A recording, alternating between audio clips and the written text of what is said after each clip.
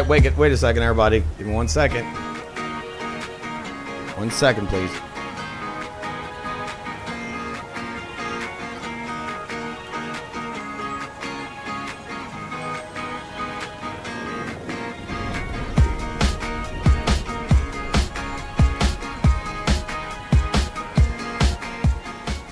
All right, everybody, welcome to Food Sports Live. You're watching Food Sports Live on the Real Food TV. All right, I'm being joined by Bob. What's up, Bob?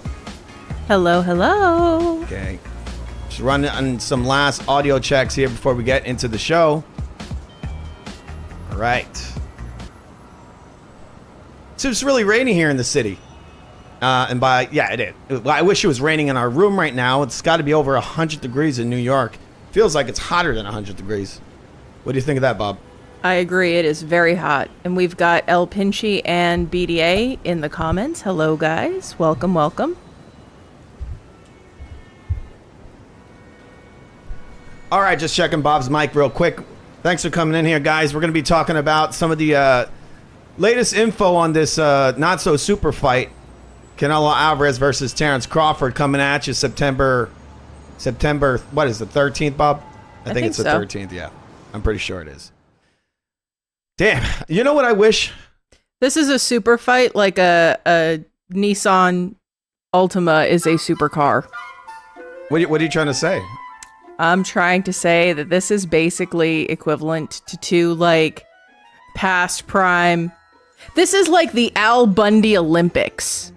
It's Al Bundy 1 versus Al Bundy 2. In September. Yeah, so it's sort of like you're saying what, like Crawford like scored 3 touchdowns in one game one time, right? Yeah, it's like these they're both kind of past their prime.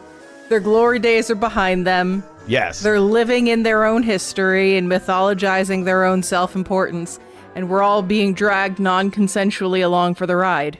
I mean, but they are brainwashing people enough to make them think this is something real. You have no idea how many people I've heard that are saying that Crawford is going to destroy Canelo.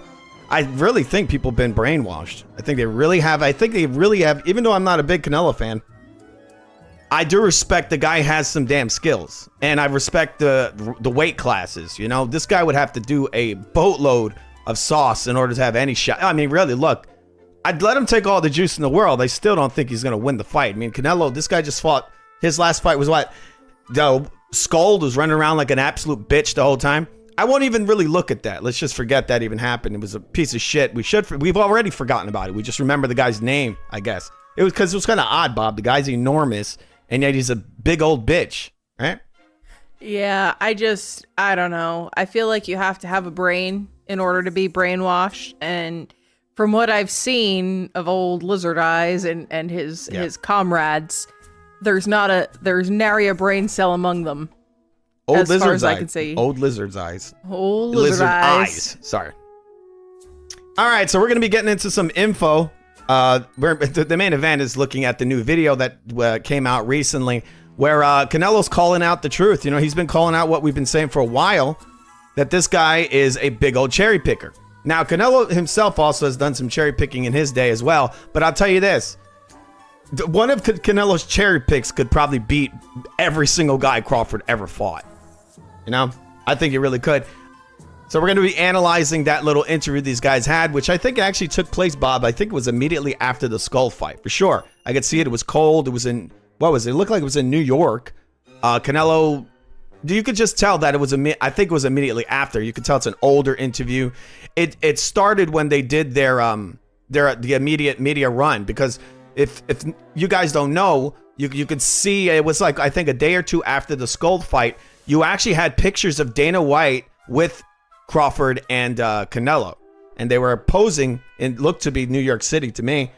And then now we're finally getting this information, and so it looks like there was some bad blood going back towards the very beginning of this, where Canelo's just like, bro, you haven't fought anybody. You fight nobody, man. And he's fighting Booty, whatever his name they call him, Andre. This is Canelo's. Everyone wanted Canelo to fight Booty Andre. Well, that's who he's fighting, right? Here he is. Except I think Booty Andre is probably better than Crawford. People will be shocked by that, but I think he's a lot more awkward He might actually give Canelo a better fight. He's also a bigger man, right? Due to Andre. You see the picture here, people. Look at this. Do I have to keep saying it? Look at this. This was at the Skull fight. All right. Fu, we've got a question for you in the comments. Just 1 second. Hercules. Look at this guy. Fatford. Fatford and son. See you later, Crawford. Just kidding. You fight with nobody, man. Nobody. All right. What's the question, Bob? Quentin wants to know if this is, in fact, the #1 show known to man. I get no comment. Nah, I'm kidding. It is. You are correct, Quentin. Yeah, you want to hear one of my songs, Bob? Should I play it? It's up to you. El Pinchy is asking if I like Primus. I do. We've seen them live. Oh yeah, we've seen Primus 3 times? A few times. Couple of times. One time we didn't get the best of seats, and then I told Bob, I'm like, hey Bob, let's go. Remember, Bob? Yep. And we pushed to the front, all the way to the front where the stage is, because it wasn't like general admission. It was like paid seats. But I saw an opening. I saw there was no people, so we went around. On the left, went around, and we went into some blocked off area, and we were like right in front of the stage. We were. Who has that criminal What's funny mindset? is they pulled other people away, remember? Yes. They pulled them away. They thought we were there officially. They're like, they thought we belonged there. We perpetrated a bamboozlement. Yes. What's up, BDA? All right. El Pinchy with the, what is that? He put an I and then an N. Is he going to write the N word? He put N-I-N. Oh, N-I-N. All right. But that was the Gorillas. If you would have hit N-I-G, I would have had to not show that on the show, because you know where it's going after that, right, Bob? N-I-G? Night? Night. I can't spell it out for you. Oh. Night? Yeah, night. N-I-G-H-T. Exactly. Can I wait? How do you spell that again? I will not spell it. Well, if you would have put just the simple N gets me a little nervous. You know that? Is that a bad thing? I'm sure is there's that internalized racism? I didn't know N had a race. I mean, N word, right? You say N word, and people they get like a There's visceral. lots of N words. They get like nectarine. a visceral response to that. What? Nectarine is an N word. Yeah, exactly. Bob, I was going to call you the N word, but apparently, I decided not to. The fear of the letter N is called new phobia. Are you kidding? Is that a real thing? It is a real thing, allegedly. Oh my God! People, you have no idea how sweaty I am. I am so sweaty right now. All right, look. I'll play the song. Sorry, no Diddy. All right, Bob, should I play the song? BDA said, Quentin, if you have to ask, then you don't belong here. BDA is an OG stan. Hello, sir. Thank you. Oh, El Pinchy was going to say Nintendo. Oh, we should all have a game of fun N words like nectarine and Nintendo and night. She almost called me the S word. Nougat. Nincompoop. Nebraska. Niger. Sorry. This is getting really dark. Sorry.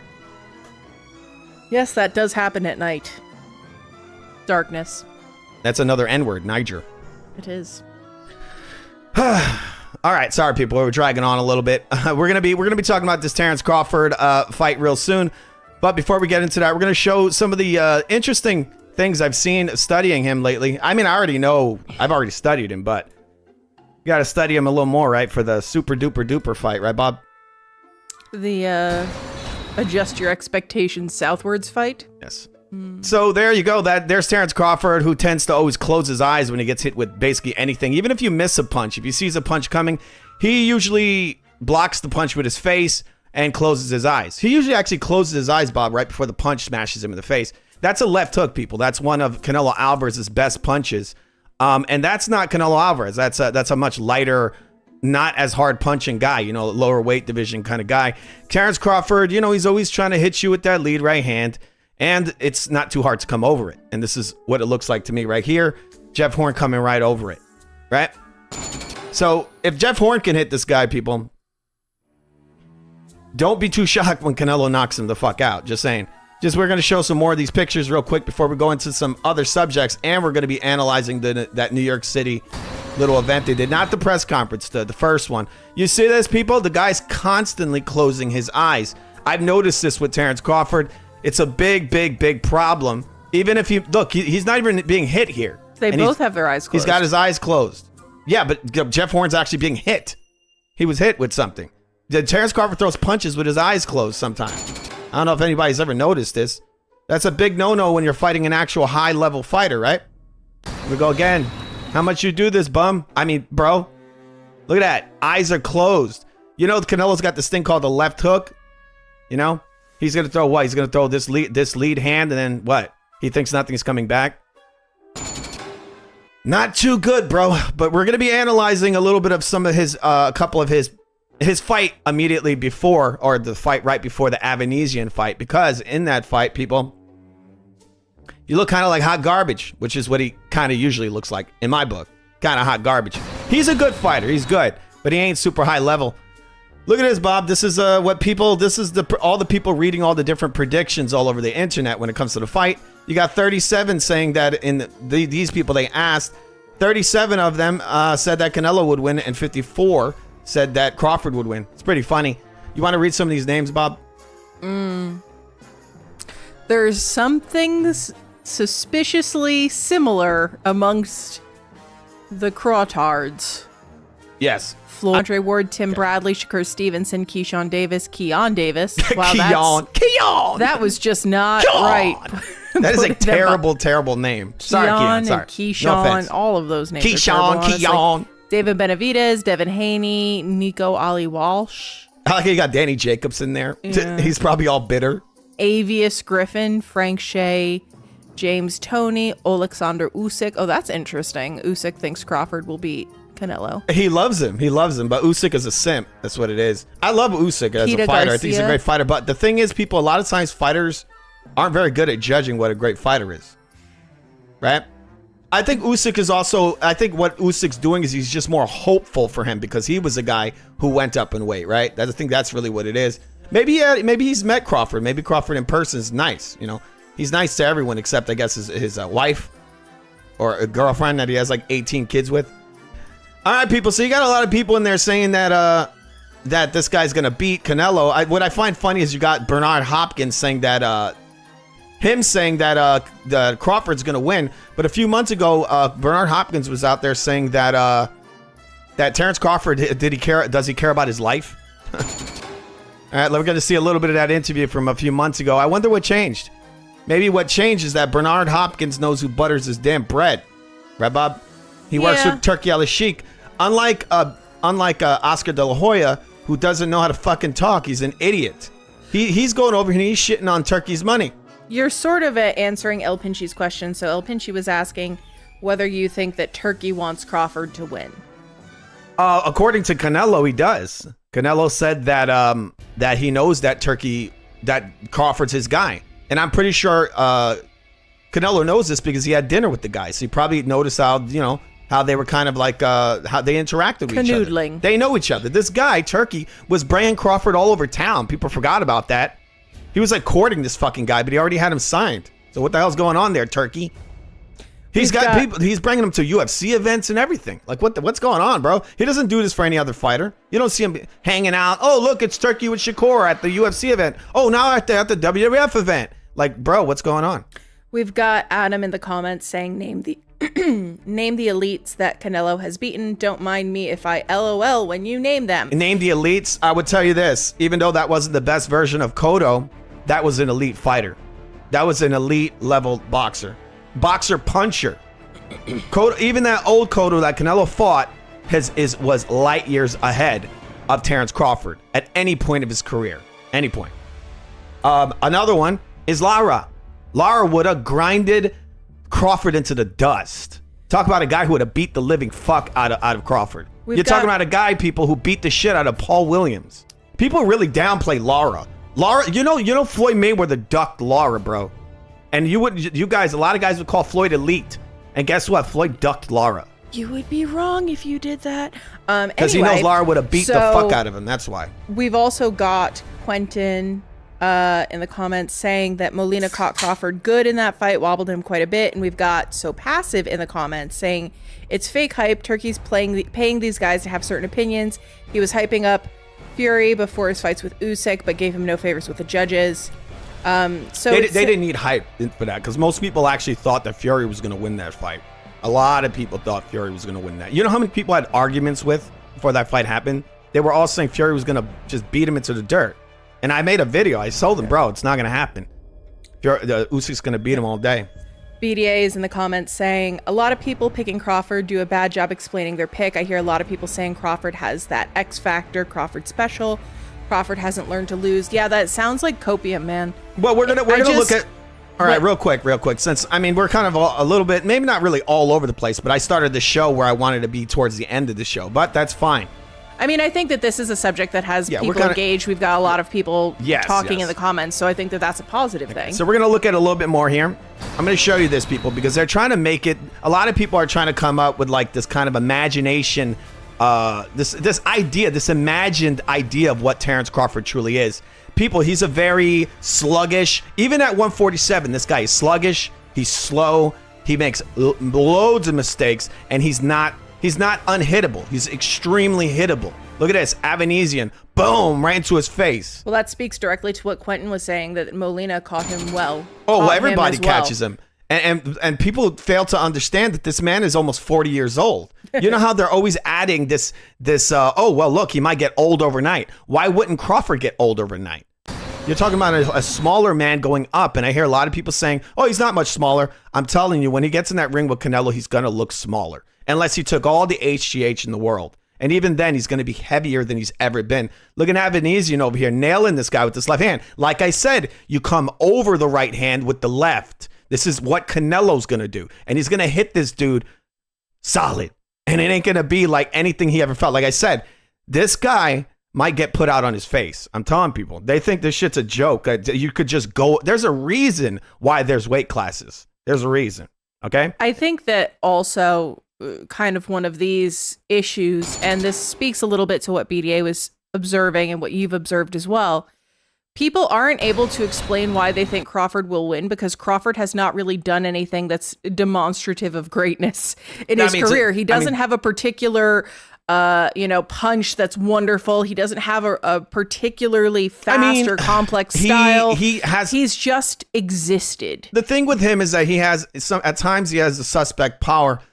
I think one of the things they're going, and also, like we've said it so many times, the guy's gloves explode, right? There's some, I thought, remember, Bob, when we saw him fight Earl Spence, and I'm like screaming, like, this motherfucker got loaded gloves. I'm like screaming. Yeah.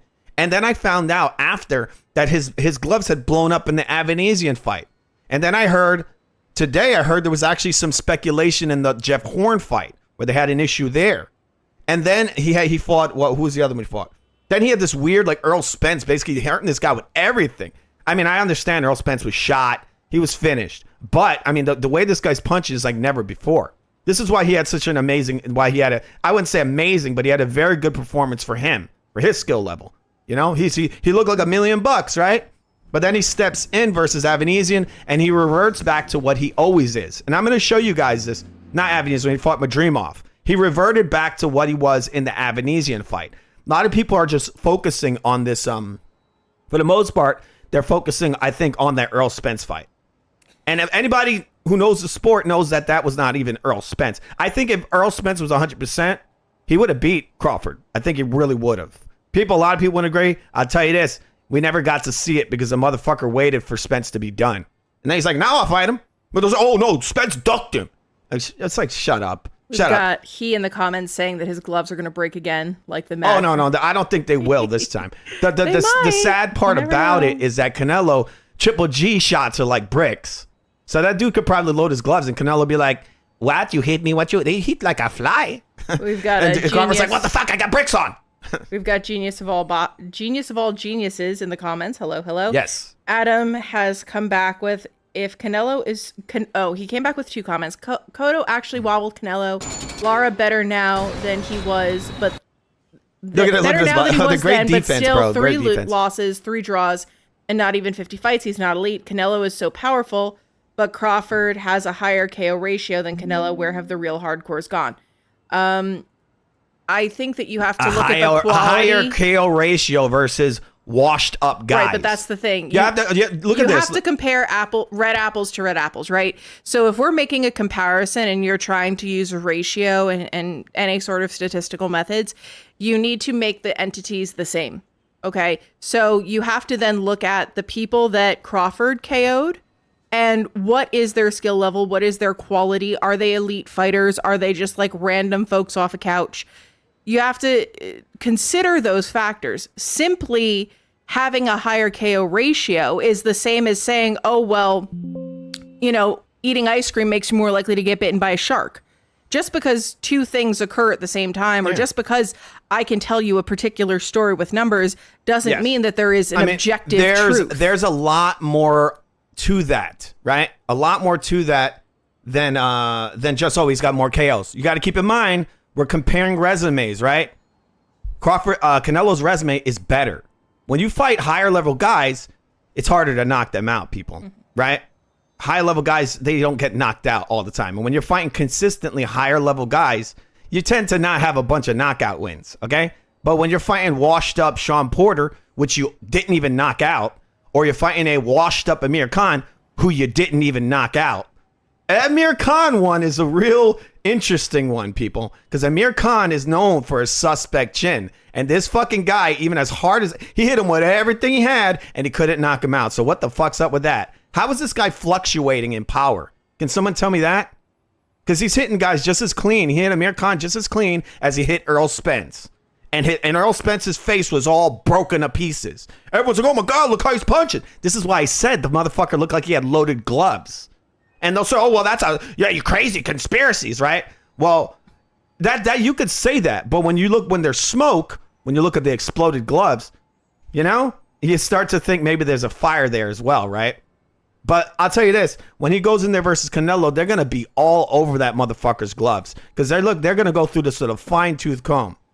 This guy ain't going to put no loaded gloves on in this fight. No, whatever the fuck he did with his gloves, he ain't doing it in this fight. Well, I mean, I think that will remain to be seen.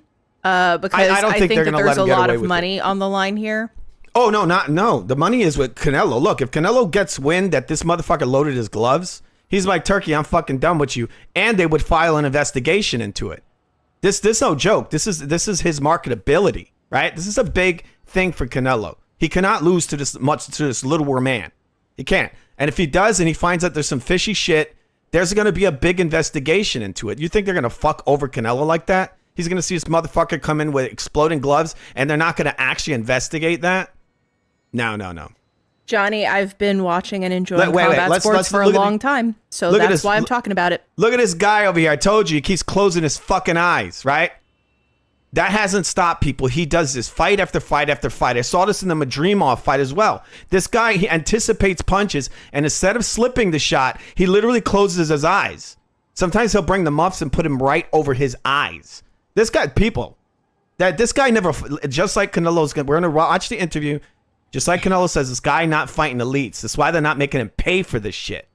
Look at that. He throws his left hand. He don't land anything. Closes his fucking eyes. His body's exposed. His head's exposed. All kinds of shit. He wouldn't even know where the fuck the punch is coming from. The dude blocks and with his eyes closed, or punches with his eyes closed many times. That is like, dude. That's like lower than amateur level. But that's the thing is, when you don't fight elite guys, you can get away with shit like this. But he ain't gonna get away with that with Canelo. When Canelo throws a little feint jab at this idiot's face and he flinches his eyes and Canelo just boom right into his belly, right in the pit of his belly as hard as he could throw it, he's going to be like, boom, right? And I've seen guys nail this dude with shots to the belly. They throw a little feint with the left hand and they come in with the right, boom, right to the body. I saw Arvanizian doing this over and over and over again. You got Madrimov once again. I can keep people. Do you know how many pictures I've been studying this fucking guy? Look at this. So we've got a related. This punch, look, Bob, look at this. The punch didn't even land, people. And look at his eyes. This guy's always closing his fucking eyes. All right, go on. We have a good. You gotta talk directly into the mic, please. I am. You got your face to the side. You got to talk right into it. Okay. We have a good and related comment from Oscar Carrillo in the comments saying, an undisputed Junior middleweight couldn't do anything to Canelo at 168. What makes people think Crawford can when he's only had one fight at 154? And I think that that's a valid criticism. We also have some comments from Adam, who is coming back to say Canelo couldn't KO Ryder Berlanga. Ryder Berlanga, Munguia, or Jermell. Don't worry about the few guys Crawford didn't KO. I mean, look, that's kind of a silly view, because look how big Berlanga is. He's a gigantic guy who's accustomed to being hit by gigantic guys like himself. He walks around at over 200 pounds. Okay, Berlanga, I'll tell you this: if he was in a street fight with if he was in a boxing fight with Terrence Crawford, he would beat the fuck out of him. Okay, he would absolutely beat the shit out of him. For anybody who thinks that wouldn't happen, you haven't really looked at Terrence Crawford. Okay, look at this. You see this over here? I'll show you again. I think there's also... Look at this over here. This guy, again, he didn't even land this punch, and look what this guy does. He's closed his damn eyes. Like I said, this guy makes loads of mistakes when it comes to that lead right hand. He's got openings there all day, every day. He's got openings down the middle. He's got openings into the body, into the face. Many times he closes his eyes. He does a high guard and covers his own eyes, which leaves his body open to Canelo's left hook to the body. All day. All day. He's constantly flinching, closing his eyes, anticipating being hit, and it's because he's not fought guys at a very high level, and so he gets away with this. It wouldn't shock me if Canelo fakes him with a right hand, with a right, like to the head, fakes a right, and he flinches his eyes, boom, left hook to the body, and he's down on his fucking ass. He's gonna be gasping for air, because this dude's probably gonna break his damn liver. All right, go on, Bob. I don't remember what I was gonna say. Okay, well, sometimes we go a little long with these. Okay, we're gonna go into some more stuff about this fight here, and we got some other topics. But before we get into the next topics, remember to subscribe to the Real Food TV, the greatest channel on demand. It really effing is, people. Look at Crawford there. Look at Canelo. You'll fight with nobody, man. I have that clip, Bob. What clip? I have that clip where Canelo says, "You will fight with nobody, man." You know that? Do I know that you have the clip? I have that clip. The clip. He was at a press conference with this guy, Andre, came up to me. He's like, "Why don't you fight me, man? Fight me."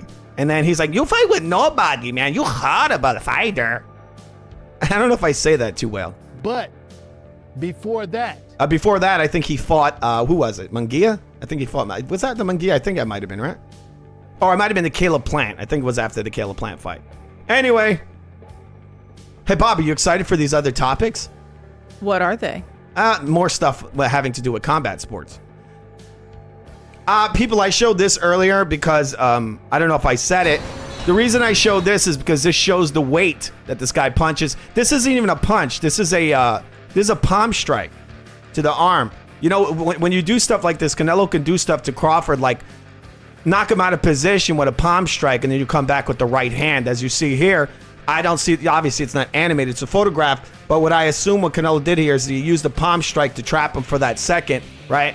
To kind of trap him, and look, the weight is so high on that palm strike that it slaps Munguia's hand into his own face, and then what happens is Canelo can come right back with a right straight, right, or straight right hand, whatever, right? Even an uppercut possibly. I would say straight right hand.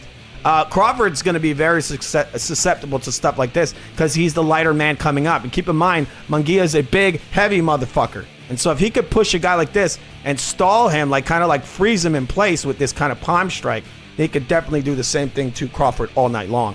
And it's got a lot of consequences there when he does that, right? We've got BDA in the comments saying people are focusing too much on knockouts. Canelo couldn't stop Ryder. Munguia stopped Ryder. Canelo schooled Munguia. Mm-hmm.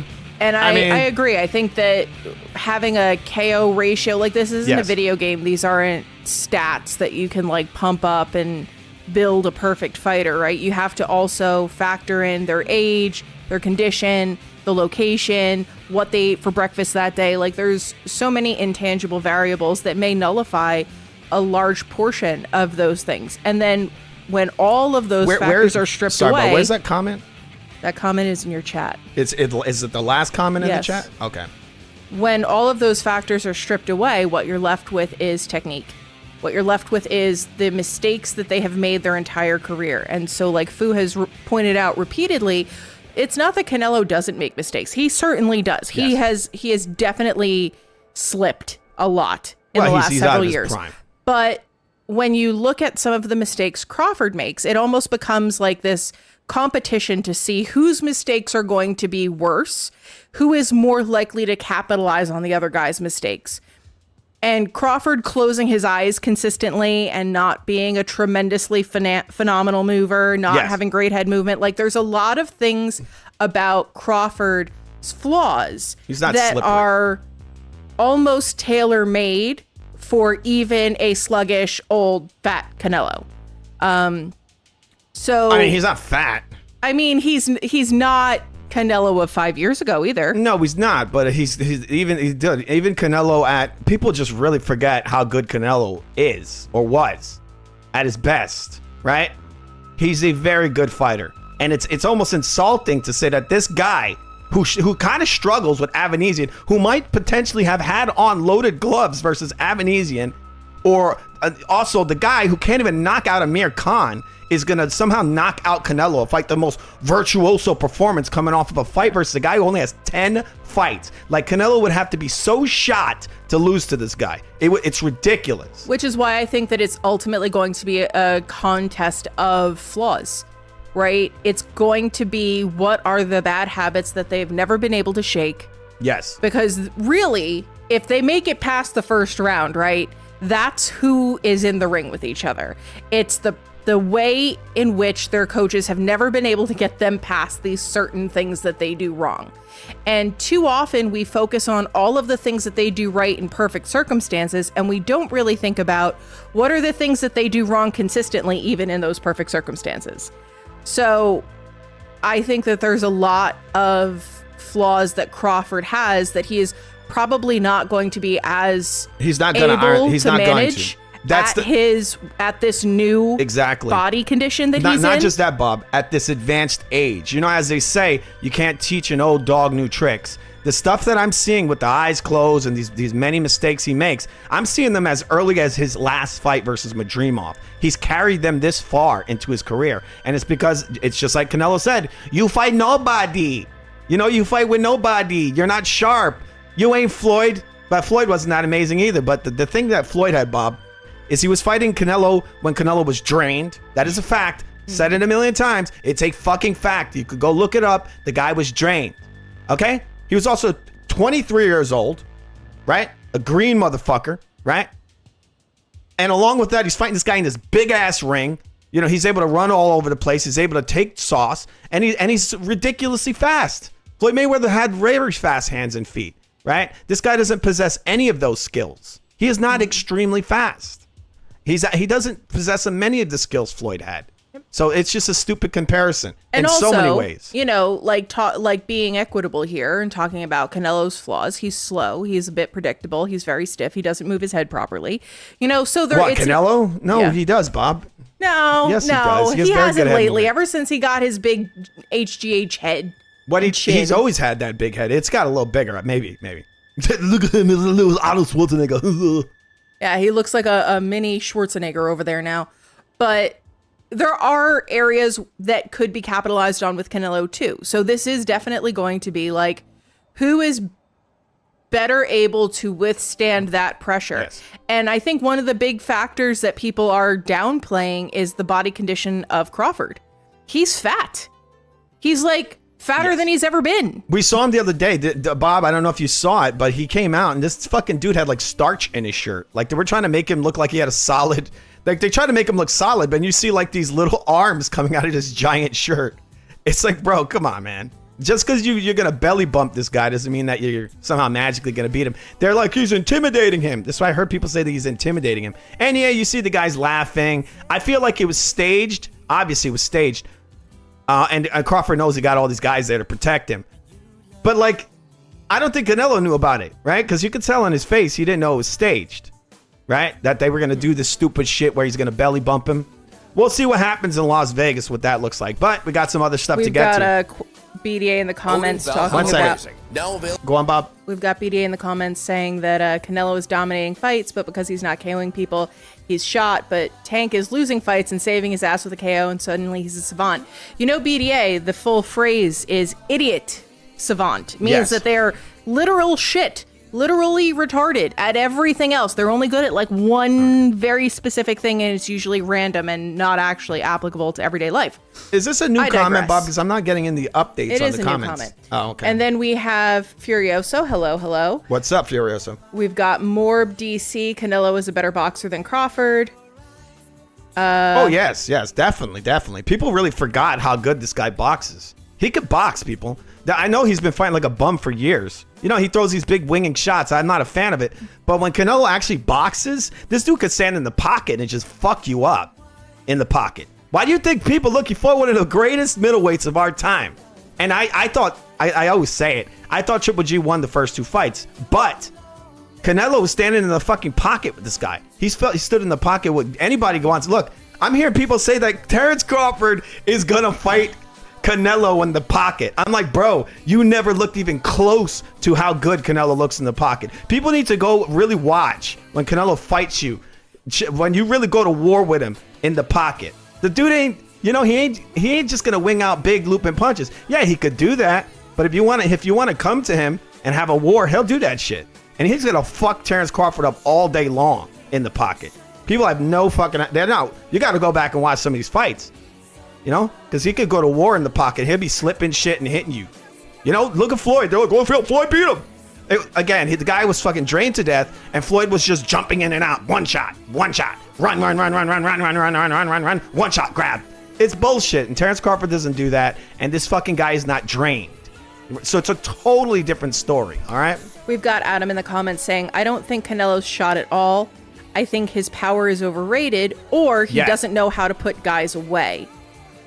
I think his power is overrated, but I don't think that that's an unfair assessment, to be honest with you.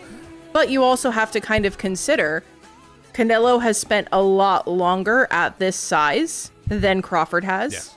And we all know that power doesn't necessarily come with you when a fighter gets bigger. And I don't really know that Crawford was ever like a super, mega puncher. He does it, like I told you, he's got inconsistent power, which is very suspect. He's hit or miss. Very suspect. Which is oddly punny, considering we're talking about boxing. Yeah, but hit or miss, yeah. He's like, damn it, I couldn't bring in my bricks. I couldn't have my bricks on in this fight. Look at this, Look at this, Bob. Look, he's going to play the guitar. Look, he's got a guitar pick, everyone. Ding, ding, ding, ding, ding, ding, ding. Right, look at the glove. Nice rip there, bro. Furioso saying Canelo's low output recently is concerning. Yeah, I mean, he's obviously slowing down, and I think that that's probably why they have made this fight, right? Because a prime Canelo versus a prime Crawford, even if we operate in an alternative universe where they're the same weight, wouldn't really be a contest. But we've got an old, unofficially retired Canelo who's on his farewell tour, and we've got Crawford who is fat and remains to not be particularly good. So that does kind of make it interesting in almost a freak show bout kind of way, but it's not something that I think is meaningfully advancing the sport. I don't think that this is the kind of fight that is going to draw new fans to the sport. So considering all of the money and effort and time Turkey is putting into boxing to try to revive it and rejuvenate it and bring new blood to it, I think that this is a major miss, to be honest with you. You think this Crawford-Canelo fight is a miss? I do. I think that it's going to be a fight that is a slog to watch. Mm-hmm. And it's depending on if Crawford can run around the ring all day. Right, but even if he can't, it's gonna just be a freaking slog. It's gonna be a snooze fest. All right, I don't think it's gonna be a snooze fest. I think there's gonna be a lot of nervous Terrence Crawford fans as soon as Canelo comes in. And now they'll say all day that this guy's gonna go in there and fight the virtuoso performance.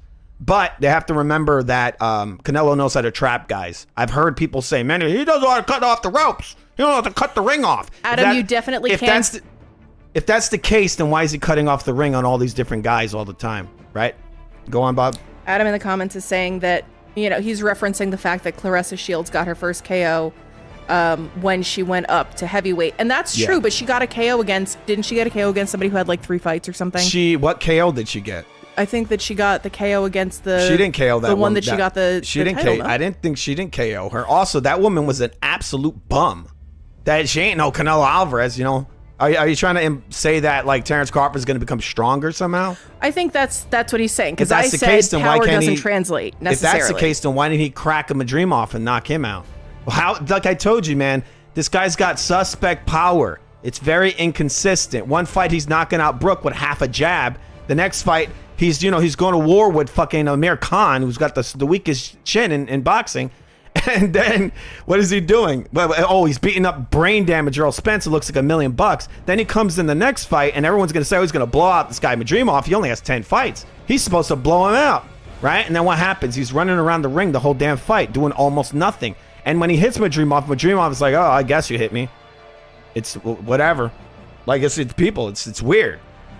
All right? But I don't see a lot of power there. Like I said, if he was going to be some big punching like a truck, why is it that he's losing power? He's losing power. Now, I don't think he's gaining power, but again, it's inconsistent. Yeah. It's weird. That's and what it is. I think that comes down to an issue with training and the consistency of training. Bud seems like a lazy camp kind of guy. Well, that's a little racist, Bob. That's a little racist. He doesn't I'm kidding. strike me as the type to be with that work ethic out there every day. Like, you know, didn't Canelo say it or somebody said it, right? It's hard to get out and run at 5 o'clock in the morning when you're sleeping in silk sheets. Well, Canelo you didn't know? say that. That's an old, I forgot who said that. Maybe it was Marvin Hagler. I forget who said it. But It applies to both of them, honestly. I think Canelo's pretty consistent. Crawford himself, I think, he looks like a little consistent. He's out of shape, but he's not completely out of shape. And I think that shape he's in has everything to do with looking the part. When he gets in the ring, he's going to look very similar to the way he looked at 154, which is somewhere around 170 pounds. That's probably what he's going to come in at. I've been telling people they think Canelo's I've been telling dude probably very close to 200 pounds. They do. Oh no way in hell. You'll see when he's standing next to 170 pound Crawford what Canelo looks like, because they ain't going to be the same size as Crawford. Okay, he's going to look bigger. But before we get into our other topics, but we are going to come back to the Canelo Crawford. We're gonna listen to B-Hop talk about what he thinks about this Terrence Crawford Canelo fight. This was about a year ago. He said what he thinks of the fight. Before I let you go, man, Yes. about the fights. What fights? For Crawford, or excuse me, Canelo. Back to Canelo. Would you rather see him fight a Terrence Crawford or Benavidez? We were talking about who? Well, you know. He looks very positive on that, doesn't he, Bob? Yeah. You know, people, we just showed you the list. I don't know if BDA was in here, but we showed a list of fighters that said that Canelo was going to lose to Crawford. One of the guys in that list, look for the B's. It's not in alphabetical order. Right here, Bernard Hopkins. Oh, Snoop Dogg. Oh my God, they got And- Snoop. Yo, bro, they got Snoop Dogg on that list. And Bob Arum. Yeah, Bob Arum makes sense, right? Oh, Bob Arum said he's going to win. Well, that's his buddy. That's a rival there, Canelo Alvarez. But also, you got to keep in mind, Bob, Turkey knows you got to build it up, right, bro? Of course. Look, Bob Arum is cool with Turkey. People don't know this, but yeah, he's going to help him out. He's like, yeah. Crawford's going to, he's going to knock Canelo out. Amir Khan. Oh, Amir Ennis, Khan, yeah. I think Amir Khan lost his memory. That's the problem. Malinaji. Paulie is an idiot. He should just be retired from look, existence. Paulie Malignaggi, Bivol. he got a little bit of a fetish. I'm just kidding. Paulie Malignaggi is like the stupidest human being on the planet. He's okay. He's all right. And he's on the planet at the same time as Boots Ennis. These guys are all brainwashed. They're all freaking brainwashed by the scam that they've seen, the illusions that Crawford paints. You know, illusions, just like he painted over his wife's eyes. No, I'm not cheating on you, honey. But that's kind of funny, the Snoop Dogg. That is hilarious. Where's Kendrick Lamar? Oh, wait. Kendrick Lamar is the guy who's fighting. Right, Bob? He's Yep. Crawford. Oh, there he is. Kendrick Lamar versus Arnold Schwarzenegger. Oscar Carrillo is You're in never here gonna beat this commiserating with me. Schwarzenegger. He also, Oscar Carrillo in the comments also does not like Paulie Malignaggi. He's just so... You know Paulie Malignaggi grew up right next to my house, right, I Bob? do, and I don't care. If He was I, right, if he was I right ran there. into him My brother knew Paulie Malignaggi. when we were visiting your mom, I'd be like, you're the stupidest human being on the planet. He's a little guy. Remove yourself from existence. But I brought this up because This is what B-Hop said right before he supposedly said, "Oh, Crawford gonna get him. Crawford gonna get him." Coming off of what? The Madrimov fight? What are you talking about? We were talking about who? Well, you know, the casual fan, they don't care about weight classes. They just know the name. Well, you know, Who? Well, you know, the casual fan, they don't care about weight classes. They just know the names. Crawford, Canelo, they want to see it. Crawford cares about his life. And with that fight, what do that fight do? Crawford cares about his life. Crawford cares about his life. Crawford cares about his life. So he's saying, Bob, that this is such a mixed mismatch that this guy actually might get killed by Canelo. I don't think that'll happen. But You never know, people. When a guy blocks like this or does this all the time, you know what the old saying is, right?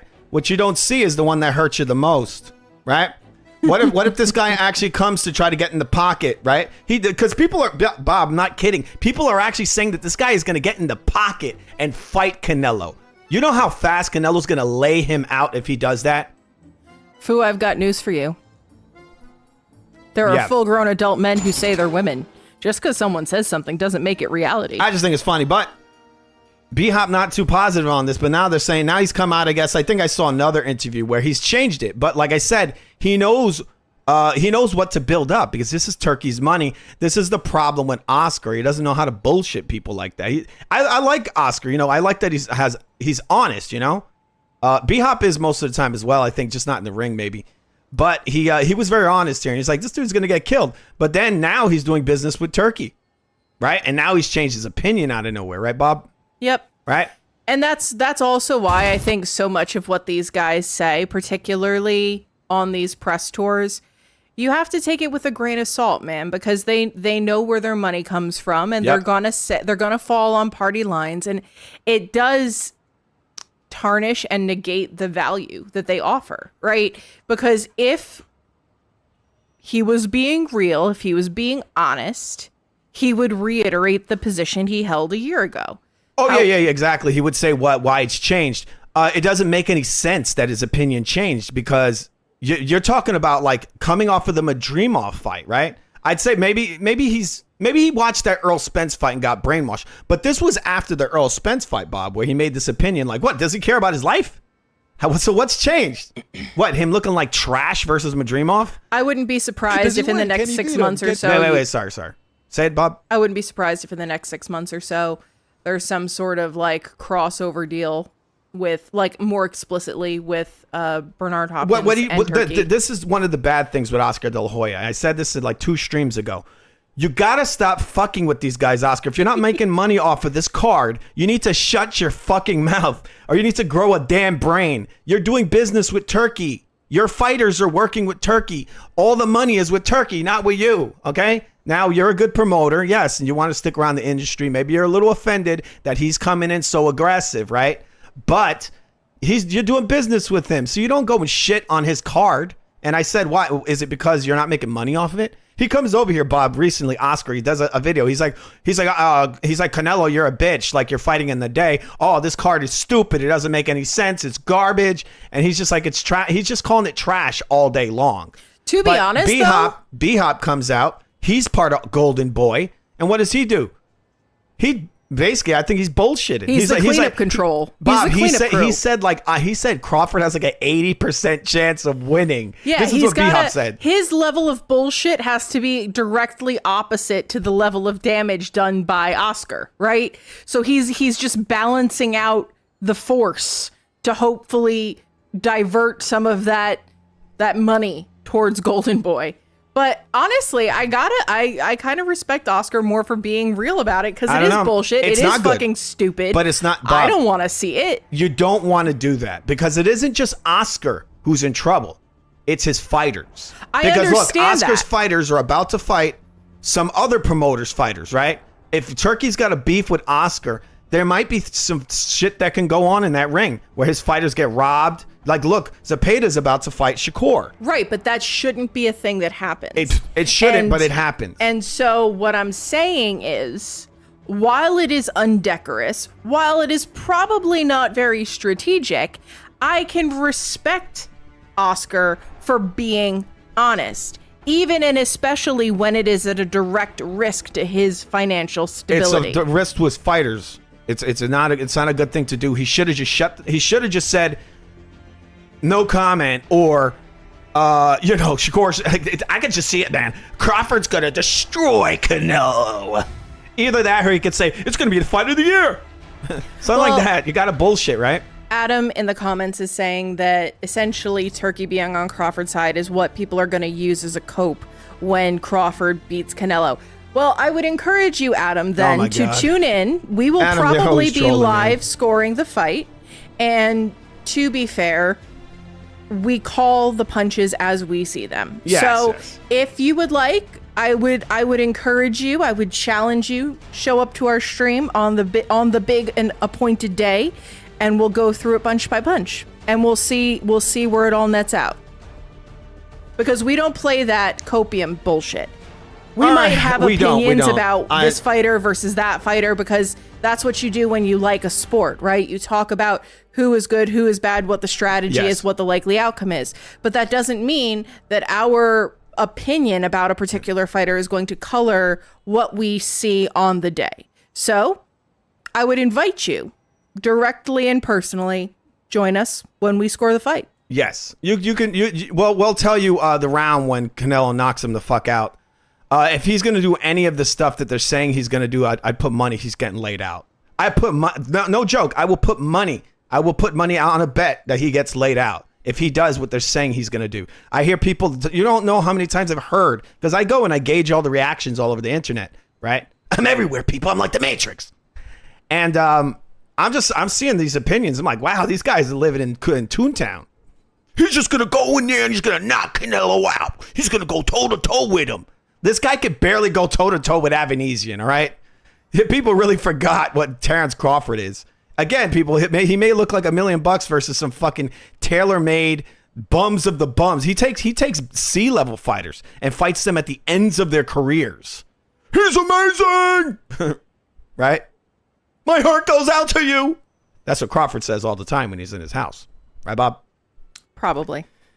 All right. Well, with that said, we're going to watch a little bit of we're going to look at some news. Then we're going to go back into the subject because we've been hanging up on this. This is supposed to be the last topic of the show. Well, that's your fault because you started with it. You guys started it. Canelo, is his skill so much that he's able to bridge the weight classes? He has a legitimate chance. Over 60%. Does he care about his life?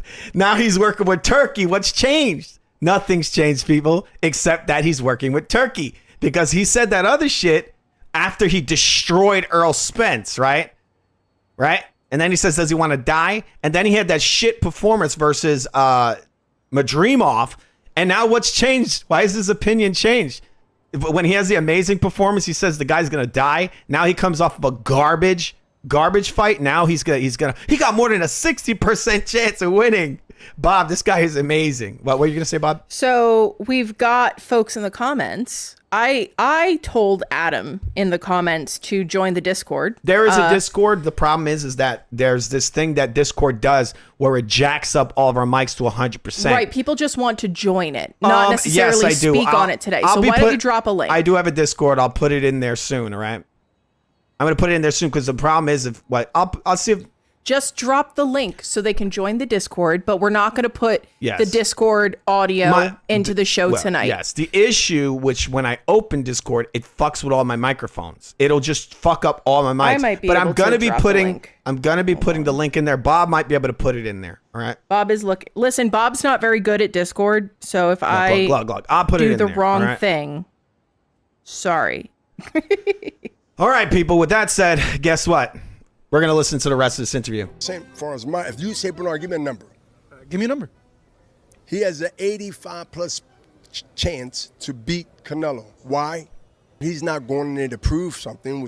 All right, got to hear that again. How did he go from does this guy care about his life to he's got an 85% chance of winning? He has an 85+ chance to beat Canelo. Wait, is he reading a script? He's not going in there to prove something, which will fall into Canelo's hand. He would love for him to prove something. That means you will stay there and try to prove something. These guys think that this guy's going to run around and hit him with the ba-doink, and he's going to win. I hit you with the ba-doink, ba-doink, ba-doink, and he's going to run around and run around and run around.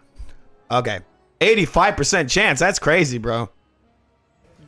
I remember they called the Triple G fight a 50-50.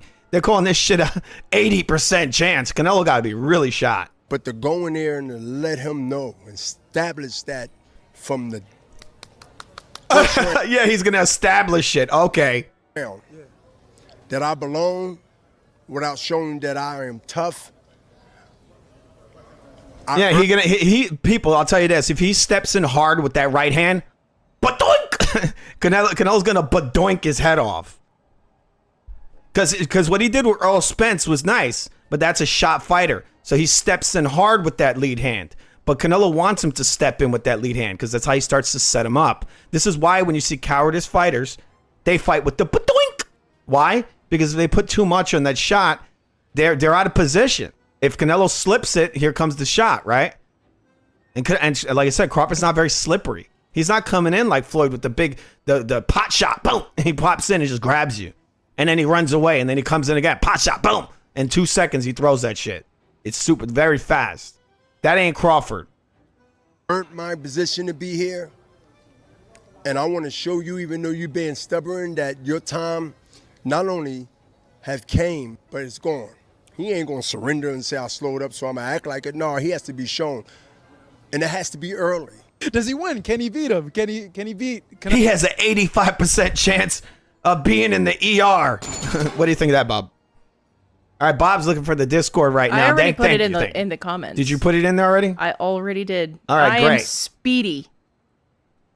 All right, so we're going to be looking at some other stories before we get back into Canelo Alvarez versus Terrence Crawford. We got some breaking news here, people. It's very sad day for us. I got to play. Do I have sad music in here? Hey, Sergeant.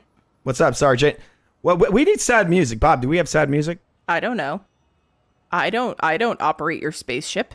Wait, give me a second. Well, we'll just have to play Fu this. upgraded his setup recently. He now has over 100 inches of screen space on his 4 desks, and is campaigning for additional desks and additional screens. So, yeah. I have no words. I have no words about it. Before we get into the next part of this show, when oh wait, well, let's just break this news first, and then we'll play the song. Of researching ingredients. PDA is you saying, got Bob. I need to tell you something. You don't talk like this. Talk right into the mic. Okay.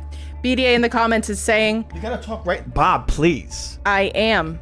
You're what you don't away. See is that the mic is over here. I'm looking right at your mic, Bob. Okay. Are you done? No, I'm not done because you're not talking to the mic correctly, and then it'll be messed up at the end of the stream. I'll hear it. All right. BDA in the comments is saying, I like how Fu breaks down fights. He just does punching noises. Badoink. Yeah, for real, man. I mean, come on. A lot of BDA, people. be nice. What? He's making aspersions in the comments that are untrue. 100 inches sounds like he's trying to What do you mean 100 inches? I don't understand. Am I missing something here? You have a 55-inch screen. You have a 48-inch screen. God. Then you have 3 other It's a screens. 55-inch screen. They didn't have it. I wanted it in a 48, which is what I had before. Actually, I'm not trying to compensate. I actually wanted a screen that was about 3 inches tall. Fu has the tism about the sound quality. So when he feels I know that how I am mics work. Bob doesn't. When I am not speaking into the microphone in the particular format which that he is the wants, way you're supposed to talk into it. he gets very upset. But with this cannot argument, contain Bob with himself. her hard head doesn't want to listen to me. But what we're going to do is we're going to show you this story. People, there's some sad news today. There's some sad news. All right, there's some sad news, people. Let's see it.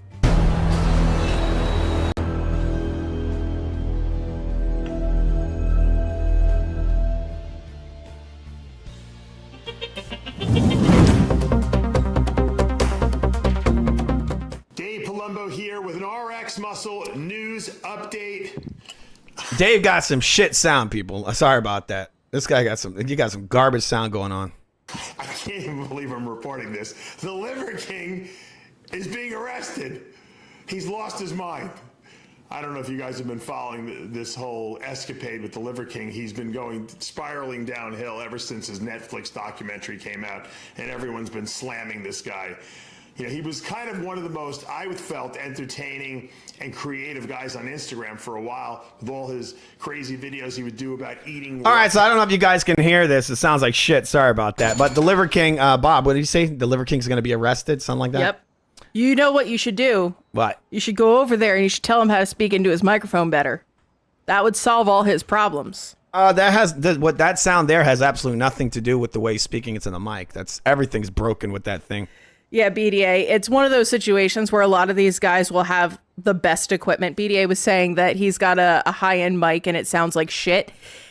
Yeah, a lot of these guys, they buy all the fancy stuff that they get talked into at whatever store they went to, and then they don't actually put any time or effort into learning how to use it, which is wild behavior to me. But I digress. That is a pretty common thing. You'll see these folks with these super popular podcasts and this studio and this high-end equipment, and it sounds like literal steaming garbage. And I don't understand.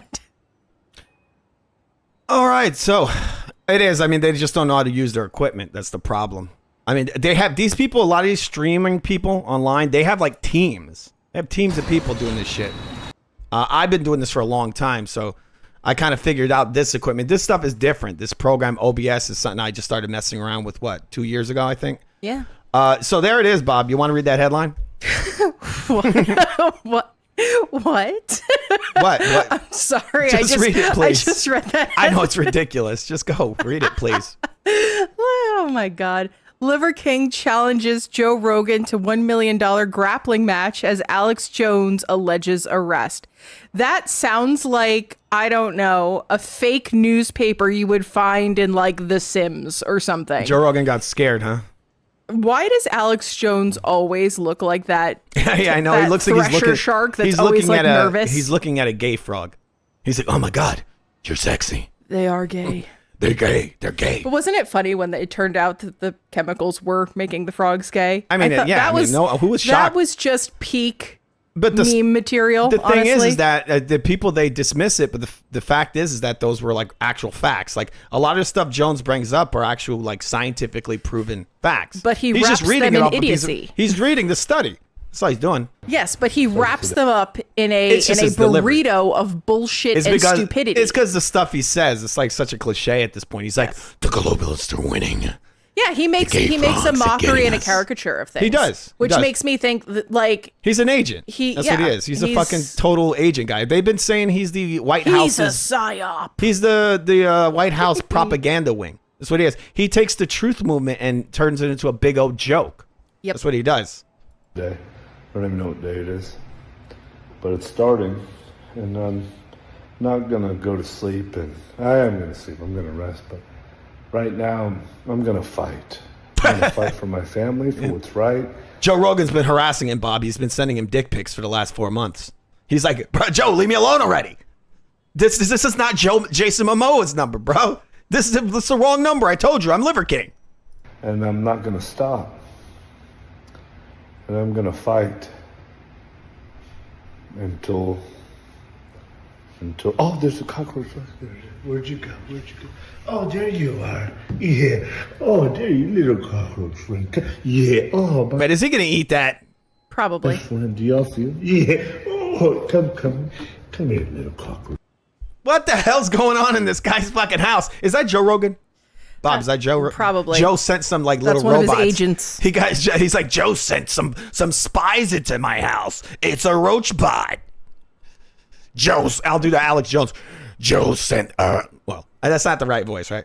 Joe sent the globalist spy bot robot roach to Liver King's house. Wait, I'll turn Alex Jones into manufacturer. Joe. No, that doesn't sound like Alex Jones guys, anymore. I'm 4 inches tall.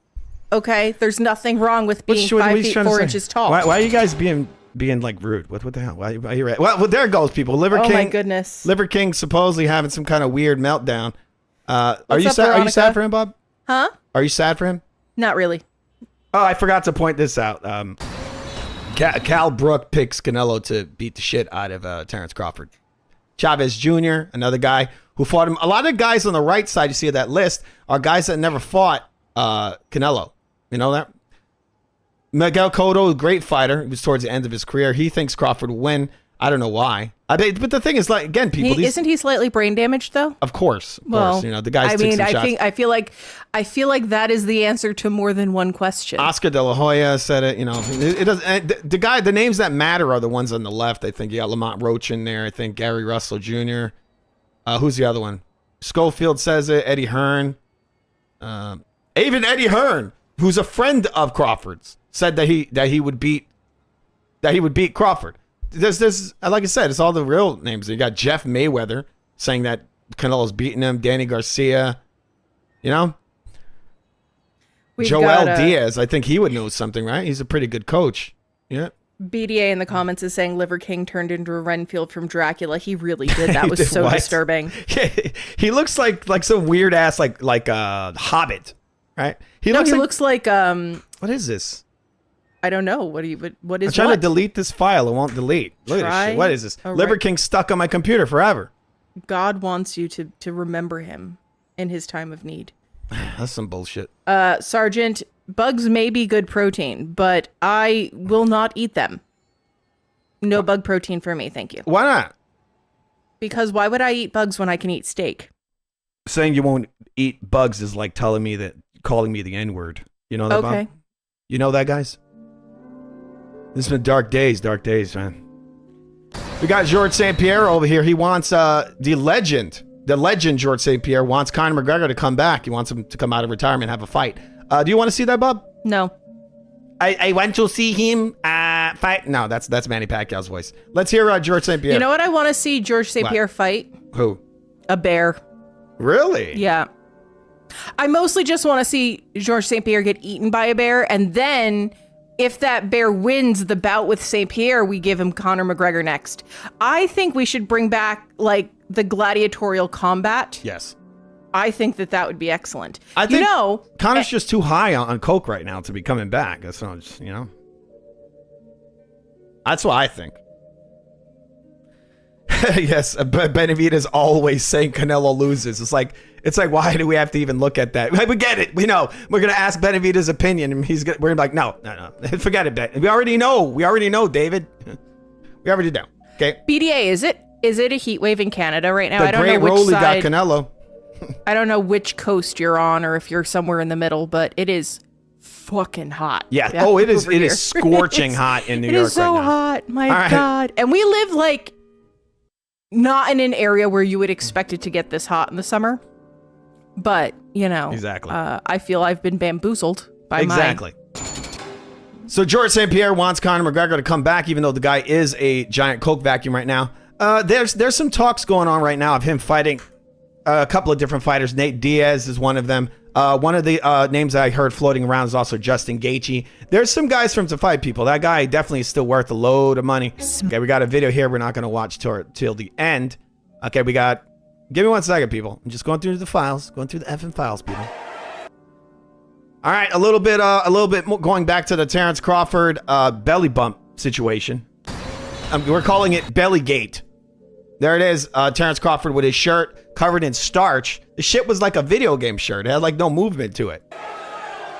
Hey, Never Sobers. What's up, Sobers? That's what I'm saying. Let's go. Lizard Eyes himself. Oh, it's Lizard Eyes. You see the difference? You see the difference? You see the difference between that stare down and the one that was... Never Sobers. That's not nice. What? Untime him out. Did he curse me out? No. Oh, come on. BDA Sobers. asked why Never Sobers had a wrench, and then Never Sobers put him in timeout. Oh, don't do that. Let him out. You gotta give BDA a wrench. He's being a jerk. talking about when Terrence Don't put BDA in timeout, Sobers. You fucking with him. Oh, but now he's going through and deleting all of his messages. Oh my goodness. Never Sobers. Why? That's not nice. We enjoy the... Look at this guy here. We're going to show this. We got proof, people, that this guy is destroying our chat. What'd you say, Bob? You gotta put BDA back in. You gotta probably give him a wrench at this point so he can combat Never Sobers. That's so messed up. I don't even know how to do that. Yeah, you're messing me up here, man. Sobers, he can't let him back in? No, I feel like Sobers is just being spicy. I don't know how to even do that. I think he is in there. Sober's bought. Okay.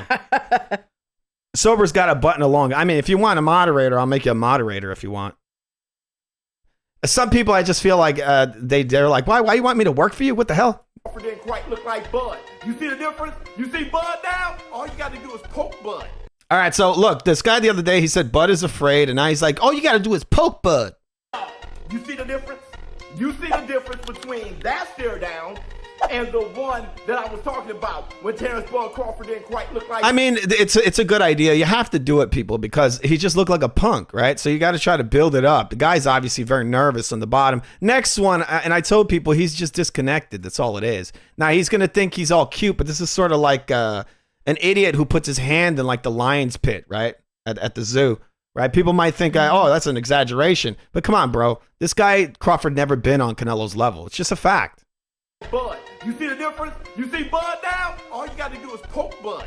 That guy, Bud's got to be one of the greatest cons in boxing history, next to Floyd Mayweather.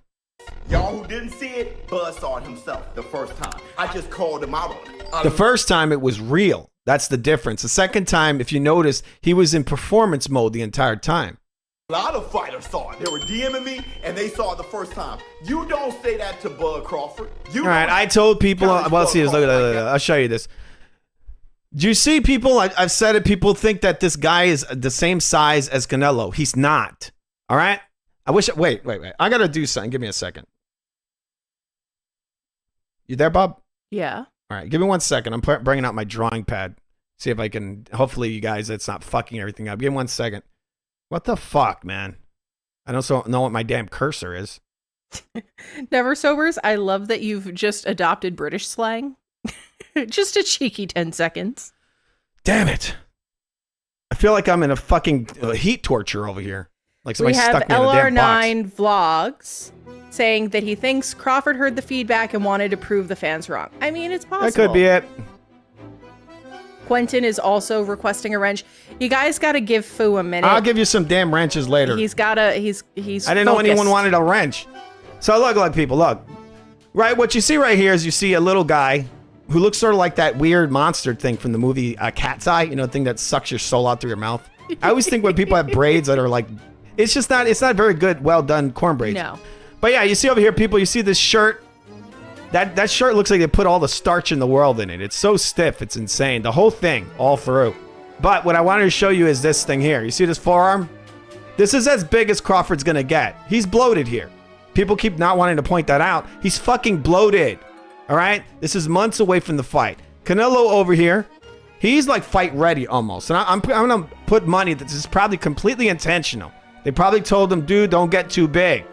Don't get big. Don't eat and all that shit. Stay lean, or as lean as you could be. And so he comes out. You see it here, right? Forearms, even without all the bloat, he's lean, people, Canelo here. Look at his face. Now look at his elbow. Bone density's bigger. And I want to tell you this also. Perspective, Crawford is closer to the camera. Canelo is further from it. That's just a fact. That's the way cameras, that's how our eyes work. That's how, and this is why they place them like this. They place Crawford in front. Right? Closer to the camera. You see a lot of bodybuilders do this, Bob. They'll like put their arm out. They want to look appear bigger. Also, people who take wiener pics. I don't do that, Bob. Don't give me weird eyes. But anyway, you see, look at the head. Look at his fucking head over here. Even though he's further away, got big ass head, people. That's that bone density, right? He's got big ass cranium. This guy over here got a little head. Little head. It's going to be easy to punch it off probably or break this jaw over here. Right? Can these guys see this? Yes. Anyway, forearms, bigger. Forearms, this arm is smaller. Smaller arm. Smaller arm, bigger arm. All right? Never Sobers in the comments is saying Crawford said he isn't training yet. Yeah, exactly. He's not. He's Hello, not in Skull training. Kid? He is not in training. I'm telling you. This guy, Canelo, I could tell he's lean. He's leaner than he usually is before a fight, and that probably has everything to do with the perception of this. This guy here, you see in the picture here, you see how chubby he is. Right, look how chubby Crawford is there. You see him?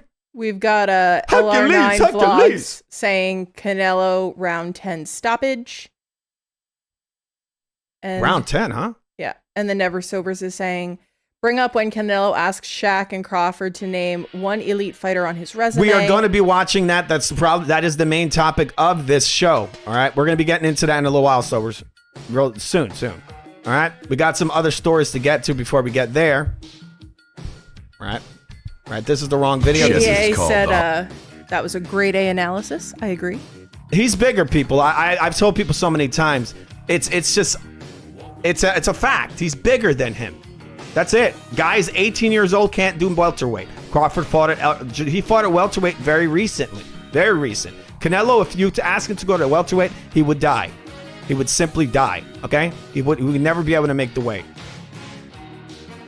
All right, so we got a lot of Terence Crawford news here. I'm going to try to start cutting this down. All right, so we got a little Bomac over here. They're interviewing him. We're going to watch this. So Passive is saying that he's putting a lot of money on Canelo by stoppage, and the odds are good. I mean, look, if people are going to actually be saying that this guy Crawford got this crazy chance, then yeah, definitely put it on Canelo. Canelo did what he had to do to get the victory. What do you want next? It seems like that's going to be the fight. Terence Crawford versus Canelo Alvarez, the biggest fight in boxing. Well, Canelo's the face of boxing. He's the best fighter for Terence Crawford out there. He's the biggest fight for Terence Crawford out there. So that's why Terence Crawford want to take the opportunity to share a ring with him. Imagine he said, I wish Terence Crawford were here. I would tell him how great of a fighter he is. You know that, Terence. I just can't get enough of that guy. People who speak about themselves in the third person need to be slapped. That's ridiculous. They'd be like, thank you very much, Kendrick. I thought it was Kendrick Lamar, but then he started saying, talking about Terence Crawford in that way, and I was like, this definitely is Kendrick Lamar. Another great. How do you beat him? You'll see. He says, how do you beat him? He has this dumb look in his face. You'll see. You'll see that I can't beat him. Damn it. JCool05, who exactly makes excuses? And when? Can you point them out to me? I would like receipts, thank you. Who make excuses on what?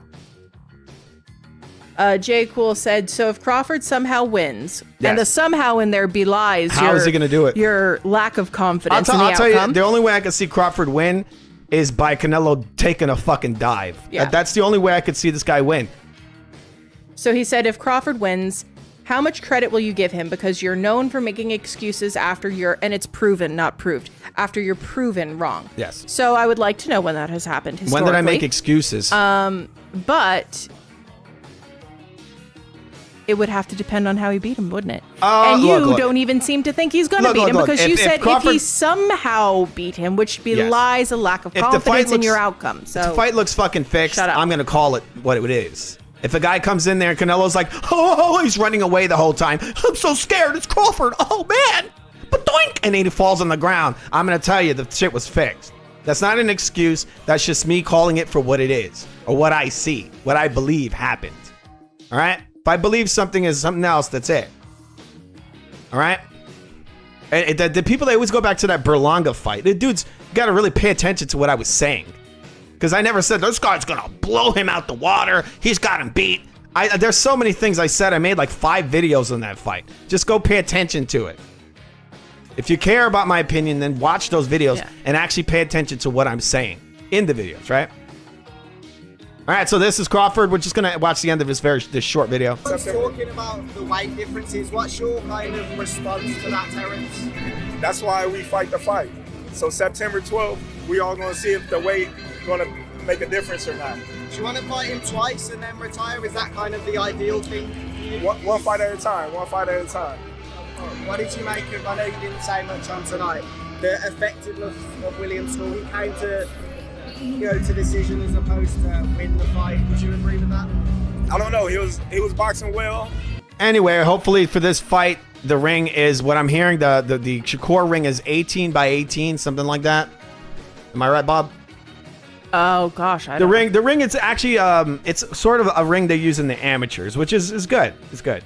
Just make these fucking rings smaller, right? Bob, you know that Shakur and guys like Floyd Mayweather fighting rings that are actually bigger than the ring that Muhammad Ali fought George Foreman in. That's hilarious. Isn't that hilarious? That is very funny. Why are you making the ring smaller? Because the giant fucking rings are reserved for giant men, not little midgets who run around all day. Right? There's no heavyweights in the card. Why the fuck are you fighting in a heavyweight ring? Right? Give me 1 second, people. BDA wants to know what song you're playing. That's Dead Man's Party. That's from Danny Elfman, the creepy looking Carrot Top man. But with that said, with the creepy Carrot Top man, we're gonna go forward into our Skull Kid is saying he picks Canelo by unanimous decision. Yes, I think it could be a decision. That is the I think Canelo, they'll say, oh, he hasn't had a knockout in years. People, this is a fight that he definitely can score a knockout. I actually picked Canelo to knock out Skull in that fight, and they'll say, oh, you got your pick wrong. You want to know why he didn't knock him out, bro? Because the motherfucker ran the entire damn fight. I know how to pick fights. I know. This guy had, and I've heard people say that the fight was fixed. I've heard a lot of different opinions about, look, you really got to be downplaying Canelo to think that a guy like Skull, if you watch it, you study his career, had any shot in that fight ever. He never had a shot in hell at beating that guy. And if he would have stood there and fought him, he would have been knocked out. Skull is not a puncher, and he's a weak bitch. He really is. If you see his fights, he's constantly complaining. He's like, oh. He's just always complaining. You're complaining, man. Why are you complaining? He's a little bitch, and you're never going to see Skull ever again in another fight, probably. And if you do, if they pair him up with anyone real, and he can't run away, they're going to beat anybody with a punch that he actually stands in front of has a great shot of knocking him the fuck out. All right, I saw him make lots of mistakes when I studied him. I never thought he was going to run like that because he does plant his feet. You know, he runs around and then he stops. I've never seen the guy run more in any of his fights. It was terrible, but yeah. All right, we already saw a little Bomac. I'm just going through my files here, people. 1 second. A little cluttered today. Okay. All right, I think we saw. Oh no, this is. I gotta put these really. Wish I could tag these real quick. Okay, 1 moment, please. All right, so this has to do with the Shakur. This is actually a channel I looked at earlier. This guy's name is Ego Boxing. He's recently had a video talking about the Crybaby Shakur, talking about the size of the ring in the upcoming Zepeda fight. And this is yet another fight, Bob, where I'm seeing all these people saying that Shakur is going to knock Zepeda out. Shakur's in the media recently saying that that he's going to just, he said that, they're making the ring small, but it's going to backfire. I got him. And you see Shakur hitting the heavy bag. I'm like, okay, yeah. All right, they could make that fucking ring like 2 feet big, right? And this motherfucker would find a way to run all around it. Okay? Sorry for calling him a mother effer. Sorry, mothers. Their souls. They even took a picture. Or sorry, people that like, sorry. I don't want to say it. Sure. That look very creepy. All these types of things. And he was referring to the fighters that need Turkey, so they ran over because he's the only one who doesn't have a stable, and he's overpaying people at the moment, right? This is what Tank said. Your boy Ego pretty much said the same thing, and now we're starting to see real life things that the fighters should be worried about, right? Like Turkey is saying he wants smaller rings, not saying he's just doing it. He's saying he wants no quote unquote run. Because Bob, look, it's one thing to say that you're not gonna you don't want the runners, right? You don't want the runners. It's one thing to tell them to fight in an exciting way. This forces them to have to fight. Because he can go all day and say this shit about, no running, but they're still gonna run, right? You could still box in this ring. 18 by 18? You could box. Guys all over the world box in rings that size, okay? All over. This whole thing of these small men fighting in these giant rings is hopefully coming to an end now. You're not a fucking heavyweight. You shouldn't be in. I consider that a heavyweight ring. And like I said, we're going to look at this right here. Right? You see that, Bob? Want to read that? Yes. Between 16 and 20 feet. The ring size for the George Foreman versus Muhammad Ali fight was between 16 and 20 feet. 16, right? 16. Between. It's not 24. The rings you see these guys fight in is over 24 feet. You know that? That's crazy. It's over 24. That's what Floyd was probably fighting in. Floyd and all these runners. That's the kind of ring they want. This big ass fucking ring. Now they don't know the exact size, but they're saying it's from 16 to 20. Not 16 to 24, 16 to 20. When you're watching guys like Floyd, he's running around a big ass motherfucking ring that's bigger than the ones that heavyweights fight in. Mm-hmm. Okay? And I don't even know if they ever fought in those ring sizes they have nowadays. These fucking runners have like designed new rings. It's like, you know what? I'll fight this guy, but I want a ring the size of a city fucking block. It's like, come on, bro. And all that does is allow these guys to run and kill the clock. That's why they want rings that big, because they want to be able to boop, hit you with a little punch, and then blah, blah, blah, blah, and they're running around, and they're just killing huge chunks of the round. That's really what they're doing. They're playing the clock. I remember there was Andre Berto came out a couple of years after he fought Floyd, and he says, I never saw a guy who was so like focused on like basically like the game. He like gamified boxing, where he would just like stare at the clock, and then he would run around, and he would see him keep staring at the clock, and he's moving, like ba-doink, and then he's and he's just jumping all over them, running everywhere, and he hits you with a little touch, and he's running some more, and then he looks at the clock, he's like, oh cool, oh I got 15-20 seconds left in the round, I'll run the whole fucking round, right? Like he's just playing around. That's what these guys are doing. Like they've taken all the fight out of boxing. It's just all a stupid little corny game for them. It's fucking annoying. All right. And this guy's they're putting that shit to an end. All right. Hopefully. They're going to. They're going to. And yes, you need to cut the guy off. But when the ring's so damn big, there's always an exit for a fighter to get out. People don't know that. They think you got to trap him. It's like, come on, man. If they're always going to escape. If they're trying to be defense first and run around, they're always going to get out. Somehow, unless you're allowed to hold him and hit him, in that case, then it's totally fine. Allow the runners to be in there. Allow these guys to dirty box, right? Just hook him around the head, hit him a bunch of times. He runs away, just grab his ass and start beating him up with your free hand, right? That's it. And don't break him up. Just let him fight like that. Fight. We know for a fact this, when you implement a rule like that, it's clearly going to affect certain people more so than others. There's a lot of brainless fighters. They always fight with heart. They don't have much else but bronze. So that's all they know, one mode. For me, that's not that impressive. All fighters have some level of courage to even step up and make this their career. So I'm not highly impressed with Rock'em Sock'em Robot, but it looks like Turkey is listening to the critics, going on Reddit, going on. Oh my God, it looks like Turkey's listening to the critics. Bob, do you think it's bad for a promotion to listen to the people that actually are the paying customers? Is that a terrible thing, right? Because I think for years, boxing has made it where the people that actually support and build the fucking sport have to just eat this bowl of shit and just be happy with it. Now, oh my God, they're allowing the people that actually keep us in business dictate some shit once in a while, right? What do you think of that, Bob? Yeah, it's a pretty ridiculous thing to bring up as a negative. Oh my God. What is Turkey doing? He's trying to do what the fans want. You could have the best fighters in the world, and if no one's watching them, it doesn't matter. But that's the idea where the fighter has now took over the fucking sport. That's the idea that these guys want. And if that's taken away, then they view it as like the slave master is taking away all of our rights. You need to turn that badoink sound you do into a button, because people are very enthusiastic about the badoink. I know. I really do. A badoink button. I really do. And then we've got El Papa de Mayweather in the comments saying it's not running, it's the sweet science. It is. And then we have Quentin saying, can Fu do a Wimplo voice and say Shakur can box in an 18x18 ring if he's so great. Then we've got some folks saying that Shakur is going to run. Oh yes, versus Zepeda. But we're just going to watch a little bit more of this, people, because I think it's kind of funny what this guy's take is on this. He's like, the fans, they said things. It's like, no, they did. People, I told you this months ago. They're trying to weed out look, he's taken on a sport that was on the decline. And so now what they're doing is they're doing almost like a questionnaire, right? This is what happens with every good company. Asks you, hey, what did you like about our product, right? What did you dislike?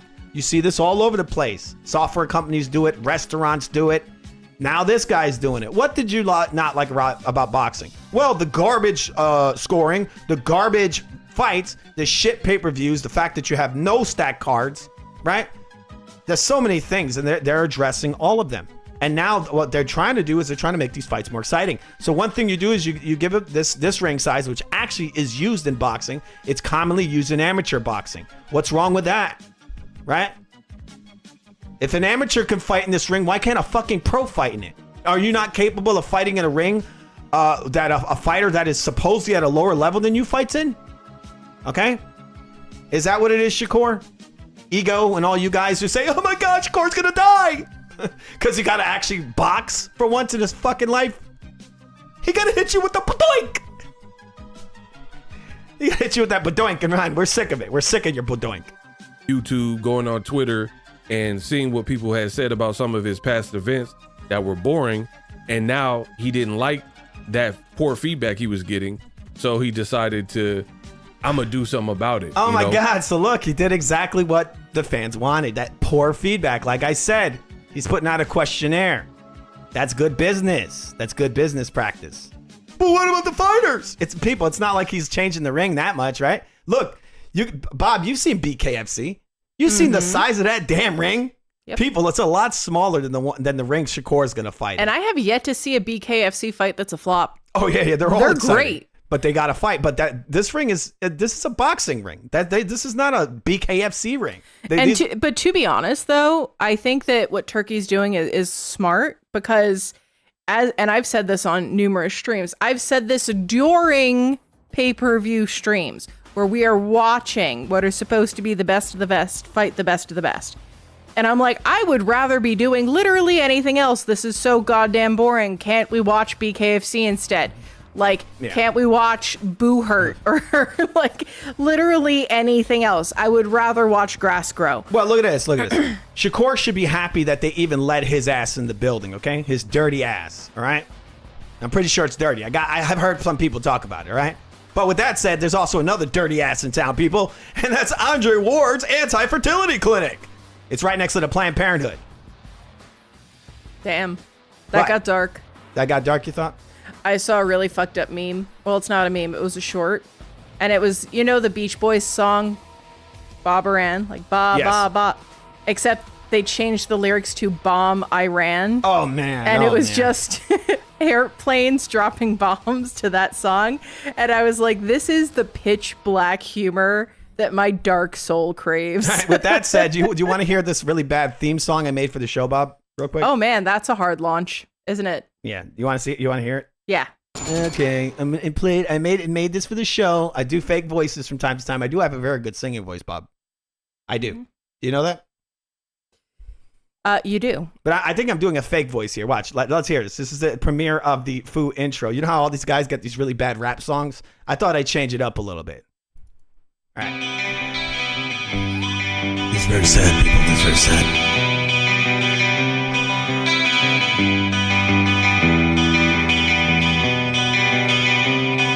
It's gonna be a very, very sad song. People, it's an emo song. I made an emo song for the intro. Hear it. All right, so Bob's gonna step away for a second while we're listening to this emo song. All right. We are here for you. We are here for you. Hopefully you are entertained. When old Lizard Eyes comes out. Just so you know, Lizard Eyes is showbiz. To spit the typical narrative. Foosball's live, Foosball's live, we're live. Foosball's live, Foosball's live, we're live. Phil and Bob are here to embrace you, to keep you safe from lizard eyes, from lizard eyes. Yeah, showbiz. Oh. I said, yeah, showbiz. I'm still working on it. Whoa, Lizard Eyes is here to lead you astray. Did you hear what I said? I said Lizard Eyes is here to lead you astray. You see? He's evil. This is gonna for sure get us shadow banned, isn't it? Isn't it? The zone's gonna come after us. They're gonna do it. Foosball's live, Foosball's live, we're live.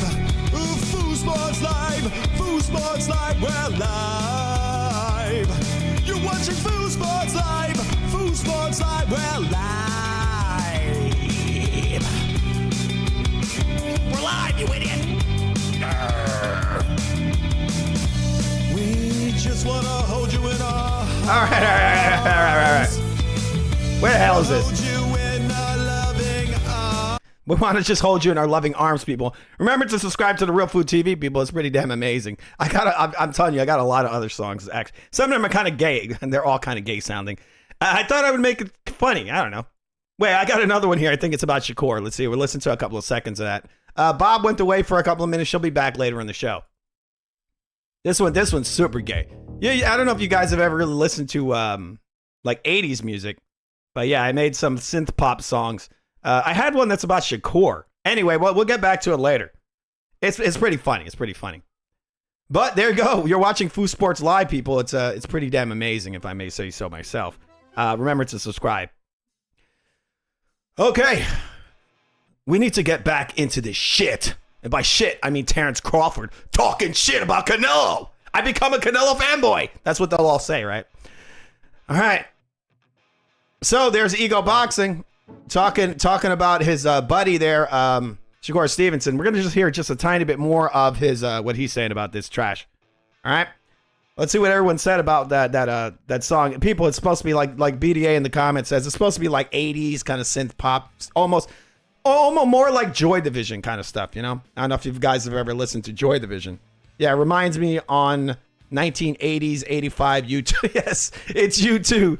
Sunday, bloody Sunday. That's funny. Yeah, I got some really funny stuff. I'm gonna play it. I'm actually, people, if you don't know, I'm a musician. I am. Before I did this stuff, I'm trying to do some things. I'm branching out, people. I'm doing other stuff. All right, let's see that. Let's watch this video. All right, 1 second, please. Now we're gonna make the fighters fight in a smaller ring. So highly questionable stuff going on. I can't wait to see how it plays out.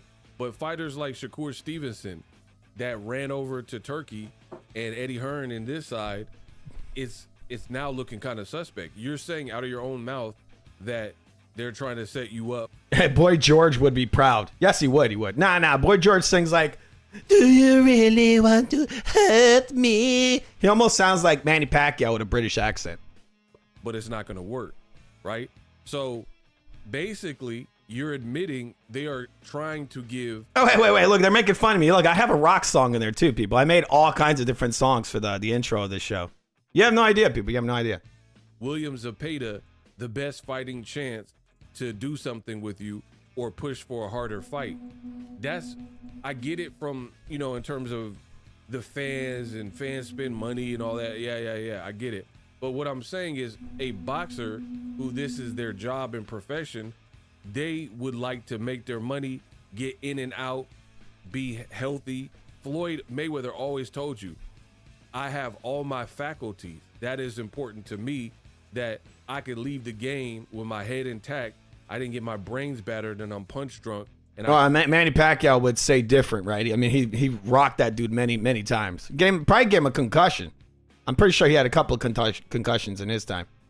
Can't speak to my kids because I don't have my faculties and motor skills anymore, right? And my brains are mush. So most fighters, even the fighters that are warriors or quote unquote. Am I wrong, people? Doesn't Chavez do he does like boxing commentary? You know how many boxers came out who actually fought that can actually do commentary? Just because the ring is smaller doesn't mean that you're going to like get your ass whooped, right? If you're a bum, you'll get your ass whooped. If you defend on your feet instead of your ability to actually slip shots and avoid shots, then that's your fault. Because in that case, if you cannot avoid getting hit with a punch in the way that you're supposed to do it, outside of running your ass off, then you just don't deserve to be in the sport, because you're a liability to the sport anyway. If you're just going to get killed by someone one day, if you fight anybody real, they're just going to kill you probably. Okay? And it's the same goes for Floyd. I said it many times.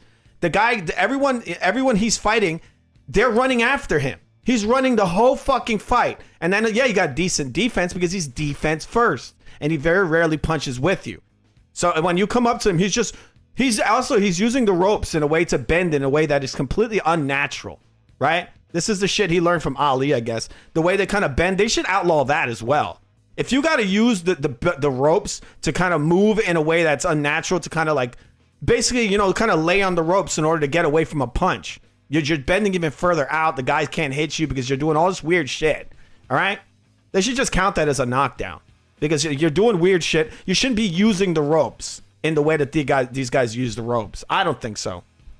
You know, rock'em sock'em robot type of fighters. Also, they should score it. If your fucking back is up on the ropes, you're losing the damn round. When did this rule come in where now, and this is probably Ali that brought this in, where the guys just lay their ass up on the ropes and somehow, they're winning! You're winning!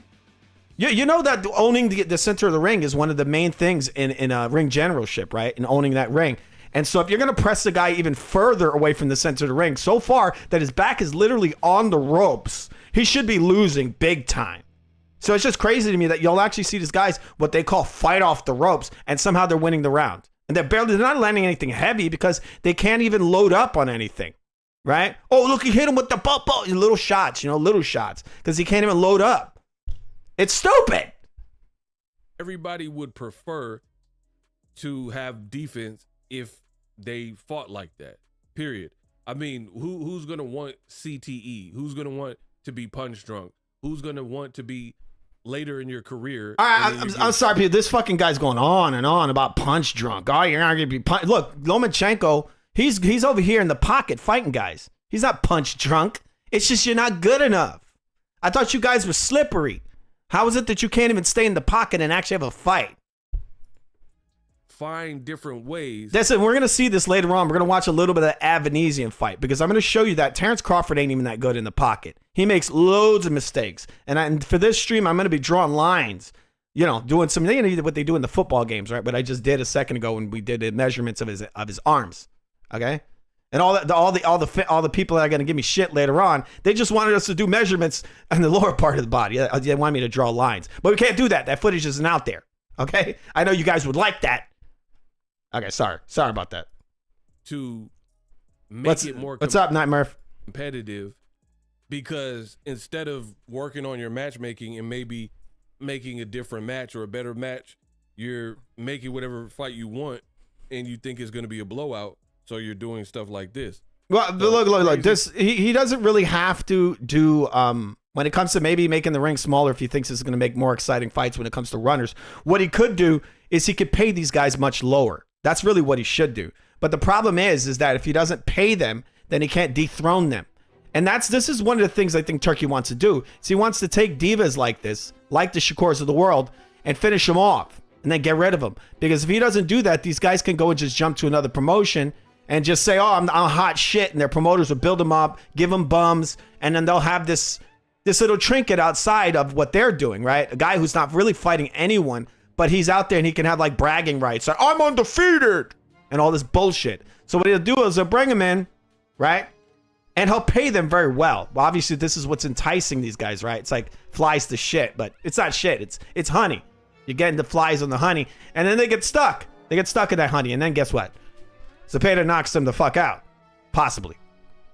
A few times we're in Shakur with the smaller ring. I also feel the smaller ring could backfire. And that's something that a lot of people aren't talking about. I see a lot of people saying, oh, small ring is going to be better. But I actually believe that there are ways for it to Turkey, if you ever hear this, and I know you hate me because I've said some things in the past, if you actually did hear this, you need to not only, you kind of don't have to make the ring smaller, but it's a good start. You make it, what I'm seeing, it's a little smaller, it's fine. What you also need to do is you need to start taking points when these guys start clinching. Because this is what this guy's going to do. What's going to happen is he's going to create a stinker. He's going to run around. He's going to throw a pot shot and he's going to grab. And he's going to keep grabbing and grabbing and grabbing. People, this guy is going to wrestle his fucking ass off in this fight, okay? He really is going to. Because the smaller the ring you make it, the more he's going to fucking wrestle. They need to start taking points for that, and they need to start disqualifying fighters for that. If this guy does, let's say, 5 clinches in one round, he should, or I'll give him a little more. Now, 5 is good. If he does 5 clinches in a single round, he should get a warning, okay? And if he does it again, after the warning, you take a point. This is what you need to start enforcing. Because if they enforced the rules of boxing, when that little bum Floyd was in this sport, he would have been disqualified over and over and over again. He wouldn't have this undefeated bullshit record, all right?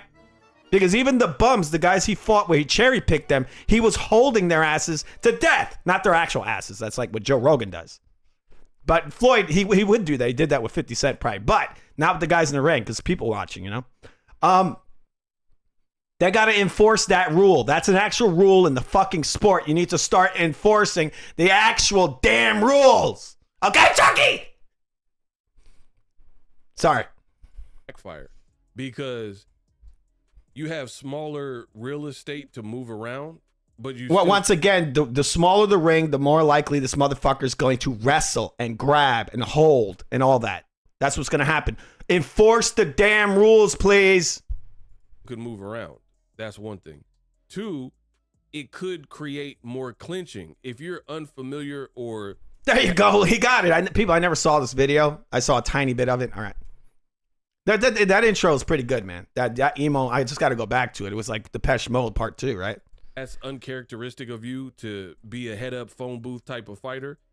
If you're getting hurt in there, then you're going to look for survival. So you could see a lot more holding and a lot more clinching, which is also ugly. Okay, we've gone to commercial break. I actually did agree with you, Ego. You should let me on your show so I could, so that I can school you. I don't know.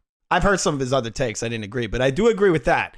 And that's what I see happening. I think there's gonna be a lot of clinching, but then you guess what? Like I said, you enforce the rules, and boop, you're disqualified. Get the fuck out of here, bum. Right? Exactly. Oh, there's Shakur. Wait, where the hell's the audio? It makes for an ugly fight. So it's a weird decision, in my opinion, for Turkey to have come out with this, but we'll see. You know, we'll see how it plays out. But Tank was right, Ego was right. That's what y'all need to know, because Tank told you about these guys need Turkey. Ego told you they need Turkey, and now you see what's happening over there, right? Where Devin Haney and Shakur Stevenson, black fighters, American fighters. Oh my God! Why you got to bring up this stupid black stuff, bro? This guy's actually Puerto Rican and something else. I think he's black, I guess. But why you got to bring up race? Why you gotta be so rude? That's gonna be the new intro. I'm gonna do that one. I'm gonna add my own lyrics to it. Watch. I'm gonna annoy the hell out of you. Watch it. This doesn't necessarily benefit them. If you look at Devin's last fight with Jose Ramirez, to say we're gonna put you in a smaller ring so there's less Tom and Jerry antics, Devin was using the whole ring. So to me, this is a setup. People, look, like I said, if you enforce the rule where you can't grab all day, all this does is create exchanges. That's all it does. It makes the guys actually box. What these guys do is not fucking boxing. Boxing is not hitting the guy with a little touch and running away. That's not boxing. When did that become boxing? And they talk about Ali, stick and move. Stick and move when Ali did it really is just circling his opponent and hitting him with, peppering him with shots and then loading up, you know? Left hand, jab, pop, pop, pop. Then he comes with a right hand, right? He takes a step back, he moves a little bit, and then he resets again. And now he's sticking you again. He's circling you while sticking you with the shot. That's sticking and moving, right? He's hitting you with that stick. He's hitting you with the bones, right? The bones, the hand, the arm, you know, because the arm's like a stick, right? But it's a bone. It's a bone. So he's over here just boning his opponent, right? He's just circling him, boning the fuck out of him. Bam, bam, with the boning him. Then he hits him with a nice hard right bone, right? Dude was good at boning people in that ring. And this is what I said. I made a video about it, and now Shakur Stevenson's talking about it. Notice a pattern. When boxing ego speaks, obviously what I'm saying is not that far off, because you end up hearing the fighters and champions parrot what I've already put out there. Oh my God, you take the credit for fucking everything. Get out of here, Ego. F you. You're taking my opinions anyway, you piece of trash. All right, so we're going to go forward into some more of these hot topics, people. All right, we got some over here. We got, this is kind of outside of boxing. Perfect pick, I think, over here. A lot more tolerable than Joe Rogan. The guy makes perfect sense. We got Johnny of Knoxville, people. He might be hosting Fear Factor. He's going to be. He look in some weird way. He looks a little bit like Manny Pacquiao. Freddy, I host Fear Factor. Well, yeah. So there you go. Isn't that like a perfect pick for the show? Just on a side note, there, Fear Factor, Johnny Knoxville. That's just a no-brainer. Is he gonna make them do jackass stunts, like hit themselves in the nuts with stuff? All right, so this is Clarissa Shields' next opponent, who is tiny. We're gonna see it. This is her. I think this is the lady. Yeah. 1 second. We're gonna watch a little tiny bit of this, not too much. Look at this lady's legs. My God. She must have been really fat and lost weight or something. I don't know what it is. This is the lady Shields is gonna be fighting next, people. Her name is Daniels. Weird. Is that the dude name? She's not a big puncher, but she actually has I was studying her. She has good head movement. I think she has pretty good head movement. She could maybe give Clarissa a run for her money if you guys into female boxing. You never know. She might knock Shields out if she hits her on the chin with one of these, right? Shields actually is not much of a puncher. Like, people really, they don't see that. Like, she really isn't. And she fights many times. Shields, I have no idea how she won these gold medals. She fights in many times very amateurish. She's not that great. But look, this lady's got good, decent balance, good head movement, and she lands. She's okay. Like, that overhand there, that right hand, that might start hitting Shields. I think she's got some of the best boxing fundamentals out of pretty much almost all the women Shields has fought, I think. I could be wrong on that, but even though the lady's got those massive fucking legs, her upper body's just so small. It's weird. But yeah, it's like kind of for female fighters, I think she's got decent head movement. She got her legs like tree trunks, dude. She got fucking Mark Hunt's legs, but she's not a huge puncher. Interesting. We're going to watch a little bit of that weigh-in. Not weigh-in, the face-off, because Shields looks just massive next to this woman. All right. 1 second. I'm looking for that file. I had it in here somewhere. All right. And a lot of people don't care about that, but it's coming, people. It's effing coming. All right. Crawford going to win because... Damn, I got so many files over here. It's insane. Got another Bernard Hopkins video. We're not going to watch that. We've already gone over that. Bernard Hopkins... he's 80% sure that Terrence Crawford is going to beat Canelo Alvarez. It's just a damn fact, people. It's an effing fact, right? All right. I'm going to get rid of this. I got some more. I'm just going over my files right now, people. Just give me a moment. Bear with me.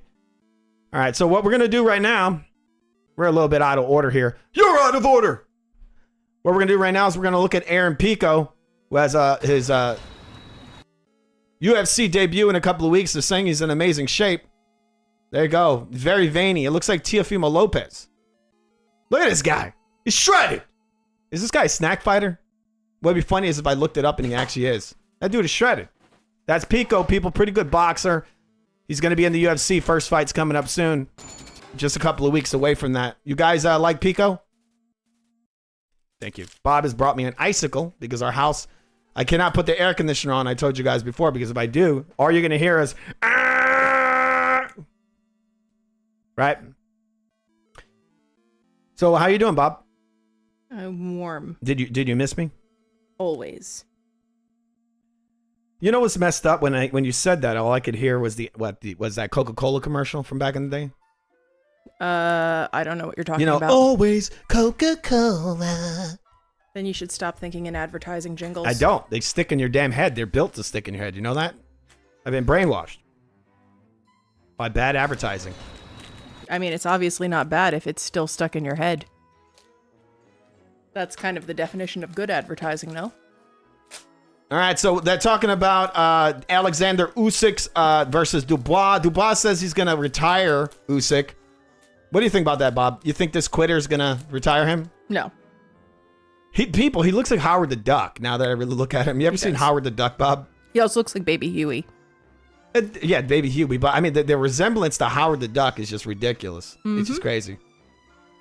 He needs hair. Yes, he does. Did he color his hair on? Whomever told him to take his hair off did him no favors. They did. All right, you want to read some of this, Bob, while I eat my icicle? I was also eating my icicle. All right, Bob is also eating icicle, but I am scorching hot. Daniel Dubois has declared he will bring Alexander Usyk's illustrious career to an end when they clash for the undisputed heavyweight championship at Wembley Stadium on the 19th of July. The British fighter believes the unbeaten Ukrainian champion is already contemplating retirement ahead of their rematch, rather. Possibly, yes. I'm going in there to do as much damage as possible, Dubois told Sky Sports. Hopefully not to his nuts. These things are happening for a reason, and I'm just going to be ready to take the titles away from him. He's such an arrogant little shit. Undecorous bastard. He was cheating the whole time in the last fight. Sorry, people. I'm eating an icicle right now, and my teeth hurt. I ate it a little too fast, maybe. Right, Bob? I don't know. Did you? Anyway, did I? I don't know. All right, so we're gonna show a little bit of this. Wait, actually, we're gonna show a little bit of this fight that the most amazing fighter in the world had not too long ago. It's a guy named Terrence Crawford. He fought a dude named Jeff Horn, the bum.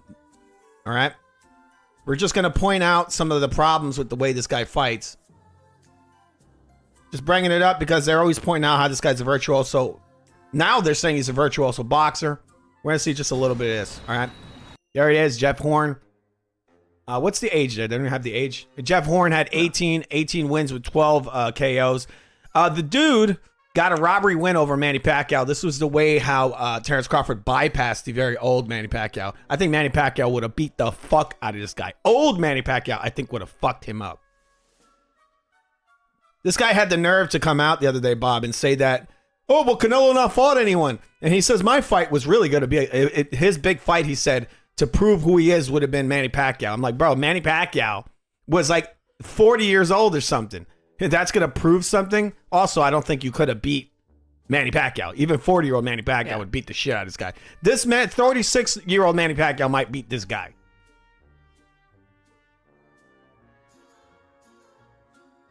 All right, so there you go. Jeff Horn. Jeff Horn looks a little like Canelo, like pre-steroids Canelo. No, Canelo was always kind of big, but yeah, I guess if you could say when he was 18 years old. Yeah. So look at a skinny motherfucker, and somehow they're saying this guy went all the way up to 168, walking around at 180. Oh, he never took sauce, right? We're just gonna watch a little bit of this. I'm gonna cut ahead probably because this guy is such a boring. A lot of times he is very boring. That looks like that cut ahead. I didn't do that. They did that. Maybe Crawford ate a big punch, so Top Rank cut that part out a long time ago. What is this? Why are they cutting so much of this? So there you go. Jeff Horn lands a right hand. Terrence Crawford sloppy as all kinds of hell, but so is Jeff Horn. So basically Jeff Horn leaps right into this right hand.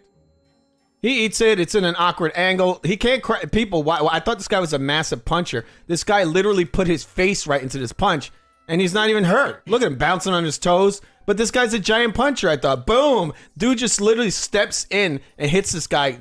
No effort. He just boom. That easy. It's that easy to hit this guy. And people, nothing's changed. Nothing changed. You saw that, Bob? Yeah. Won't you keep your fucking left hand tucked? That's like the most basic thing ever. Oh my God. And he tries to hit him with a right hand. Wrestling. Jeff Horn hits with one another. What, is this the same one? Look, he hit him with another right hand. And people, just so you know, Jeff Horn's kind of a bum. The only reason that he had the only success he had versus Manny Pacquiao for the most part was with big ass headbutts and tackling him and putting him in headlock, everything, all kinds of BS. Look, this guy's getting pushed back by Jeff Horn. There he goes. He grazed him. He hits him with this shot. Full force. Dude eats it like it's nothing. I guess he didn't dehydrate Jeff Horn out. Right? Maybe that's what it is. Maybe that's why he's not as strong. Or his gloves aren't special. Not for this one, right? There you go. There's a commercial. Whoop. What do people in the comments think about that? Is that a virtuoso boxer there you see in that video? I don't see a virtuoso boxer there, to be honest. But I'm also very warm. I feel like my brain is slightly melting. Yes, we're both warm, but I gotta take it. I mean, I am Hispanic. I guess I'm kind of built for it. Look at this. Look at that. Isn't that an amazing technique there, Bob? The way he just pushes the head down like that. All scared, getting, he's kind of wrestling Jeff Horn. People, I just gotta tell you, this technique on these punches from Crawford is absolutely stellar. It's elite. That's elite level. Elite level punch. I just love the way he throws that punch. It's completely out of position. If he was fighting an actual elite, he would have got his damn head knocked off here. He always does. Look at ugly, ugly, ugly shit. What kind of punching is that, Bob? Garbage technique. Absolute trash. And he stabs him to the body with this fucking right hand down. Like, you can't bring your hands up, bro? Look, watch this stab to the body. There's just so many mistakes. Look at that. He throws the flip. He's trying to hit him with a badoink. Bob, he tried to hit him with a badoink. You saw that? This dude hates to bring his fucking hand up, doesn't he? We're going to go forward into the fight a little bit. All right. What is this here? I'm just going to show you guys some of the greatness of Terrence Crawford here. Look at the way he just wings in this shot with his other hand down. Ugly, ugly, ugly. Garbage. Amateurish. Trash. Where's the greatness in this guy, Bob? Nice. I mean, he lands that shot. He wrestles. It's fine for him to fight dirty, right? He could wrestle you. He could headbutt you. But you know who he's not going to be able to do that against, Bob? Who? Canelo. They're not going to let him do any of that. Oh my God, the hand speed, the flashes of greatness, the way he throws a straight left with his right down all the time. He don't fucking block. He wrestles. Look at this. He should have got a warning for that. You know that, right, people? He's doing way too much wrestling. Way too much fucking wrestling. And look, he looks at the ref after the guy hits him while he's hugging. He's like, wait, look, he's hitting me. The great Terrence Crawford with more wrestling. You know you're not supposed to do that, people. You know that? All this damn wrestling this guy does. Yeah, Jeff Horn's a dirty fuck too, you know? This is what he's going to do against Canelo, Bob. This way, he's going to push Canelo and he's going to fall over. Yeah, okay. That's a cute little body shot. But once again, people, this is Jeff Horn. This fucking Jeff Horn. This dude got to throw everything in the world, hit this guy as many times as possible, and dude can barely crack a fucking egg. How does he get so weak and then so strong, Bob? How's he do it? Maybe it's Maybelline. Maybe it's the steroids. He's weak, and then he's strong, and then he's weak, and then he's strong. No PDs in that guy, huh? Weak. Like I told people, this motherfucker can't even knock out Amir Khan. This is probably the guy that's going to come in versus Canelo. This weak motherfucker. Man, he might have a little muscle on him, but he ain't punching like no truck, people. PDA is saying not to play too much top rank content in a row because they will copyright strike you. Yeah, I know. Thanks a lot, man. I know. I've been bossing too close to the sun, my love. I've been told that Top Rank's actually less strict on that because I mean what I'm doing is actually fair use. I'm talking over it, you know. It's an analysis, you know.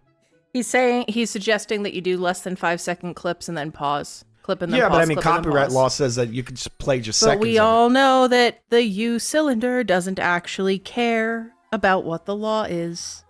You know who also doesn't care about the laws, Bob? Who? Dudes that try to fight in women's boxing. You know, if you really planned this well, you would have had dude looks like a lady. Except it doesn't look like a lady. Do I have a song? Maybe I got a song over here that matches this. Give me See, a second. when you debuted this headline, you should have queued that song up. I'm just saying, you're a little off your DJ game. Really?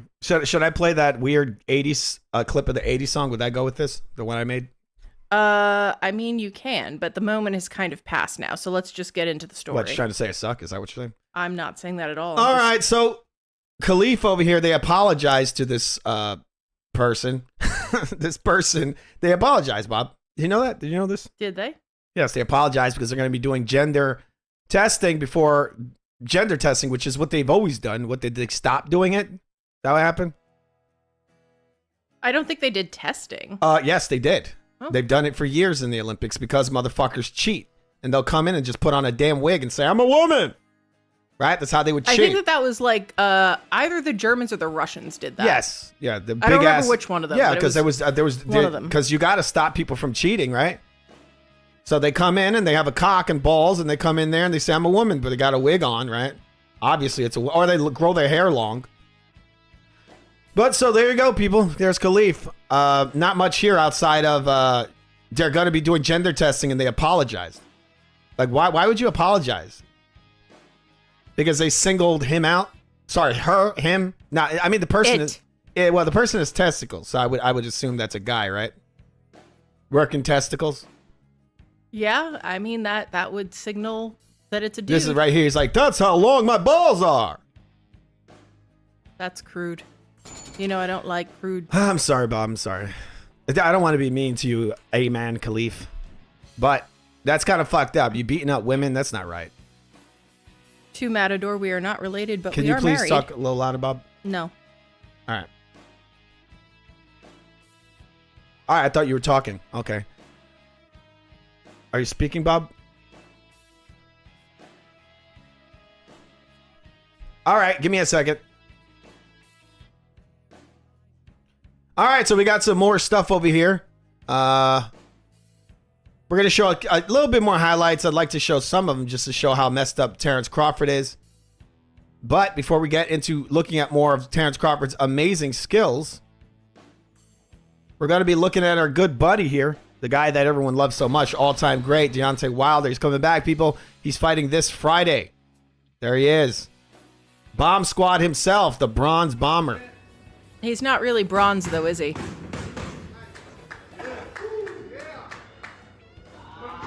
What do you mean he's not bronze?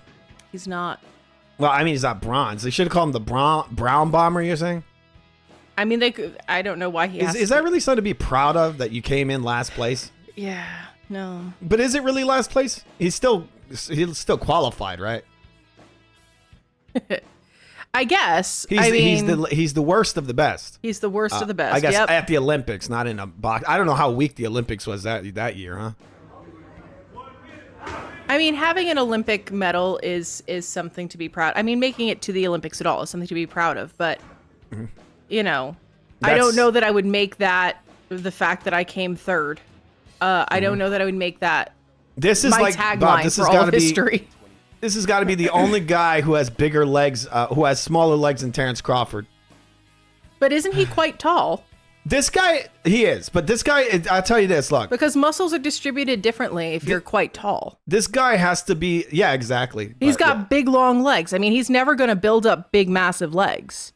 No, but I mean, it looks like he's never gone to leg day even one time in his whole life. All leg days, always. He is against leg days. They are against his religion. But exactly. You also kind of have to adjust your expectations, because when you're very tall and you have very long limbs, you're tall with long limbs.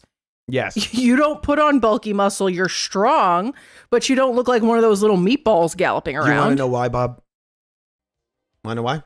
Why? Because I push it to the limit. Just like the Real Food TV, people, remember to subscribe to the greatest channel on demand. You're watching Food Sports Live. Food Sports Live! Live! Are you trying to make your own advertising jingle? Yes. I did. Sergeant in the comments is saying heavyweight Olympics is trash. Oh, really? Yeah. But look at this guy. I'll show you this. This is a problem I had with watching Crawford. Oh my God. Deontay Wilder. One of the problems I have with this training is that he trains mistakes into his game. You know, his last fight, I saw him doing twirls, and then he ends up getting knocked out. Look what he does here. Watch this. Say he's in the heavy bag, a weird kind of jab, left hook. Sometimes he's actually okay. He seems okay. I don't know why he trains with his hands low like that all the time. Slips the line, slips into punches. The big thing here is when he throws his punch and then he slips off to the side, he keeps his hand down. He's trained to almost like get himself knocked out. We're going to see in a second. I mean, what is this? What are you doing? BDA's requesting you play the synthwave song again at the end so he can put it in his MP3 player. A synthwave song? Yes. That's funny. Yeah, it's Food Sports Live. Food Sports Live. It's an amazing song, I have to say. I cried a little bit when I wrote that. All right, this is the moment I said, look at this. Look, he throws his right hand and he slips to the left. Like, I mean, this guy is just waiting to get knocked out with his hand down. He just slips. Like, you're doing these terrible. Why don't you slip under? Why do you slip like that? And he keeps doing it. Look, he trains. He's doing that weird twirl still. And then he puts his arm on the guy and throws a punch. I mean, it's not very explosive training. Take it forever. Look, why would you do something like that as a heavyweight? Like, look, you're going to get knocked out. He's doing that Floyd Mayweather shit. You know that's illegal, Bob. You know that? They call that framing. Now, since Floyd does it, they make it like it's okay to do that.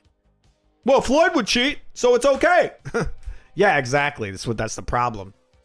All right. I mean, I think a lot of people, particularly the more wealthy or the more fame they get, the more their moral compass shifts. You could start out with somebody who's got a lot of integrity, but then the more famous they get, that integrity seems to kind of deteriorate. Yeah, they deteriorate the fabric of the sport or the foundation. That's what Floyd did. I mean, it's not even. It's just their all around behavior deteriorates. Yeah, and what it is one popular guy and a powerful promoter has a fighter who's an absolute fucking bum, and then he's able to cheat all day. And this is what this guy made his career on, was cheating, right?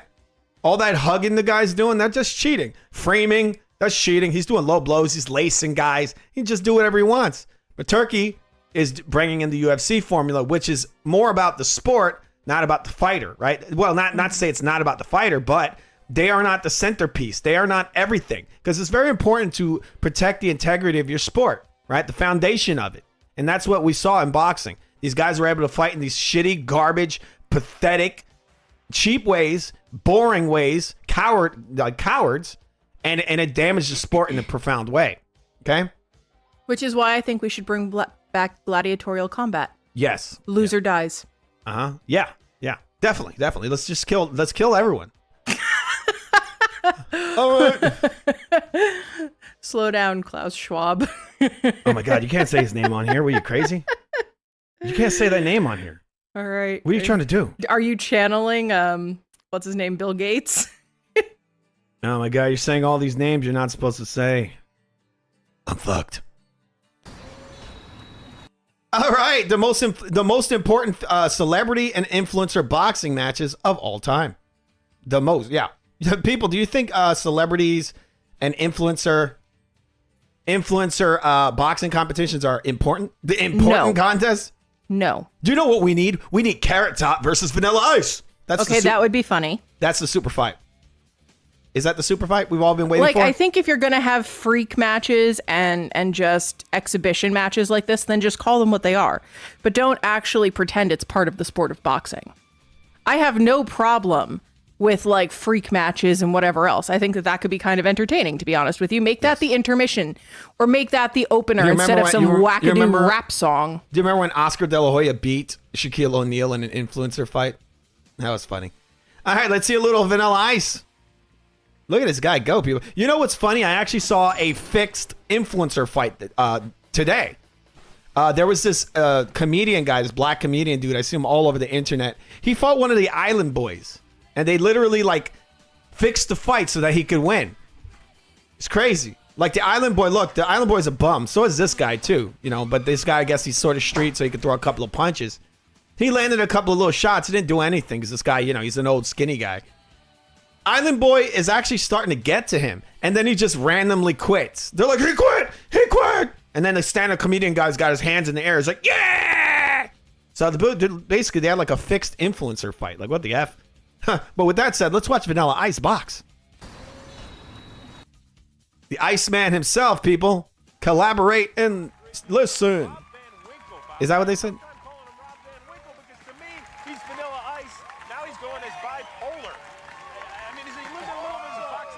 He came in there as bipolar. Did he come in there as bipolar, or is that his like ring name? I think it was both, right? A little bit of both. This really just went to a commercial after going to a commercial. That's insane. You know Vanilla Ice has really made it when he's got a weird energy drink with a parrot on it being advertised before his YouTube video. Delicious. Oh, it's got alcohol in it. It's got fucking alcohol in it. I gotta drink that parrot drink. I think this is back when Vanilla Ice was trying to have some edge. This is after he tried to be a gangster rapper. Then he tried to become like a member of Korn. I love Korn. Korn is delicious. Oh shit! This was on Fox. Yeah, Limp Bizkit, Limp Ice Cubes.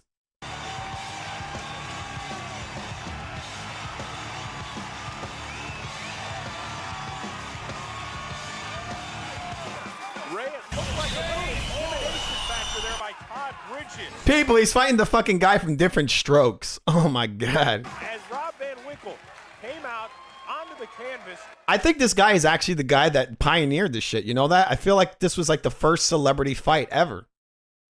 Fucking guy from Different Strokes. What you talking about, Willis? That's Willis. Yeah. This shit literally looks like Celebrity Deathmatch from MTV. Look at that. That's the ring Shakur's going to be fighting in. He's like, I can't fight in that ring. Who am I? Vanilla Ice? All right, here we go. Vanilla Ice doing it big. No distinct advantage, but as we said, oh, that's a prime Vanilla Ice too. 32, 6 foot tall. Dude got a 76-inch reach. Damn, dude got a fucking reach, man. Damn, he would fuck Shakur up. You know, this is the kind of guy that Crawford should fight next after he gets knocked out by Canelo. The knowledge. He's a guy that met Muhammad Ali. Damn, this dude, he got all the talent in the world. This is a guy, people. He didn't fight like Muhammad Ali. He didn't fight on a Muhammad Ali card. He met Muhammad Ali. Oh my God. He must have touched him. It's sort of like the soul man himself, James Brown. Maybe, you know, you get near him, maybe you get a little that soul on you, right? The soul man. And maybe he got some of Ali's greatness. The guy that met Muhammad Ali, who came onto the set when he was just This guy is gonna knock him out. One time he met Manny Pacquiao. He met him. 2 years old. Are using 16-ounce gloves. Todd Bridges comes out on the attack. He said he was going to use the jab. Oh, damn. It's a stiff jab. You know, Todd Bridges coming out heavy, bro. Straight out. Rob Van Winkle, bipolar. Damn, he's moving. Keep moving. He's got his chin in the air. Damn, maybe slip a little? Do you really need to circle that much, bro? That's a lot of footwork, man. Shakur would be proud of him. And a good exchange, a furious exchange right in front of us. Bridges working the head. Move, baby. You got to move. Bipolar better get on the wheels. Bipolar. Lou Moret talking to Van Winkle, perhaps giving him some words of encouragement. He's giving up that chin too easily, Ray. He hit him with the badoink. And this dude punches just as hard as Shakur. As I said, right now stay on the motocross and get a little bit. Oh my God, this is great. Damn it. People, this sorry. This is an amazing celebrity fight, but we can't watch too much of it. 1 second. And Bridges does land a heavy right. Oh my God, Bridges. Loses his headgear. All right, people, that's Vanilla Ice versus that dude from Different Strokes. If you want to watch it, that's online. That's a fight I gotta watch. I'm gonna watch that later on. That's almost as good as this fight here that we were watching a little bit of earlier. This guy over here, this guy's got a future. He really should take on Vanilla Ice, but I think Ice got him. You want to know why? Because Ice has he has a reach advantage, right? You don't want to fuck with the Iceman with that reach. It's 76-inch reach. That's longer than Crawford's reach. People, obviously, he's going to win. That's another thing I keep hearing from people. They're saying, oh, well, Crawford got a longer reach than Canelo. It's like, okay, so what? Lara had a longer reach than Crawford. All right? Do you not get that in your stupid head? You idiot! Sorry, I had to scream at you like that. Sorry. But with that said, let's look at other things. And by other things, I mean the comments. Bob isn't here right now. She's walked away for a minute. She's busy. She hates me. Sergeant in the comments says, Vanilla Ice not about that action. Bro, he was about it, people. He was about it. He was just setting up. But that's boxing. You just don't know what boxing is. Do you? Sergeant, do you not know what boxing is? Do you want this guy to have CPE or CBD or whatever the fuck they call it? You know, his head is brain damage. Brain damage, right? You don't want him to have brain damage. Sober's Never Sober says, Vanilla getting iced. I don't know, man. I got to watch that fight. You never know. It could have turned at any minute. He polished all Ali boots. He built different. Yeah. One time, Ali gave him a pair of gloves. And he's like, oh, thank you, Ali. You gave me your gloves. He's like, no, I want you to clean those. With your tongue. Clean it. And he gave him a weird look. And Vanilla Ice, that guy from Different Strokes was like, what? Do it now. Yeah, Ali was weird, right? Maybe. He might have been. It brought a tear to my eye, too. Not lying. What, my song? That's messed up. It's a good song, people. It's emo. And Wilder was the only medalist that year. Food TV. Live. I didn't say love. I said, wait. Live. It's pretty amazing. We need to get into more of our topics over here. They're all mostly revolving around boxing. All right. We got Shay Shay over here. I don't know why I put this in here. This is Crawford talking to Shay Shay about what he does to Turkey Yellow Chicken. All right. I want to choke you. I don't even want to punch you. Have you ever been choked before? I want to choke you. I don't even want to punch you. What the fuck is this? Is this a come on? I want to choke you. I don't even want to punch you. Have you ever been choked before? Oh my God. That's a lot. Wait. So just imagine. Just imagine I'm choking you. Lovingly. Somebody like got your life in their hands. Yeah. And they decide. This guy's like a fucking serial killer. I don't think I've ever thought of this before. Imagine you're just choking somebody and you got their life in your hands. What the F? Do I have to play the Hogan family music to make this a little wholesome? What the F? Give me 1 second, people. This is going to be a weird blend for a second. Family fun for the whole family. Shay Shay does an interview with Terrence Crawford. Let's hear this. Whether they want to let you go or not. Damn. So just imagine when them people getting choked out in the UFC. Yeah. And they like, Crawford's there. He's jacking the willy there. He's like, just imagine, just watching him choke. just imagine. Just imagine. You ain't gonna let it go. I don't need to imagine, motherfucker. I'm watching the damn thing, right? I gotta imagine them choke. Just imagine how they feel when they're being choked. I'm saying, just imagine it. You think about it. If ain't no ref, right? And now he's talking about that. Just imagine if there ain't no rep and there's no fans there. You want to come to our house and hang out with me? Hey, let him go. You know what I mean? I want to choke you. I think Terrence Crawford's favorite film might actually be The Exorcist 3. He's talking about what he does after he gets back from the club with the man. All right, so there's Terrence Crawford. That's the guy they love so much. All right. Quentin says that Crawford wants to wrestle. He wants to wrestle Shannon Sharp. You want to know what's funny? He actually did. When they were in the ring, they had some weird thing that they did in the ring for this interview. Before they're sitting in that chair in that weird room, he was wrestling him in a boxing ring. It's like, bro, why do you got to lay your hands on everyone? Why every time you're around a dude, you got to put your hands on him? It's really weird. Like this guy Crawford, I've actually seen him wrestle like a dude on YouTube. Some dude. He wrestled a dude from YouTube. What's wrong with you? I think there was a cameraman. He wrestled him too. He's just wrestling everybody. It's weird. Okay. That's Shay Shay, people. That's Shay Shay. Don't we all love Shay Shay? All right. So we're not going to go into this. I have a little document here that will not open. This has to do with the size of a boxing ring. Actually, I'll just tell you right here. All right, 1 second, please. All right. It's usually 16 to 18 by 16 by 18, something like that, the way you saw it earlier. That is the usual size of a ring. The one Ali fought in, I don't know the exact ring size. I looked for it, but I couldn't find it. The rings that guys, like I told you earlier, the ring that guys like Floyd Mayweather fight in, a lot of these runners, like Shakur and all them, they're not fighting in a standard boxing ring. They're fighting in something much bigger. I think in a lot of ways they might have changed the definition of what is a standard, because in this argument they talk about the standard size and they put 16 to 24 feet square.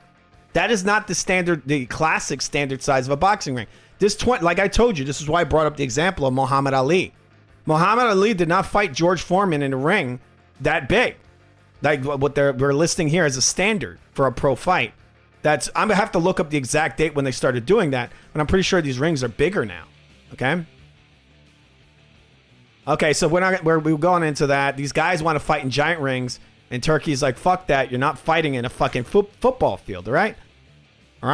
But you know what's really crazy? The fact that Terrence Crawford, the guy's just doing anything to not get knocked out by Canelo, right? He's out there, but he was over here supporting the cops. That's the one thing. He failed with that. He should just, supported, I don't know. I like how they say mostly white anti-ICE protests. That's funny. Mostly white. What the hell? Mostly white. What's wrong? What's wrong with you people? And the anti-ICE guys, they clashed with the Clash with the black and Hispanic pro cop demonstrators in Manhattan.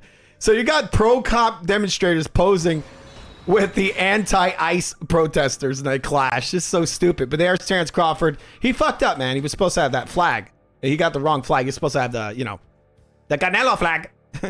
He's like, Canelo, please don't kill me. I'm losing weight. Little Bomac in New York City, my neck of the woods. Why are there people behind him with masks on? You see these people over here, people? Look at that, Bob. You see that? The guys with the masks? Yeah, the masks seem to be coming back. I've seen them around. That is so stupid. Look, everyone behind him got fucking masks on. That's Terrence Crawford there, Bob. Wow. He had a clash with the anti-ICE protesters. He really should have just been against ICE, but he tried people. He brought the wrong. He backed the wrong people. I do think it's funny though that the ICE protesters are usually like middle to upper middle class white people. Yes, usually. Most of those people protesting or whatever the fuck that is, they're. I'm pretty sure they're mostly, like you said, they're like liberals, like white liberals. White liberals, middle and upper middle class white liberals. I think that they should be deported. Okay, I mean that's a good idea. Good idea there. Because you know what? To be fair, these folks that are like coming across the border, albeit illegally, but who are actually coming here to like work, I would take a 1-to-1 trade. You want to be a communist? Don't say the N-word. Go over there. You want to be? I'm joking. We're joking, people. I'm joking. You think that wherever these folks are fleeing from is so superior? I would encourage you. Go there.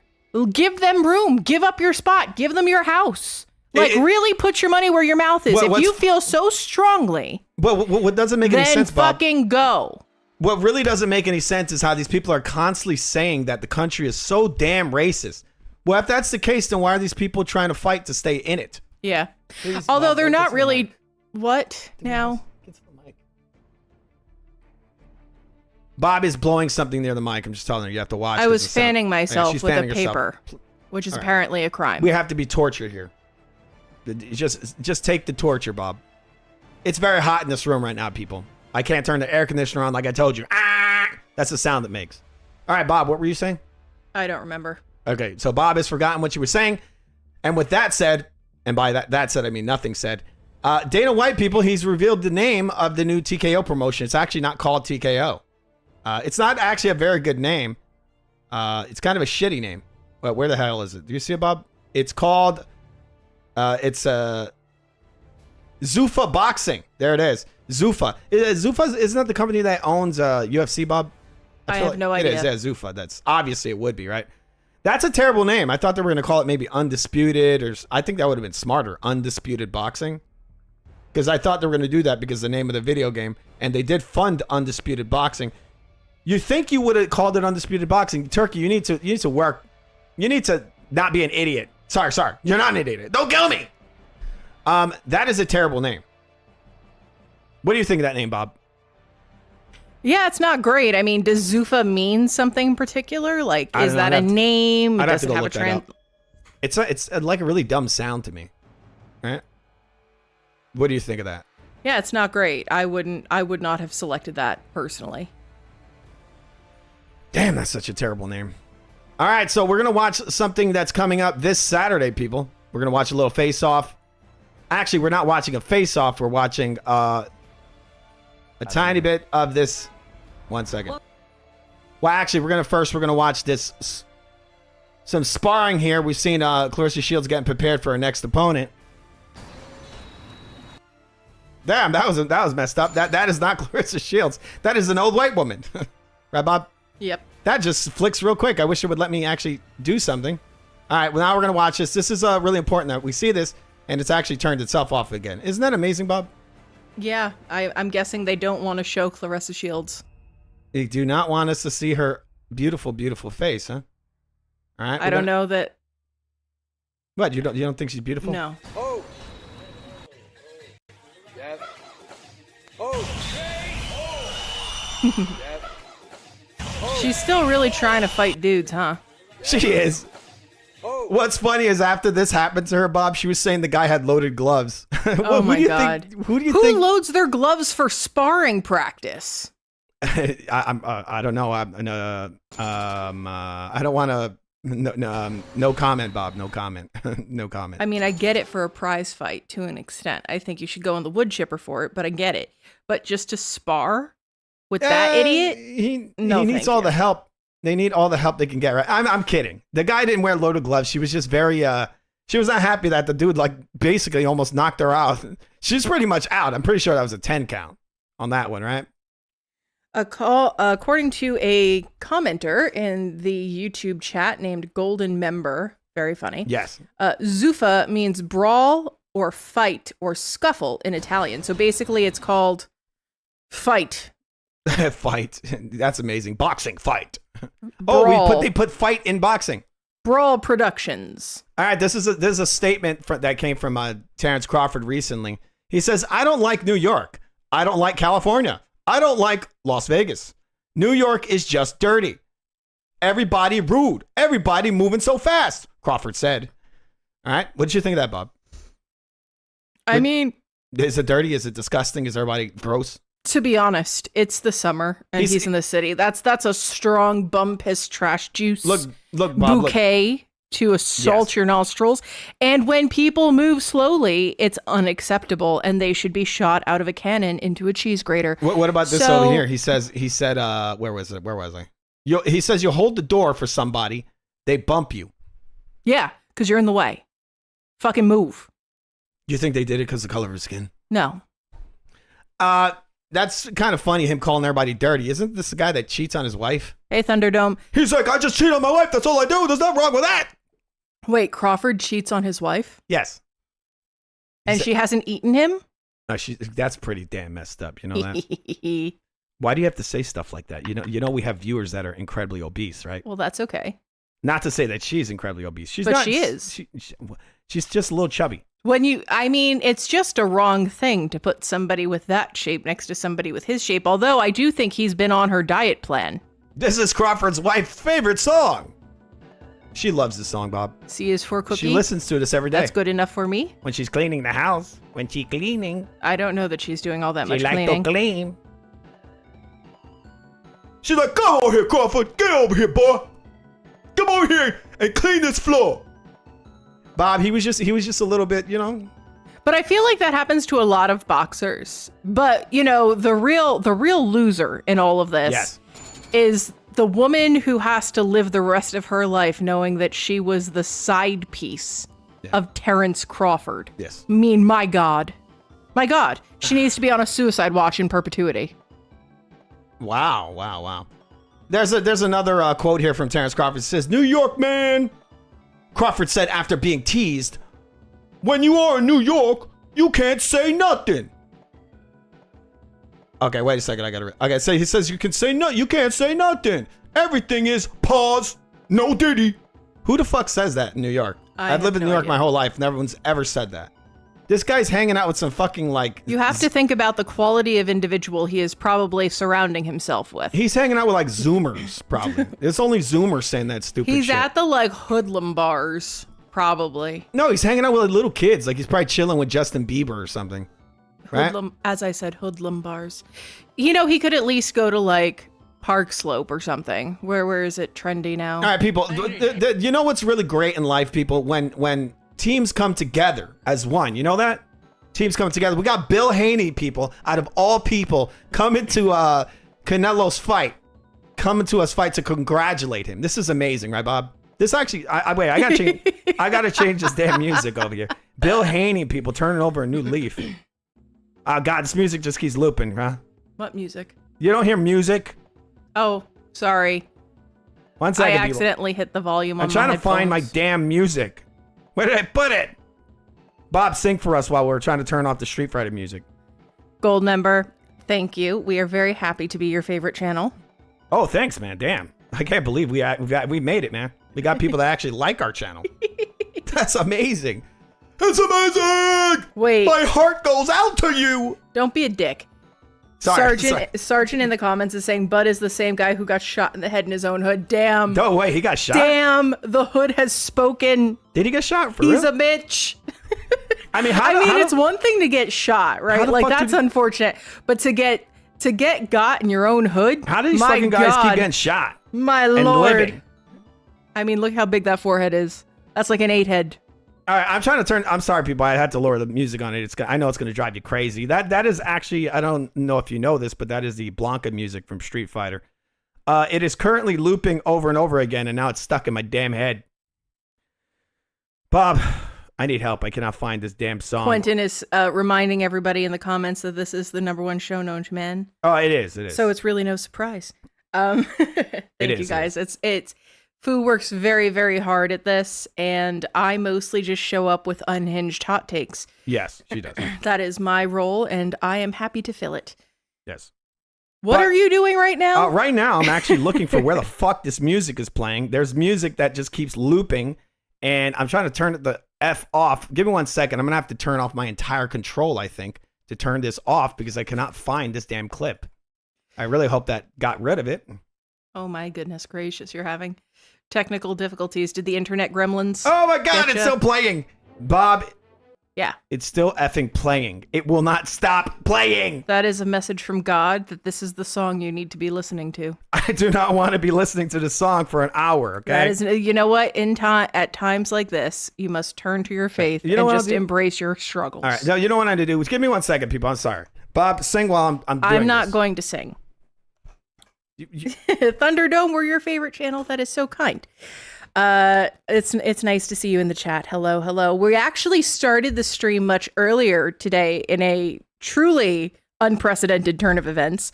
But we continue onward into the night. Okay. Dude, Night Murph, if he nukes this PC, I'm going to nuke him. Okay. Oh my goodness. We went on such a voyage with this PC. So like behind the scenes stuff, Fu had another PC and then we upgraded his graphics card. And then he needed a new power supply. And then he needed a new motherboard. But then none of those things fit in the old case. So we had to rebuild the old PC and buy a new case and just accept the fact that we're building a new PC. Yeah. But then like everything was wrong all of the time. And it took like so 2 months. It took a long time. The thing is, I would have got oh my gosh. a really high-end PC a couple of years ago, but with all the virus crap, really, stuff was just so damn expensive. It was already expensive, but then, with this But trash. this was just such a voyage. This was such a friggin' voyage to get this PC a lot. Like, we got a special dedicated air conditioner that used to live just next to the PC to make sure nothing could ever possibly get too warm. Even when Fu is like, running it aggressively. Oh my God, this shit is glitching. All right. Matuz, I selected the nom de plume of Bob because I think it's funny. It is. It's good. But going back to what I was saying, sorry, guys, I fixed the issue. There was no more Blanca. Even though I do like that song, I don't like it looping the entire fucking show. All right. So guess what? What? Guess what? You want to guess? Guess. Potato. That's not a real guess. That is a real guess. That is my guess. That is my final answer. Potato. All right. Look. Give me a second. I know I played this a little too much on the show. So who thinks that Fu's official first piece of merch should be a hat that says, "Give me a second"? Why? Because I feel like that should be the official tagline of FUTV. The reason why I say it is because I think it's kind of annoying when you listen to a stream and then there's just dead air for a couple of minutes. It's kind of... I'm allowed to pick on you a little bit. Is there a place in your heart for me? Yes. Is it unwise? No. I don't think so. To love you? Love me? Gold member in the comments is saying that Bud proposed to his ex-wife with an onion ring. Yes. Damn, that's messed up. He never married her. He has 7 kids with her, but he's not married. Jimmy That's some crickets. dirty shit. I feel like when you have essentially an entire sports team. He's like, I'm not ready yet. I just had 7 fucking married. children with you. What the hell are you thinking, fat furred son? Anyway, people. Yeah, fat, you big bone. Oh my God. Hercules. Oh my God. You fight with nobody. I kill you. All right, but like I was saying earlier about an hour ago, people, remember I said it. Everyone's coming together in the boxing world in support for Canelo Alvarez. We had Devin Haney's dad, Bill Haney, coming to a Canelo fight to congratulate him. Let's see this. You got angry during the fight, didn't you, with some of those tactics? You were angry. No, with adrenaline, I get a little angry. I'm Mexican, man. That was nice. Let's see that one more time. Let's roll that beautiful Jax Links footage. Angry during the fight. That beautiful Haney footage. Didn't you with some of those tactics? You were angry. No, with adrenaline, I get I came correct. I came here. I brought my son. I offered you my son. I offered you my son. Oscar took my son. I gave him his buns. There you go, Bill Haney. Damn it, Bob. How do you get Haney there? They're just uniting together. A common as one. enemy. We've got Gold member in the comments saying Yeah. he wouldn't be surprised if Turkey proposes to Bud. That would be the plot twist, right? Yeah, exactly. What is he going to bring out? The golden onion ring? He's the one that's having Crawford's baby, Bob. Do you know the guy has so much fucking money he implanted a uterus into his body? Crawford, hold my hand. He needed to propagate those genes. I want you to have I want to have your baby, Crawford. Damn it, I'm sorry, Turkey. Don't kill me. I'm kidding. I'm fucking joking. You know, sometimes you do sound like very unhinged. I'm not unhinged. What are you saying? You are a bit. But it's okay. It's a fine quality to have. Look at this guy dance. Oh my goodness. No. All right, that's a lot of big sound effects there, Bob. That was a bit creepy. That was. Somebody is a mega fan. Somebody who made that like truly cares for him. Well, that was the advertisers that made that one. You know that? Well, there you go. Mega fans. Okay, so we're gonna watch a little bit of this. We're gonna watch a little of the face-off, but before we do that, we have to watch this. Do they have another one? The face-off between. Well, it's not a face-off. It's an episode of a show called Face-Off. It's Chavez Jr. versus what's his name? Does it involve special effects makeup? Jake Paul, right? That's the one. I don't know. Looks like an Amish man. No, he doesn't. Don't insult the Amish. They didn't do anything to you. What? What do you mean? Why not? I'm not trying to be mean to the Amish. You know who's got really bad takes, Bob? This guy, Mikey Garcia, who's aging like milk. I'm telling you, the dude literally is really aging like milk. This guy, he's young and he looks terrible. What do you do? Get into heavy alcoholism after he got out of boxing? Probably. That must be what he did. The Garcias are known for their drinking at least 2 bottles of vodka a day. Vodka? Right? Not even tequila? Well, I will say tequila then. It's kind of perpetrating a. This guy's got multiple fucking ads. Isn't that crazy? How many ads do you need, Mikey? All of them. At least I'm back reporting. Somebody's got to pay for that alcohol. How many fucking ads you got? CANELO Crawford is happening in September 12 in Vegas. Break it down. Again, look at this fucking guy. How old is he, Bob? 90? He has aged significantly. Look at his almost all his hair is white. The gray hair looks nice on him, but his face is quite aged. So women are into that? You're saying he's attractive. He also has a blockhead as well. I'm saying like that CANELO, the gray hair looks nice on him. Oh my God. You just have like a weird obsession about gray hair and you think it's evil. Okay. Look, he looks old, okay? He looks much older than he is. He does. And he has like a liver spot on his cheek. Yeah, he's this big ass mark on his face. What is that from? Sun damage. You think he shook Crawford's hand and then itched his face? Wow. What? Wow. What? You should be very ashamed of yourself for that one. Okay. I might pick Crawford. Why? I might pick Crawford. Small money will say Canelo is his size, but I don't know. I think I might pick Crawford. He's a better counterpuncher, better boxer than Skull. Skilled wise. But you see again, they're basing this on this guy's last performance. Skull didn't do shit, right? He's a better counterpuncher. Okay. Well, Lara was a better counterpuncher, I think. I would say Billy Joe's better. Do you know how many guys Canelo went up against that were better counterpunchers than Skull? So again, they're basing this stupid thing on the Skull fight, and Skull just ran around the ring the whole time. So really, you can't really. How do you make a judgment on a guy? The guy just ran around the ring the whole time. Crawford's a better counterpuncher than Skull. Well, you know, anyone's a better counterpuncher than Skull. My dog is a better counterpuncher than Skull. You know that, Bob? Probably, yes, he can land some paws, people. He gets some good all paws. Of them. Yeah, they slip it and they hit you with a paw. My cat's actually a very good counterpuncher. And he doesn't run like that. He doesn't run, exactly. He's not gonna run. Thunderdome hypothesizes that it's a gang tattoo. Oh, shit. That's probably what it is. But it's brown. They used the wrong color. He's like, bro, that looks brown. Goldmember is saying that in the face-off video, the translator is instigating like a motherfucker. Chavez Jr. Tell him I'm not scared, the translator. He said, you're a bitch. I think I saw some. I didn't see that, but I'm rooting for Chavez Jr., but hopefully it's a real fight. I think if it is, I think Jake Paul should lose. I mean, they'll probably pay the guy off to take a dive. That's what I feel like. Who? Chavez Jr. Yeah. For sure. This guy. I mean, he has not had stellar performances historically. I feel like that Jake Paul train been dead for a long time. I feel like even the people that like the fucking guy are done with him. They should be, right? I honestly do not pay any attention whatsoever to any member of that family, so sure, I guess. I'm sick. I'm just, before I was indifferent on, but now I'm like, this is just getting really pathetic, bro. If you want to be a boxer, have an actual fight for once. My God. But he One second. doesn't want to be an actual boxer. He just wants the clout, right? That's all he wants.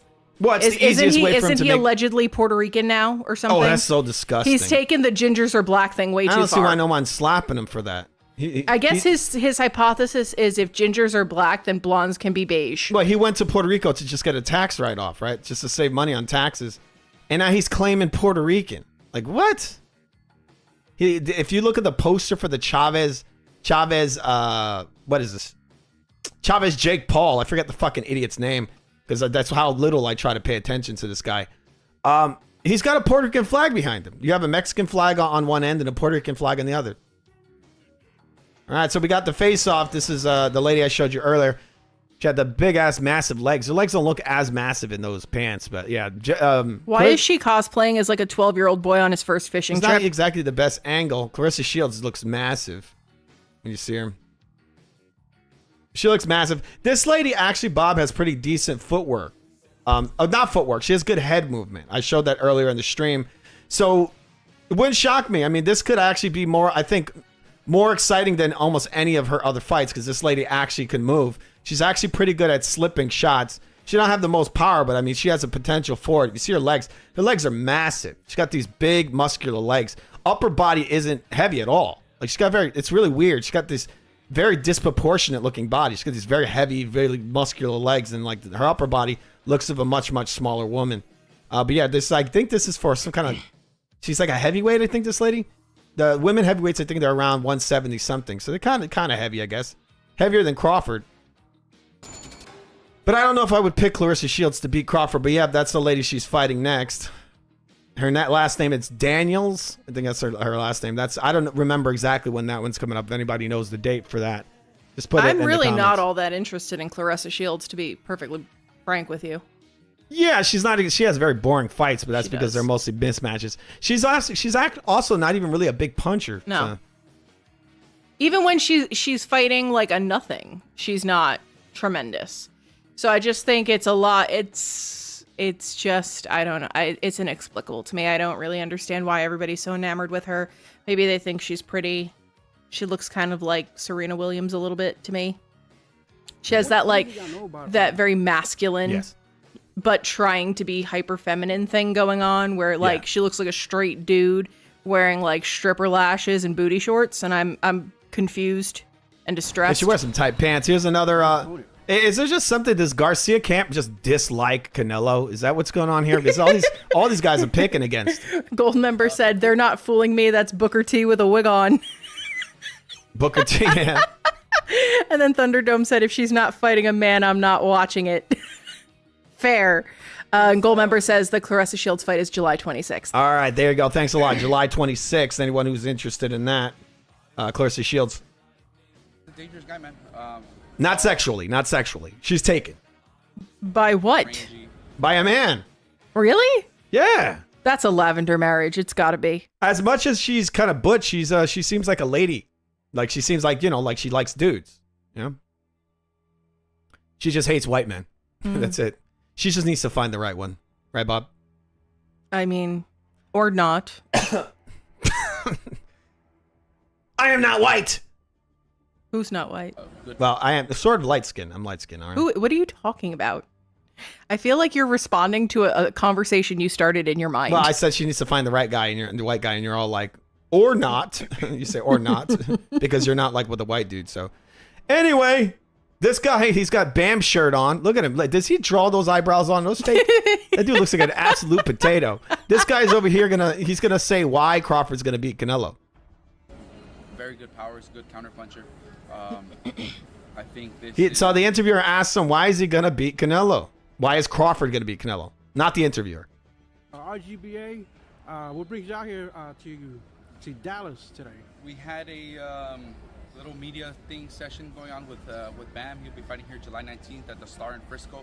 They had him out on the field, kicking some field goals with the kicker for the Cowboys, and just a few things. Now he comes out here, just photo shoot, videos and stuff. We'll be heading back home today. So what is it y'all know about Bam's opponent? Oh my God, we got to cut past. Sorry, people. Fight of his career. We know he's going to come in with with everything to try to take Robert Garcia's son. That's what Skull Kid says. We also have, he looks like an Angry Bird, or Bobby Hill, or Robert Garcia's son. I think Angry Bird kills me, but he also does look like Bobby Hill. Definitely. It definitely looks like Bobby Hill. That's the Mexican Bobby Hill there. That's Mexican Pugsley. Right. That dude's head is an absolute potato. Oh man. To take that away from Bam, but these are the kind of fights that motivate Bam. You know, he's looking for unifications for big fights, and that's what this is. So you know, we know he's going to come with everything. We know All right, I want to hear what his take is on the Canelo Crawford. Sorry, we're going into the you know, people recognize Puma more than somebody like Cafu who just became world champ, but just the power. Oh my God, get it. Look. If you're going to title your damn video and it's like 15 minutes long, you know, I'll do a whole long stream. I got it right in there. And obviously we've gone over, done a little Canelo Crawford already. This guy over here, the video's titled like why Crawford's going to beat Canelo. Then motherfucker's talking about Bam as soon as it starts. Come on, you asshole. I hate you. Do you? Yes, I do, because you're wasting our fucking time. You stand on that you stand on those feelings. I'm not saying what's the game plan, but you know, what do you think how do you think this fight plays out? I mean, it could play out, you know, a few different ways, but like I said, he's more of a counterpuncher.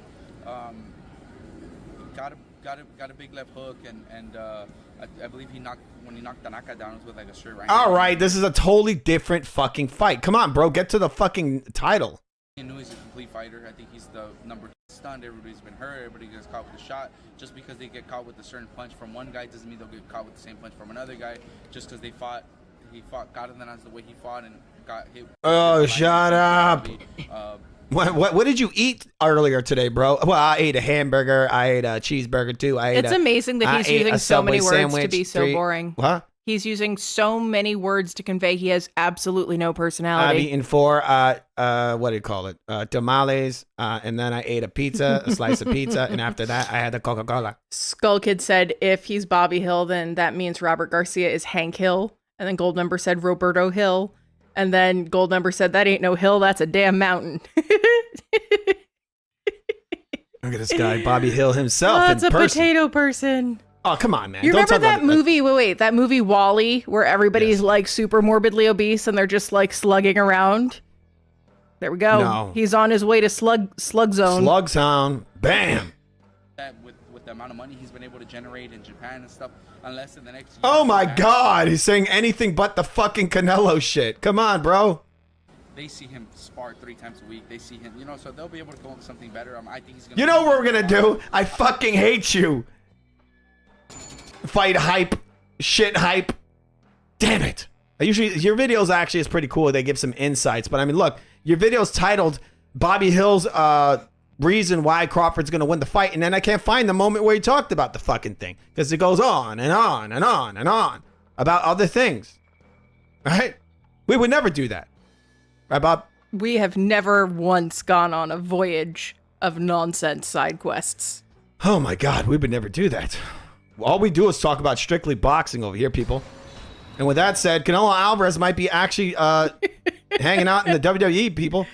Right, that Bob? actually makes perfect sense, to be honest with you. Although he would need to like return to the I Like Shoes version of Canelo, because I think that has more of like a character development I feel like arc. they should turn him into like a cartel member, right? Wouldn't that be cool?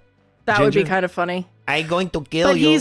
But he's not scary. He's not intimidating. There's nothing about him you that don't like think this. Look at this. Let's see this. This guy is incredibly fucking intimidating. Bro, you no. just don't know what you're talking about. No, he is not scary looking. He is not intimidating Oh looking. my God. If you could see him holding a pew-pew and a pipe in a back alley, and you'd be like, oh, look, it's a lost ginger. I am very intimidating. You have no idea. Look at his fist. He likes shoes, okay? I like his shoes. I heard that interview years and years ago, and it has remained with me, and it will remain with me forever. I will kill you. Crawford, you must die. Quentin is saying Canelo versus John Cena.